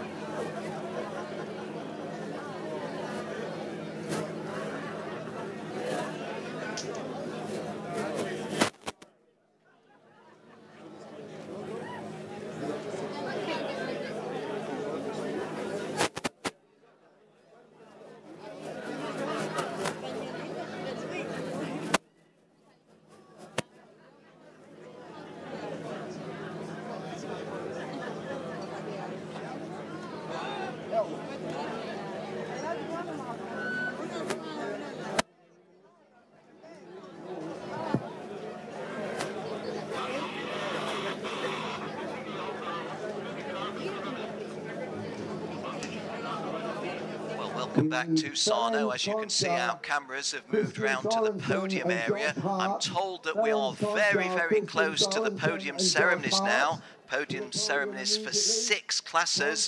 Why have we not been a little earlier? Well, there's been a lot of business in the stewards' room.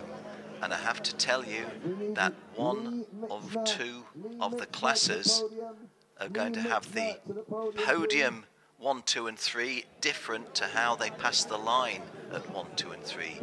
When we get to those relevant places, I'll point that out to you. In the meantime, I do understand that we're going to be, in fact, I'm hearing that it's imminent. The start of our podium ceremony is imminent. Well, I'll just make this comment on my own behalf. I'm Ken Walker. Thank you to all of you that have tuned in. We really appreciate it. We know you're tuning in. A lot of us are telling us that you're tuning in. A lot of you are tuning in here at the circuit. A lot of you back home in other countries, on other continents. Well, I've been doing the commentary throughout. As you know, Jenny Wade's been doing the interviews and some of the presentation of pieces to camera. Jenny is in the commentary booth with me now. And Jenny, what do you reckon as a whole? Has this been a good Rotax World Championship, a so-so, or an excellent World Championship? Where would you pitch it? Well, I'm going to say, Ken, that it's been fantastic. Because, as you know, we've had a bit of a mixed bag of the weather this week and some great racing as well. Lots of new competitors, the micro and mini. Max has come on board from around the world, international drivers. And really today, I have to say some of the races right to the finish line, we just didn't know what was going to happen, and it's really been fantastic. So I can't complain, and I think it's been one of the best. And of course we're here in Italy. Yeah, where the chassis manufacturers are. You've just said it went right down to the flag in some of the cases. You didn't know what was going to happen. I'll take you a stage further. It went down to the flag and then it went up the steps to the steward's room as well. So, yeah, it's we really, really don't know. We've not lost.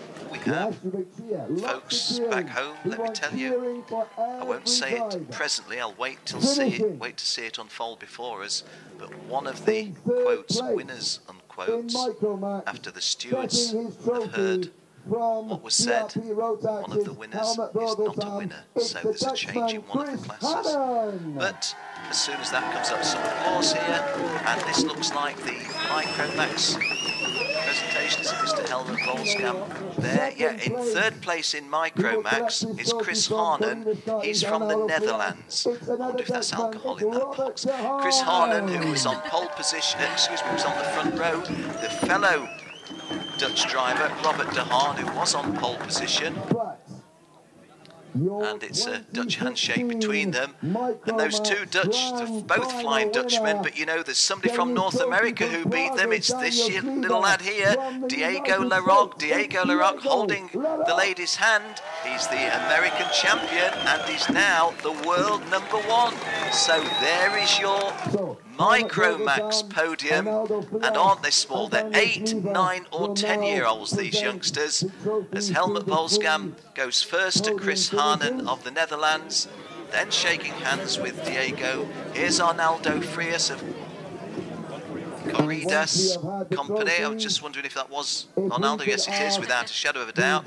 To Robert de Haan of the Netherlands, and finally, well done, Diego Larocque from the United States of America, the champion. They look a little bit overawed, don't they? Yeah, why not lift them up? And what do you think, Jen? Was it a good idea to put Micromax and Minimax into? Of course, Ken. I love it. Absolutely love it. They're so competitive.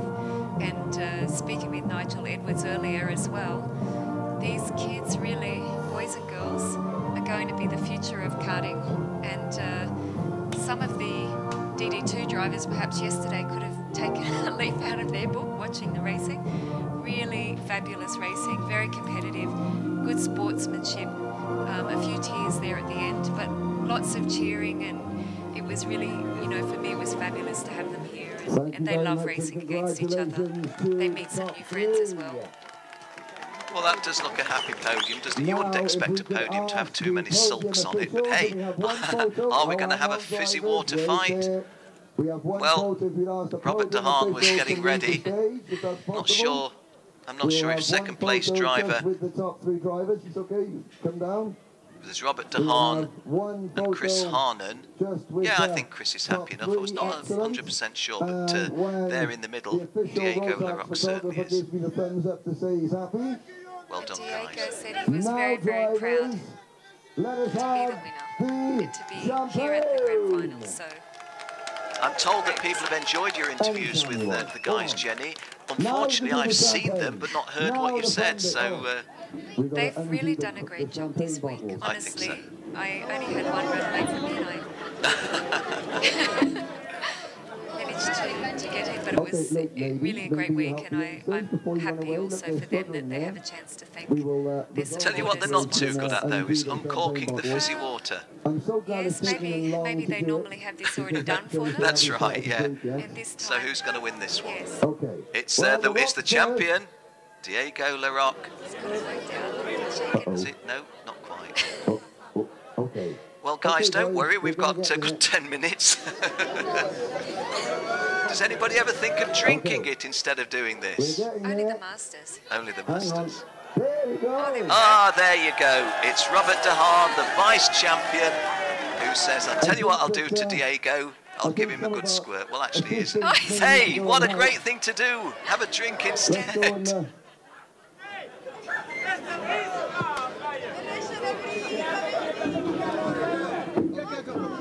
Someone from Rotax is going to help them.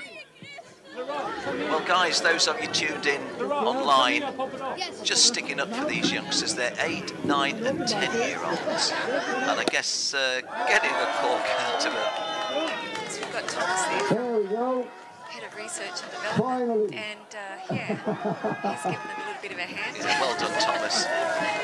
It makes you wonder, doesn't it, just what research and development takes in. And this is one of the things it takes in. Hope you're not going to do a burp now, Diego, but well done, guys. Once again, ladies and gentlemen, these are the youngsters in Micromax. Third place driver Chris Harnan from Netherlands, fellow Dutchman Robert de Haan, the vice champion, and the little fella in the middle is Diego Larocque from the United States of America. Young as he is, he can go back home to the States, he can go to school and say, you know what I am?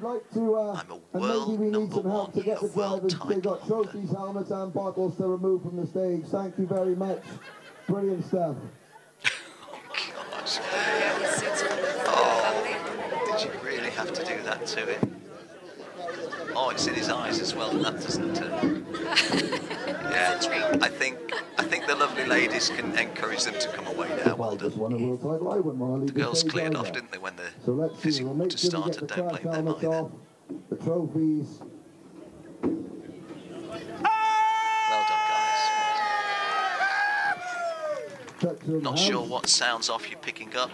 Plenty of cheering from the guys. We were talking through the Star Spangled Banner, the Stars, the United States national anthem, but we weren't trying to be disrespectful. We were a long way away from them. They were the Micromax youngsters. The class for the 10, 11 and 12-year-olds is Minimax. And let's see who begins to emerge from here.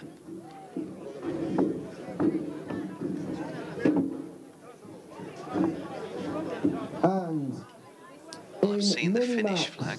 I think I've seen the Canadian flag. Third place, representing Finland, this it's is Luka Nurmi. Luka Nurmi from Finland.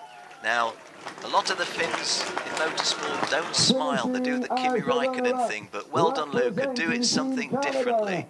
Do something completely different. Why not? Well done. The French-Canadian, the Canada's Thomas Neveu. Thomas Neveu, the vice champion.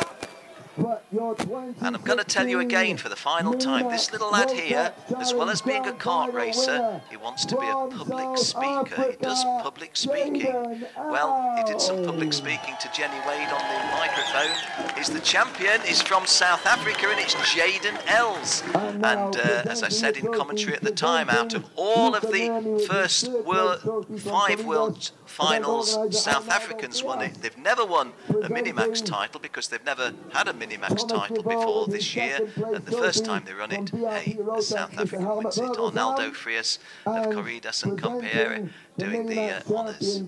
Helmut Volskamp from Rotax stepping forward to shake hands with Luca Nurmi and Jaden Ellis. Ah, that's nice always to see that we've got... I always say when I conduct these podium ceremonies, please come and attend, because it's always a good atmosphere when there's plenty of people there. So I'm glad we just got that camera shot. So, is that the South African national anthem I'm hearing? Yes, it is. Don't know if you're picking the strains of the national anthem of South Africa up.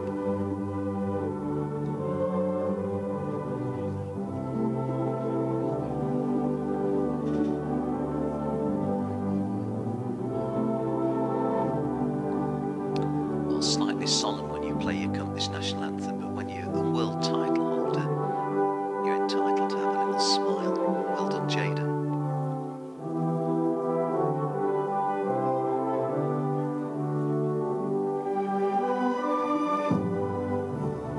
A little bit of sad news for Jaden, unfortunately. Ken, he was saying he dedicated the race to his granddad, who he only found out when he arrived here in Italy that his granddad had passed away. Oh, that's sad. I didn't know that. So he was racing for him all week. Oh, well, Jen, I'm glad you've told us that on air, because well done, Jaden, a double well done in that case. I didn't know that. Is that his mum? Yes, I think it is. And a very emotional dad was waiting when he came in off the scales. Yes. Oh, wouldn't it have been nice if his granddad could have lived another week to know this? But he knows he was watching. Okay. Is happy. Luca Nurmi from Finland, Thomas Neveu from Canada, One in the air, and the now, title holder Jaden Els from South Africa. in your own time, Well done, the lads. champagne. And we haven't caught the bottles this time, so this should be better. Well, what happens next? Oh, well done, Luca. Luca's decided he's going to clear off. Why not? I've opened mine. Or is he taking it to his dad to open for him or something? Oh, yes, the mechanic. Yeah, over his mechanic. Well, that was clever, Luca. Well done. Well done, Luca. And Jaden thinks, there's his dad. people I love very much. What shall I do? I'll make their eyes sting with this. Well done. Henry Burdett there just to the left, the circuit commentator. I'll pay my tribute to him. Henry done a sterling job as the circuit commentator all week. Really, really has punched it out in his own inimitable way, has he? Well done, lads. Well done. Luca, Thomas, and the champion Well Jaden. done to the top three in Minimax, ladies and gentlemen. Well, I used to do these presentations myself down there, Jenny. After 2 or 3 presentations, the place absolutely smelled of alcohol. And of course, we've got 6 podiums this time. So, and the other thing is, it can get very sticky and slippery on there. I've seen people go head over heels, clutching a trophy and several other things. Okay, they were the Minimax youngsters. Juniors coming up next, and I have to tell you, there's a little bit of slightly unsatisfactory nature here. The drivers who came 1, 2 and 3 past the checkered flag are not the ones you're going to see 1, 2 and 3 here, including the winner. But the guy stepping up into 3rd place that you see there is Enzo Valenti of France. That's Jean-Paul Kovacs of Hungary, the vice champion. And the driver who came past the checkered flag in 2nd place is going to be named the champion, because it's Mark Kimber. Mark Kimber from the United Kingdom. At the time you interviewed him, Jenny, did he know of the problem in front of him? Well, of course, Marco was at the back of the line because he came in quite late towards the scales. Marco had gone up to the scales and walked through. And of course, when we saw perhaps there's a problem with the front fairing, I actually did say to Mark, now Mark, this is only provisional, but it could be that you've just become the new champion. And he was not aware of it because he didn't actually see the other cart come in. It was so far to the back of the grid. And yeah, so he wasn't aware at all. But of course he knew when he saw me, he's looking at me saying, me. And then he said, I'm a little bit in shock. Yeah.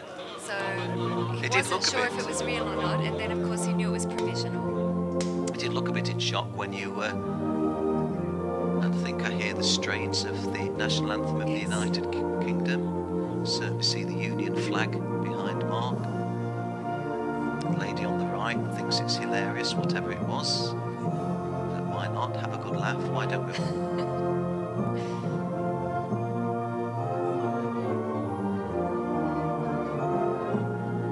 Enzo Valente would have thought that he'd finished 5th and therefore the podium had got nothing to do with him.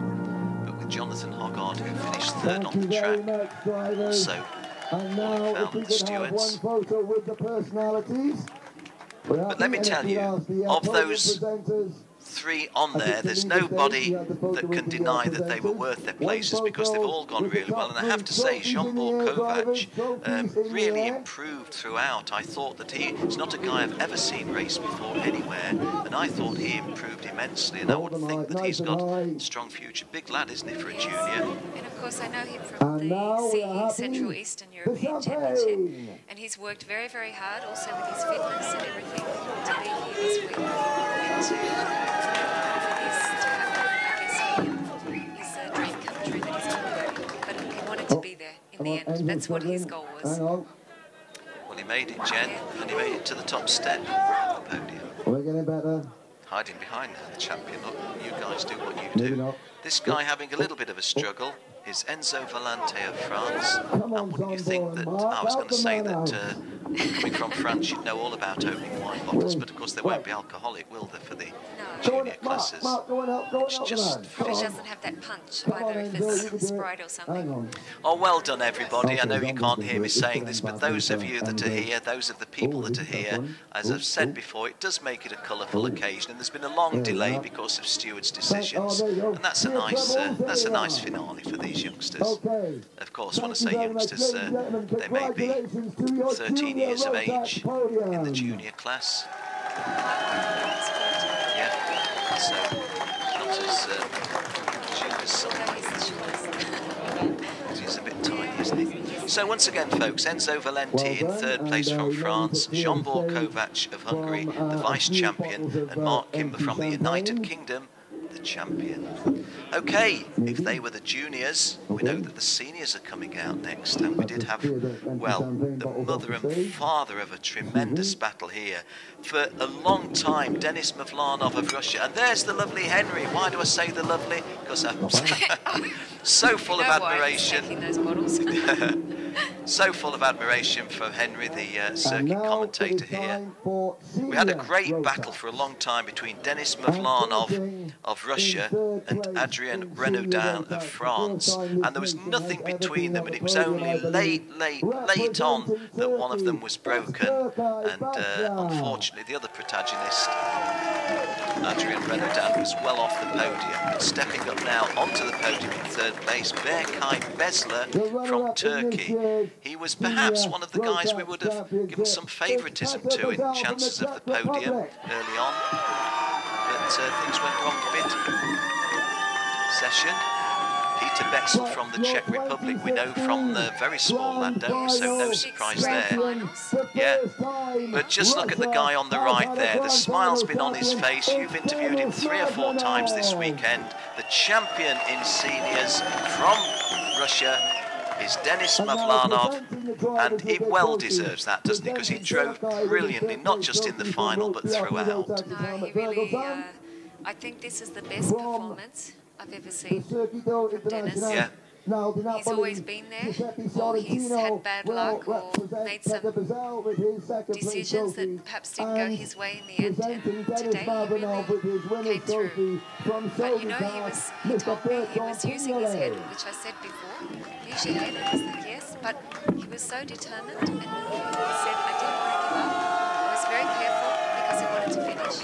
But he really, really wanted to win this. Well, I thought he drove with his head as well, because I did say in some of my commentaries there was no extravagant gestures. There's not very much peeping over the shoulder from Dennis, and I thought he kicked on for victory. But oh boy, did Adrien Renaudin give him a good scrap. And I'll mention in passing, the Frenchman only came home 6th, but had a great race. But take nothing away from Berkay Besler 3rd, Peter Betzel, the vice-champion either, as the Russian national anthem plays. Red, white and blue flag behind the champion. If you're ever doing a pub quiz, Jenny's setting the questions, don't ask me the answer, but the question should be, how many nations have national flags of red, white and blue? Must be double figures, I think. So many. Russia in the blue. Well done, guys. I say well done, guys. We had a lady in the senior class. The lady was Leonie from... No, she was a junior. The junior, yeah. Leonie from France. So well done to her, Leonie Claude, who came home in 19th place. Always good to see the girls going. Not so many of them this year as we would have liked. Yes, it was a little bit of a surprise for Berkay to realise that he finished 3rd. He was quite emotional when he came into the in-grid, because Cody Gillis had actually got into the battle for the podium. And, gave a good account of himself. Made his presence felt, did Cody, didn't he? Yes, and normally Berkay is there and loses it in that last lap or two. Yeah, yeah. He's the guy taking it to the top positions and losing it. Yeah, this is a bit of a reversal from the beginning this week, really fast. So he wasn't really prepared. I think he got out of the car and he just kind of looked, and then he was really emotional. Yeah. But in the end, I think he's still in shock, a little bit in shock as well, a little bit surprised. But there he is, and a big smile, and his dad's here, of course, also to see this. And I always feel that for nations that don't produce major sporting champions, or motorsport champions particularly, this is a little wedge being opened, isn't it? Let the people back in Turkey know they've actually got a teenage racer in their midst who is making his presence felt on the world stage. Once again, folks, Berkay Besler was 3rd, Peter Betzel, the vice-champion, and Denis Maflanov, the Russian, the champion. Ken, I think we'll be seeing more of Berkay, but maybe in a different class in the future. Now I'm expecting DD2 Masters to come forward now, and we had the mother and father of a fabulous scrap in this one from Finland. Sorry, there, Dennis Kroes. He's been a world number 1, he's been a world number 2, he's now a world number 3, but I reckon that was his best drive. This is Antti Ollikainen, as I've said in commentary several times. What does he do when he isn't karting? When he's back home in Finland, can you believe this? He's a politician. He's the chairman of his local council. And what a fabulous finish from Lee Michener of Australia, the champion. I'd better let you as an Aussie do the talking on this one, Jen, but this is a young man who I've not seen race previously in any other situations, but mightily impressed. Yes, and of course, in the Masters, the Aussies had quite a strong team, and Lee said he didn't know that he could do it, but of course the last few days he knew. He had the speed and he was really enjoying the racing, he likes the track. And I said to him, I don't think anyone expected you to go around the outside of Antti. No. And he said, that's why I did it. He Yeah. said, because I knew he'd cover on the inside. Yeah. And I had to do it. And Well, that was it. we got our Didn't expect television pictures here, which I don't think you saw, and it really looked ultra dramatic, thinking this is going to be a mega move or disaster. And of course it was, I think I described it as the seminal moment of the race. Are you going to sing the Australian national anthem for us, Jenny? I don't think so. But I'll be... Lee's yes, conducting. I'll be sure that the Aussies are quite loudly, if I could hear them. Are Aussies sometimes loud, Jenny? Oh, no, they just make their presence felt, I guess. But we could hear them in the grandstand. Don't you worry, when he crossed the line, Ken. I know you couldn't, but... I could hear could you them. Really? Yeah, I yes. could. Great to see somebody who's beaten into third place having a big broad smile, because Dennis must have felt during that race, look, this is mine to win at some point. Or not mine to win, but I do have as good a chance as anybody, as he did. Antti Ollikainen, perhaps not as broad a smile, but then we don't expect too broad a smile from drivers from Finland, do even politicians from Finland. You would expect nothing but lovely guy, Antti Ollikainen, and a heck of a good racer. Another one who races with his head, Antti Ollikainen. But the race well done, Dennis. really Well done. has been really outstanding in the Masters. Well, I thought so, and I wasn't in any way surprised. I just looked at the entry list before I came over here, and I thought, wow, if this goes to anything like the form, oh my, no, is this some he's gonna fill up Australian the boot. ritual, is it? Oh my. Daniel Ricciardo, Joseph Mawson. Here we go. Oh gosh. Oh no.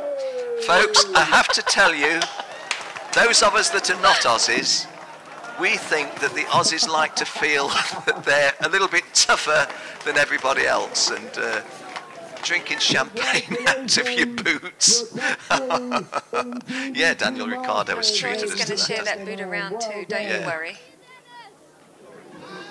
Well, once again, well done, guys. Well done, all of those front runners particularly. Just make one little mention out of the Masters final. Do you know who set the fastest lap? The only girl in the race, Tiffany Chittenden, starting on the back row and driving up to 11th and set the fastest lap of the race, quicker than... So she can say, hey, I didn't win DD2 Masters, but I was quicker than all the other guys. Yes, that's and right. she was. There's the evidence. And she did ask, can we increase the laps in future? Because that gives her a little bit longer to get to the front. Well, once again, we're stretching things a lot. Here's Josh Hart. One of the disappointments is that the gentleman who finished in third place on the track, Seamus Udavicius, is not now classified third after a visit to the stewards. But in many ways, the deserving Josh Hart from New Zealand is. Led the race for some time, won the pre-final, didn't he? And we had a great race between Christian Sorensen, the vice-champion, and the fella you see there. I've been saying for years, he never smiles, he always looks serious. Well, he's a happy bunny today. Second place, Christian Sorensen of Denmark, and here's the champion, being brought up as a champion might be, which is Ferenc Kankshar, and being deposited on the top stop. Josh and Frank. Frank and Chris. Is Christian looking just a little residual disappointment onto the podium? Helmut Volskamp doing the honours. Very, very close. He believed also, he said he had the speed that he could win. Well, in my commentary, I was finding that he was quicker than Frank, but then Ferenc, he'd got this, what shall we say, it's Scott Campbell earlier on in the race meeting. I did say in commentary we were on a 9-metre wide track, and Scott Campbell's kart is 8.5 metres wide, and Ferenc was doing something similar. That's called experience. Yeah, and he's been around a long time, long time as Ferenc. When I spoke to Josh yesterday, when he won the pre-final, I actually said, do you remember 2010 La Conca, Josh Hart vice champion, and a 15-year-old Ferenc Kankshar in Senior Max, one of the youngest, third place. Yeah. And Josh said, well, yes, I haven't probably been racing as much as I should if I'm going to beat the man that needs to be beaten. And Ferenc has learned a lot in that time. So that was 2010. And he has, although he's had a good run of victories, it's not just doing it from the front. He had a low spell, didn't he, when he, about a couple of seasons, 2 or 3 seasons ago, things were not going right, and that must have been a test of his mettle. And of course, what Ferenc said was that Christian made him work very, very hard. He was tired after the race, and he said it was much more difficult than last year. I can well accept that, Defending having the watched title. both of the races. Now, these guys are a little bit more adept when it comes to... And Chris Sorensen says, I tell you what, Ferenc, you beat me, but I'm going to give you a squirt before I have a sip of this. Of course, it's his second Grand Finals. Yeah. Well done, Ferenc. Oh, Josh! How Antipodean is that? If it had been an Aussie, I think he'd have bitten it off, wouldn't he? Instead, he's just resorting to... It's good that they can play football and cricket. Ah, well done, Josh Hart. We got there in the end.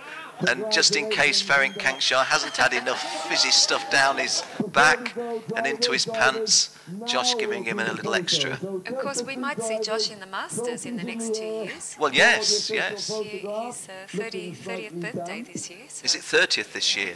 You know the other threat, don't you? Wesley Orr told me about 6 months ago, I'm not racing anymore, I've got 2 young children. And I said, oh, so you retired at a stellar career brought to an end? He said, no, not brought to an end. I'm going to wait till I can qualify for Masters and I'm going to come back and win another world title. Tell you what, it's not likely, but you wouldn't bet against it, would you? No. Once again, folks, Josh Hart in 3rd place. The vice-champion who gave the champion a heck of a chase, Christian Sorensen from Denmark. But the first driver this year, or the only driver this year, to defend his world title successfully, Ferenc Kankshaw, last year's winner, this year's winner, and able to say, guys, DD2 kart racing, I am the world #1. And you know, Jenny, can't argue against it, can you? Well, there you have it, folks. Thank you for staying with us all of this time. I've really enjoyed being with you once again. I never tire of the Rotax World Challenge Grand Finals. I've referred to it. Oh, there's the Wall of Fame. That was worth seeing. All of those names. Just trying to look at some of the early ones. Egypt 2009. Nations Cup is coming up next, and I have to tell you, folks, I don't know the result of this one, so I can't prompt the guys coming forward. So like you, we'll have a look and see. Of course, Canada were leading by 100 points this morning coming into the final. So, and they have had some good... Oh, there's the Aussies. There's the Aussies. We must be 3rd. Here we go. Right. God, they do look an elegant bunch, don't they? They really do look cuddly guys. Nothing rough and ready about the Aussies, Jenny. Lee Mitchener said they've really come together at this event as a team. Now, normally they're arch rivals, of course. Yeah, state rivalry and the like. And yes, they're going to take all 3 podiums, it looks like. All 3 steps of the podium. Well, I've never want to talk down the Aussies, you know, because I love the Aussies. But they can be a bit greedy, can't they? To come on down. Always welcome. I've been. My first time I went to Australia, and you know what I thought? From the very first moment I set foot on that big island, wow, it's a hell of a lot better than I thought. And I loved my short time in Australia. This fella on the extreme right, of course, was the absolute key to the victory, wasn't it? Or the 3rd place. The bucking kangaroo, the boxing kangaroo, the little Joey in the pocket. That's right, he actually made his first appearance after we won the America's Cup. Ah, that's where it came about, was it? And since then, he's just always there. Okay, and now the Finns. Yes. 2nd place. Yeah, and somebody gets the bragging rights as the champions, but they don't get a space on the podium, though. I don't know who it's going to be. You said Canada in the lead? No, it's a big team. I'm assuming it's Canada. They've got one step. Oh, I just love the fella. What name do we call him? The boxing kangaroo. The boxing. Doesn't he have a name like Jimmy or... Let's call him Skippy. We'll call him Skippy, why not? So, Australia in 3rd place. Finland, the runners-up in the Nations Cup. And who are the champions? It is the Canadians. The Canadians have sustained it. Well done, guys. Ben Cooper there to the left, who hasn't been racing for, what, 3 seasons or so? But doing a lot of sterling work with the youngsters. He's actually the team captain. Yeah, the team captain, so he comes up then. And he was my co-commentator yesterday for a couple of races, so my thanks to Ben for that. Patrick, the long-serving photographer, also on the podium. Of course, Scott Campbell's 12th grand finals and apparently retiring. You know, I don't know. You can see what happened today in 2 ways, can't you? You can say, oh, well, I have had enough, that'll do. Or you can say, I'm not ending my career. in 31st place in a final. I'll end it in first or at the least And of third. course, down the front, we've got Jeff Kinsley. Now, he had our onboard He camera did. for KART-DATA. Some great pictures, weren't they, from KART-DATA. Australia, the third place nation. Yes. Finland, the vice champions. But Canada, the champions. And of course, this is a combination of the points of the highest ranked driver from each country in each race. What a happy note to end on at the podium, isn't it, Jenny? Yes, and I think it's the biggest Nations Cup I've ever seen. Podium. Well, yeah. If every single person who's qualified to be there went there, we're probably talking getting on for And they're singing. a couple of dozen. Also the national anthem. Singing the national anthem. I think some of the Aussies are also singing. Yeah, but they'll be singing their own thing, look. Oh, and would you believe it? We're going to end with fizzy water. There's Skippy. Ah, Skippy is being just disposed of as unceremoniously as that. How can you have a mascot that's brought you so much good fortune, and when it's all over, you pick him up and chuck him away? He likes it, Ken. That's perhaps he likes I've it. seen it happening in the Big Tent the whole week. Well, you know, I get as a POM, I get a lot of criticism from you Aussies for being prim and proper. Goodness gracious, for somebody to call me prim and proper, you don't know how wrong that is. But just occasionally, the Aussies can be a tad uncouth, and chucking your mascot out like that. Really, I just don't know what happened there. Must have been Well, all that folks. sunshine and nice blue water. Yeah. Thanks for coming into the booth and enabling us to say our goodbyes to you.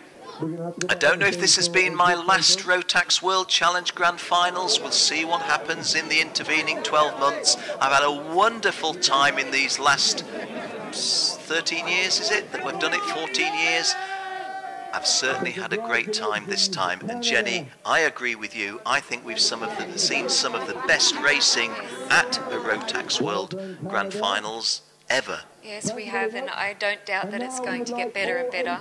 Someone did say to me the other day, the competition here gets harder and harder. It gets harder to qualify, but it's also more competitive at the race. And today we crown our new champions for 2016, but everyone that was here was a winner, otherwise they wouldn't be here. Exactly. So there's no also-rans here, are they? And, you know, of course, if you did miss any of the racing or the driver's presentation or the kart raffle, you can watch it back if you go to the Rotax-kart.com website, which is the Grand Finals website where most people probably are now, to see our live stream. Go to live stream and you can see each day the videos. Everything's been recorded from our live coverage, as well as some fantastic videos from Michael and the team at Rotax. They were really, really us. good. Yeah. Just pick up on what Jenny told you. If you're here now looking at our winding up of the week and you haven't seen the racing, particularly if you haven't seen that really good scrap, well, I'm not going to pick an individual one. There's some great racing. If you've missed it, find time to watch it. As Jenny said, it was well worth it. I've seen many kart races in many countries over many years. It was special today, really was. Yes. I know there's always going to be a favourite race or scrap, like you say. We were talking about that earlier, but the racing has been fantastic, and also the sportsmanship, which is really important. Of course, Ken, we still have one more function tonight.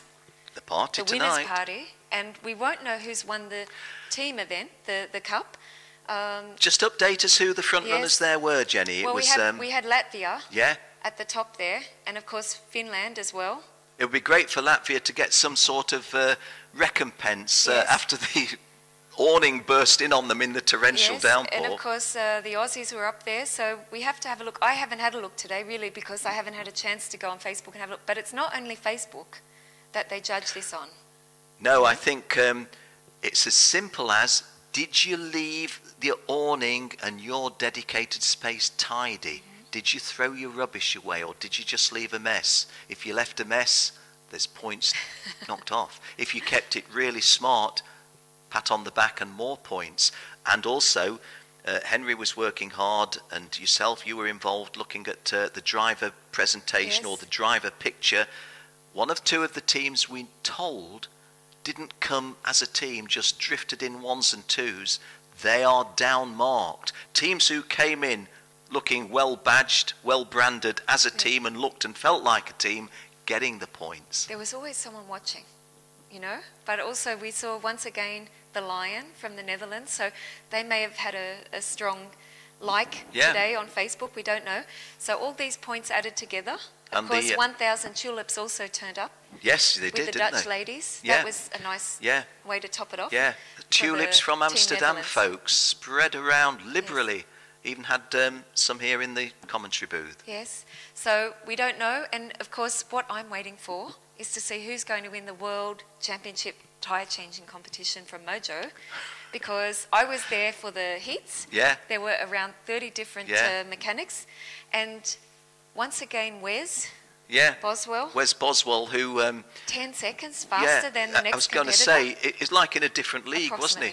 Somebody told me one time, they said, well, where Wes Boswell comes from in California, or when he's doing his stuff in Florida at the Winter Tour where I first saw him, they leave the tyres out for ages, and it's like chewing gum, you just pop it off. And I thought, well, yeah, that's going to be a lot easier than if you were doing it in Northern Europe, for example. But then Wes Boswell comes over and says, okay, challenge me and see where we go. Of course, when you see this, you can't imagine that they are so fast. So I'm going to be there, Ken, to see this as well and enjoy the party tonight with everyone. But it's been great. Yeah, well, guys, we have to draw this to a close now. I give you a heartfelt thank you. Thank you so much for having joined us. I've really loved it. On behalf of myself, Ken Walker, on behalf of KART-DATA, and my, what shall we say, co-presenter. Yes, thanks, Ken. It's been fantastic. 17th Rotax Max Challenge Grand Finals here from Sarno. We're going to say goodbye and we're off to the party. Thank you. Bye, everyone. Bye. Bye.